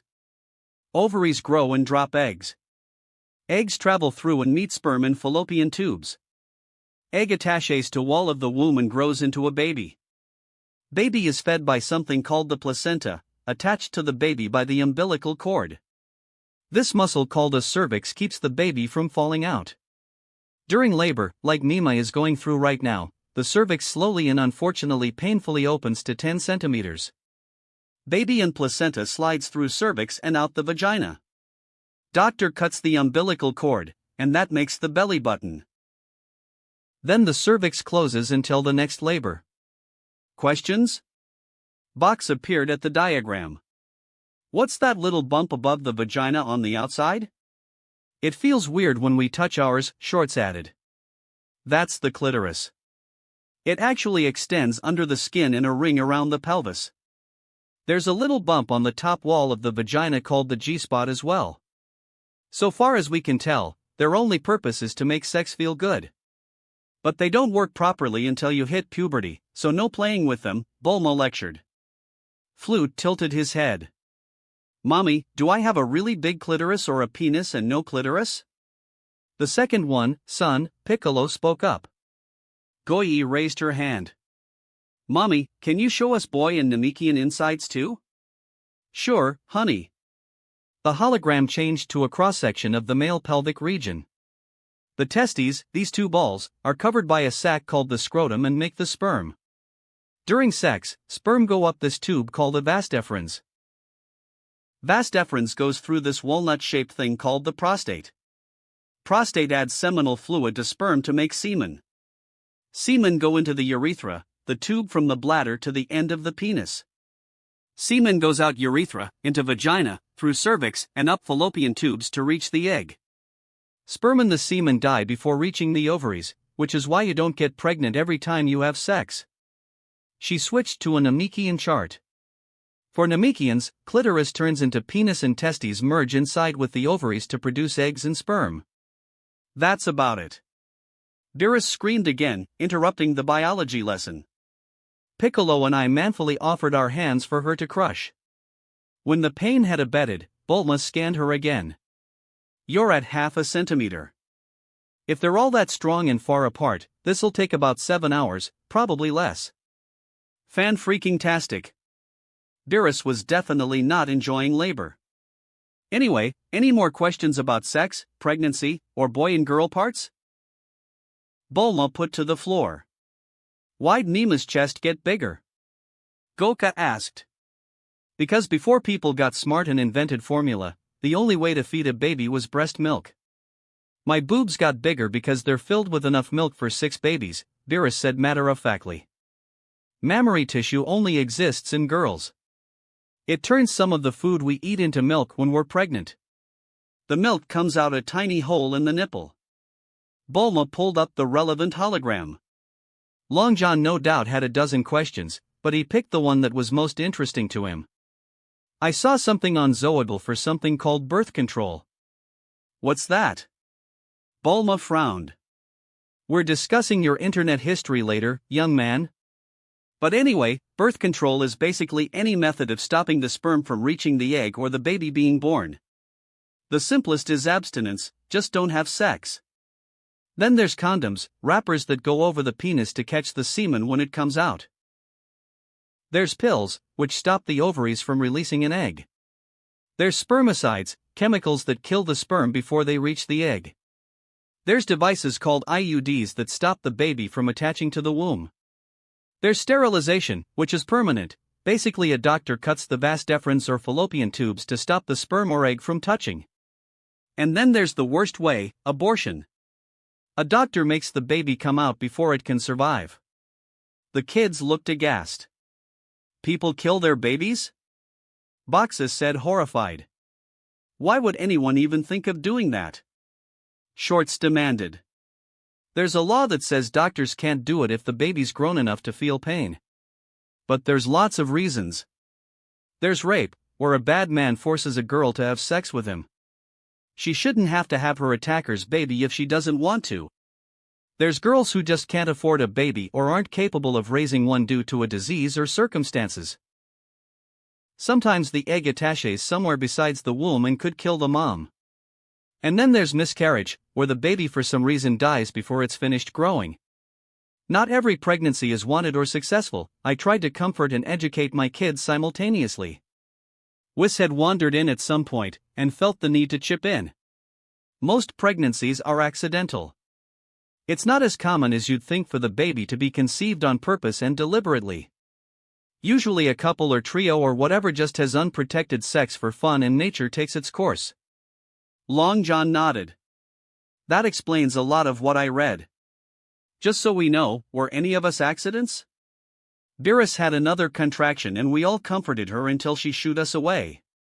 Picking the conversation back up, I told my pink-haired progeny you, Goyi, and Flute were happy surprises. For the rest of you, we timed the sex so my sperm would touch the eggs. Do girls lay an egg every day? Goka asked. Shichi shook her head. No, dear. The ovaries drop an egg once every 28 days, give or take. The womb builds up blood to help grow the baby and placenta. If the egg doesn't touch a sperm, it doesn't attach to the womb. Then the womb leaks all that extra blood out the vagina. It's called a period or menstruation. Most women learn they're pregnant when they miss their period. Though I knew a girl in school who didn't realize she was pregnant for 4 months.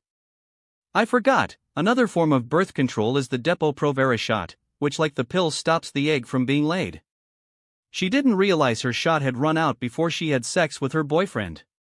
She found out when she felt the baby kick, Bulma elaborated. Flute turned to Piccolo. Papa, what would happen if I put my penis in my vagina and my sperm touched my egg when I grow up? Piccolo pursed his lips. You know what, I really have no idea. My guess is either the baby would die because it only has one parent, or you'd give birth to your twin 9 months later. Goyi regarded her older sisters. How do twins happen?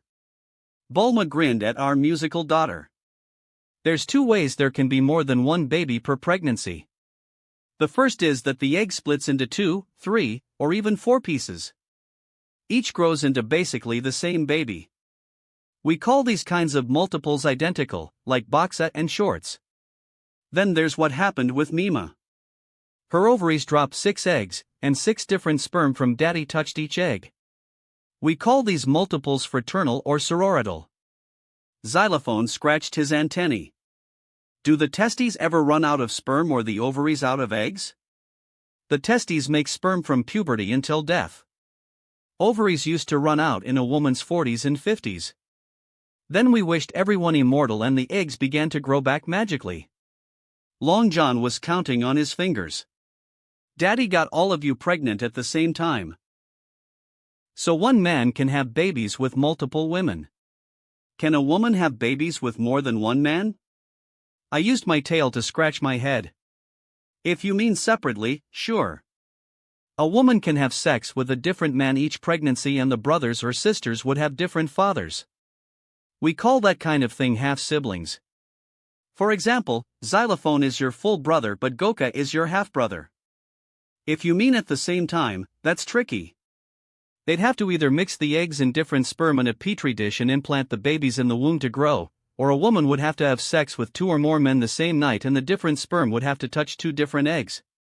It's possible for Mama, Mommy, or Mima to get pregnant from me and Papa at the same time, it's just really unlikely. Whis tapped his staff on the ground. I actually have a question. Why do you seem determined to have as many children as possible? The average is less than 3, you have 16 as of tomorrow. Q contraction. Afterwards, I shrugged. The short answer is I love my wives and husband, I love making love to them, and our children are the inevitable result of that love. I could argue there's less than 500 scions alive and we need to repopulate our way out of extinction. But the real reason is I love being a dad, and I want as many kids as I can keep track of. We'll stop before we hit 100, let's leave it at that.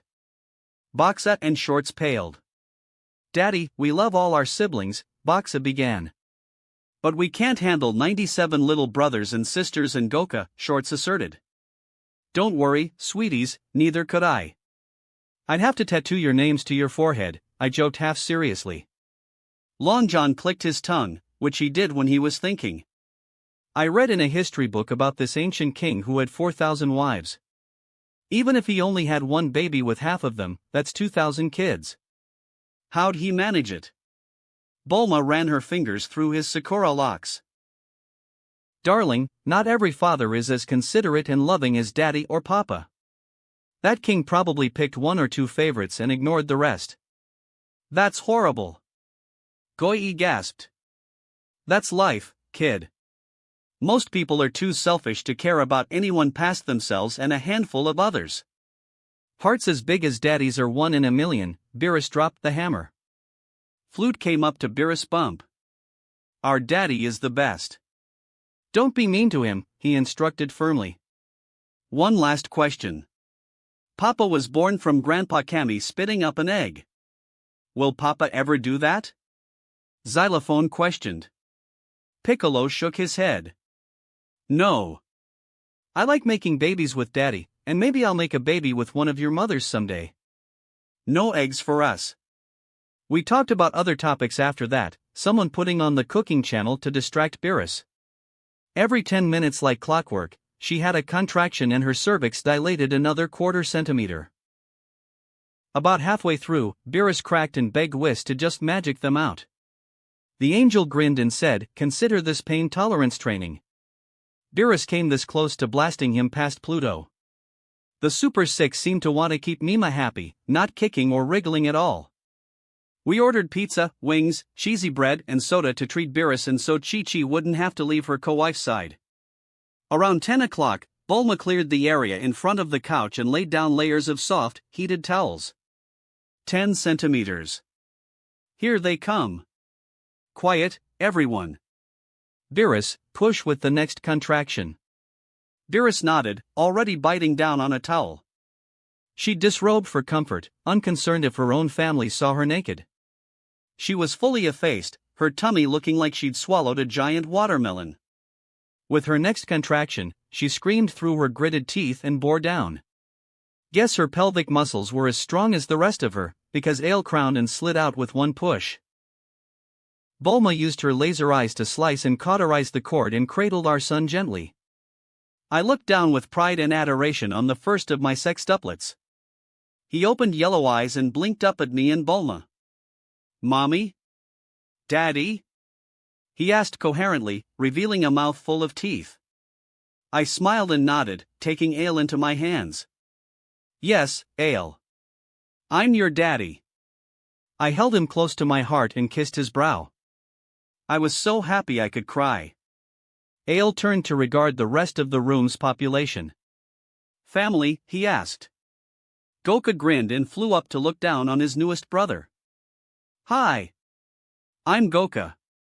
I'm the oldest, so I'm in charge when the parents aren't around. No, that's the nanny or Whis or your grandparents, Chi-Chi corrected, offering Ale a finger to play with. In succession over the next hour, Lager, boy, Pills, girl, Stout, boy, Hops, girl, and Cerveza, girl, were born. Each was a purple cat like their Mima, though they had cyan hair and tails. Each was cuddled by one of their parents or their siblings, and each proved to be around the same conversational level as the third three. Bulma caught the 6 placentas on the towels on the floor. You want to save these for stem cells? Eat them? Toss them? Blend them into a smoothie. I'm parched, Beerus said hoarsely. At the sound of their Mima's voice, the Super Six looked up and flew over to Beerus. They cuddled and mewled as they nuzzled her belly. Beerus had a blinding smile as she cried happy tears and wrapped our kittens in her arms. We eventually got each of the babies diapered and in pajama onesies. The kids were sent to bed, only allowed to stay up because of the special occasion. The Super Six, by Beerus' insistence, were laid together in an extra-large cradle rather than each getting their own. We all slid naked into bed and just listened to them breathe. Hate to spoil the moment, but we'll be adding another crib in September, Bulma confessed. I nodded, unsurprised. I was so in tune to her ki after all these years I'd sensed the change right away. Must be Piccolo's. That romp you had at Yule. Any ideas for a name that fits both your naming schemes? G-string springs to mind, Chi-Chi suggested.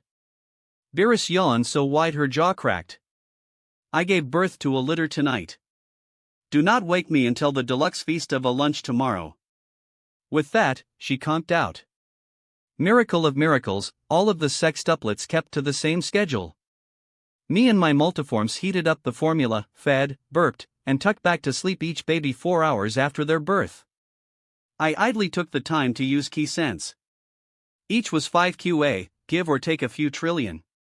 Powerful little baby gods. I could survive on an hour of sleep a week. I handled the second feeding as well as changing the Super 6. In fact, while I was at it, I went ahead and gave them a dawn bath. I talked to each of them individually as well as addressing them as a group, using my infallible key sense to tell them apart. I decided to test my mastery of Super Saiyan Blue 3 by spending 24 hours in that form and keeping my PL in the double digits. The Super 6 seemed fascinated with Daddy's waist-length Saiyan hairdo.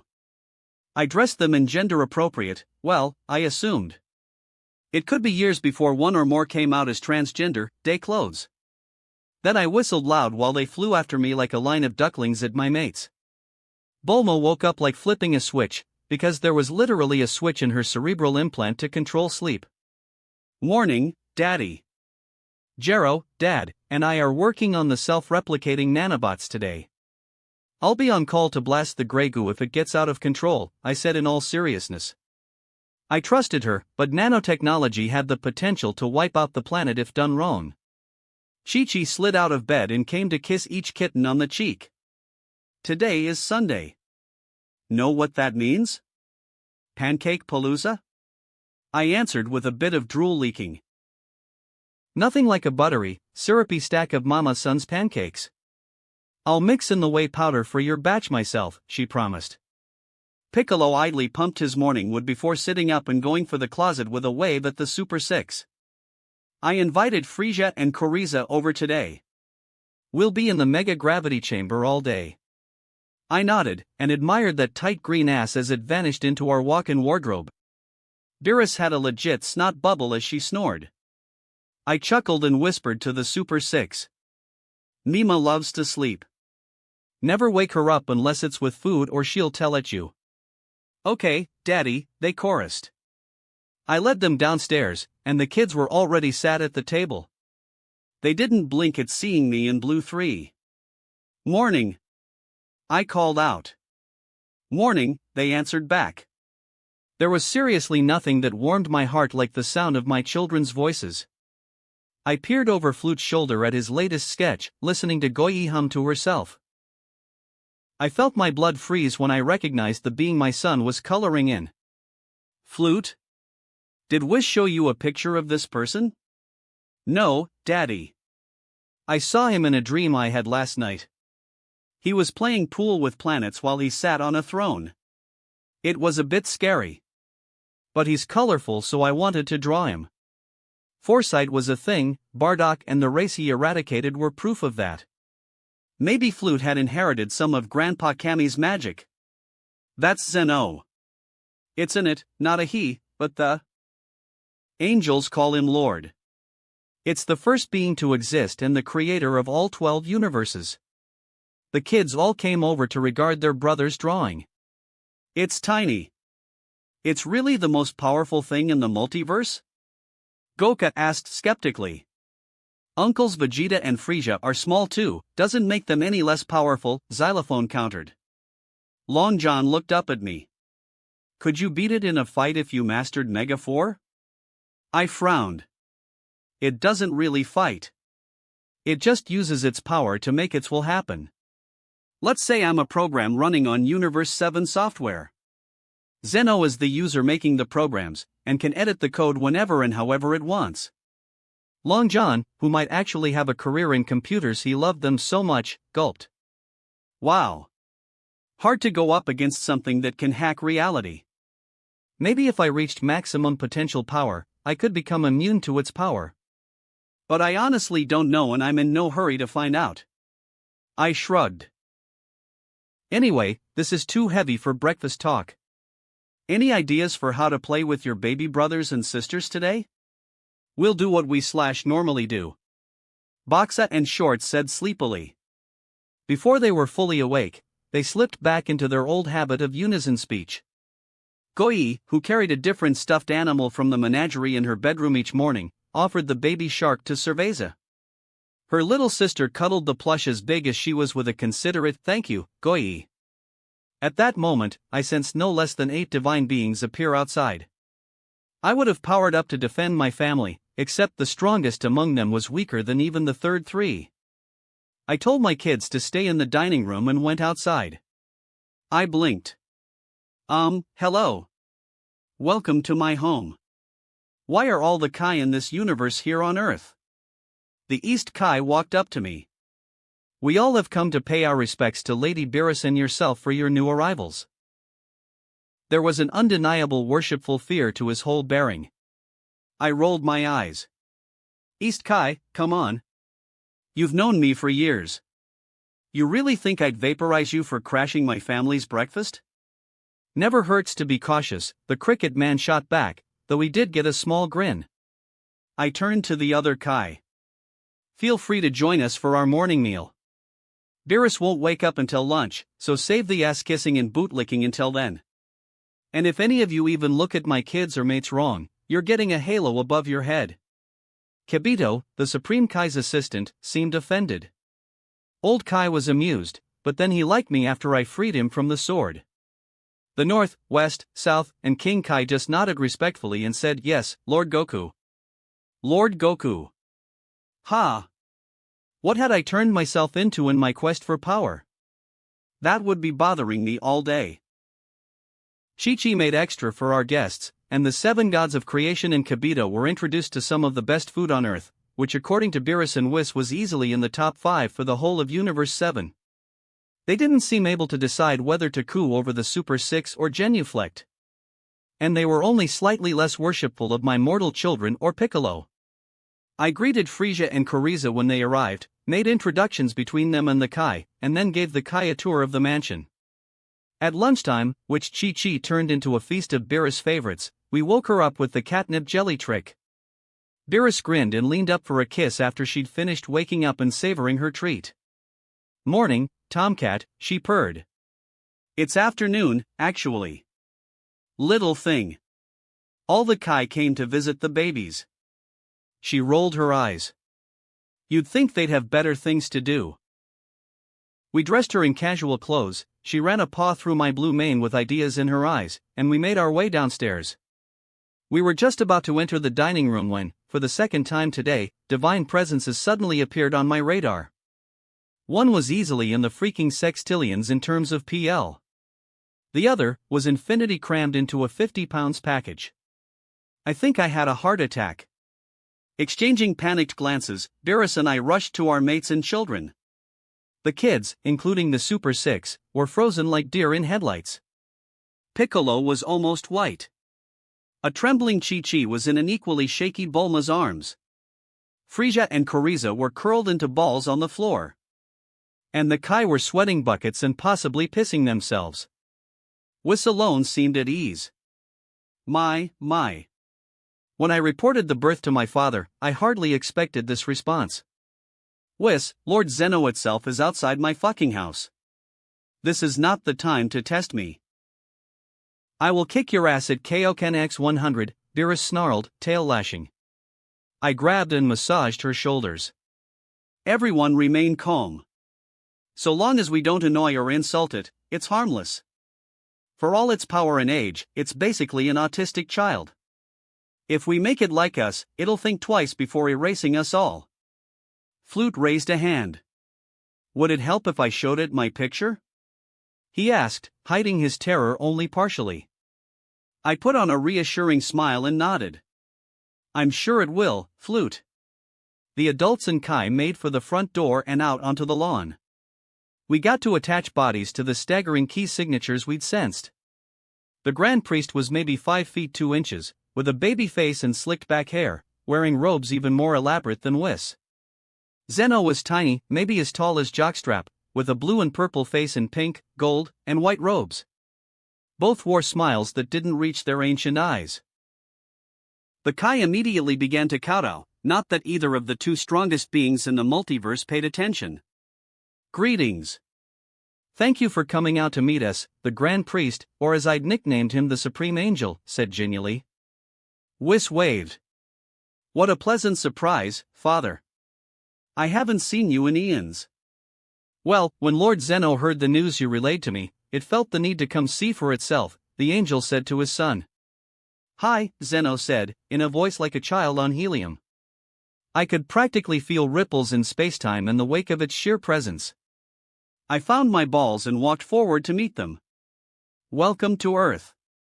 I'm Son Goku, Beerus' husband, and the father of the babies. It's an honor to have you here." I held out my hand to shake. The Lord of All eyed my hand for a minute but deigned to take it. I carefully did not lift it like clueless Goku had. Zeno smiled, but it was mechanical. Like it knew it should but didn't understand the emotion behind the gesture. "You didn't do anything wrong, right? But you're the first to have a baby with a god of destruction, right? So I came to see for myself. That's okay, right?" There was something disturbing about its verbal tick. "Sure. They're just inside. You can even join us for lunch." "Lord Zeno doesn't eat," the Grand Priest said, not unkindly. "Well, have you ever tried?" Zeno tilted its head. "No." "Well, if you were going to, my other wife Chi-Chi makes the best food in the galaxy." I waved my hand and led it and its bodyguard towards the mansion. Zeno stopped when we reached Beerus and looked up at her. "You're happy, right?" "I like you happy," it said simply. Beerus, sweating buckets, nodded to acknowledge her creator's words. Then Zeno continued its tiny strides after me towards the dining room where the kids were waiting. Zeno started off by looking at the Super 6, lined up obediently before him, and saying they're cute, right? Then it patted each of them on the head before hopping into my usual seat at the head of the table. I made no objection. We ate a tense, very quiet lunch as Zeno was fascinated by its hamburger and curly fries and milkshake. Flute broke the ice by offering the god of gods his drawing. Zeno started at it before grinning genuinely for possibly the first time ever. "I like it. I can keep it, right?" Flute nodded of course, and after that the tension abated. After lunch, Zeno got along with my kids like a house on fire. It spent hours talking to and playing with all of them. The Grand Priest watched with bemused fascination as his charge played hide-and-seek with my brood, giggling all the while. I sidled up next to the man whose PL I hoped to eclipse one day. "Spending millions of years alone with just you is bad for it. Why didn't it make friends or even more servants?"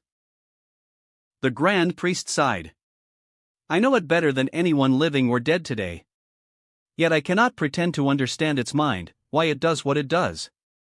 I simply follow my duty. But I will say that this is the happiest I have ever seen my lord. Mayhaps you and your family will be good for it, which is good for the multiverse. Tell it has blanket access. Visit anytime, night or day. We're happy to have it." The divine guests ended up staying for dinner, and the kids almost talked Zeno into a sleepover. But the Grand Priest insisted they return to their palace in its own pocket dimension. Zeno clutched its picture as it grabbed into the Grand Priest's leg. Then they vanished in a flash of light. The other Kai all let out a sigh of relief and left for their own respective planets. "That was actually rather pleasant," Bulma mused. "That poor deer. I just wanted to wrap it in a blanket and feed it cookies," Chi-Chi told us. "Don't forget that poor deer could rip us into quarks with a stray thought," Piccolo cautioned. Beerus wiped her brow. "We're still alive, that's what counts." I wrapped them all in a hug. "What do you say we get the kids clean, tuck them in, and have thank gods we survived sex until my cock falls off?" The kids were asleep by 9 o'clock. We didn't pass out until 3 o'clock. That wraps up this part of What If Reborn as Son Goku. If you enjoyed the video, please like and subscribe, and don't forget to support the original author as well. As mentioned earlier, this will be the last part for now since we've caught up with the author. I'll be replacing it with whatever story takes second place in the ongoing poll for our next project, so stay tuned.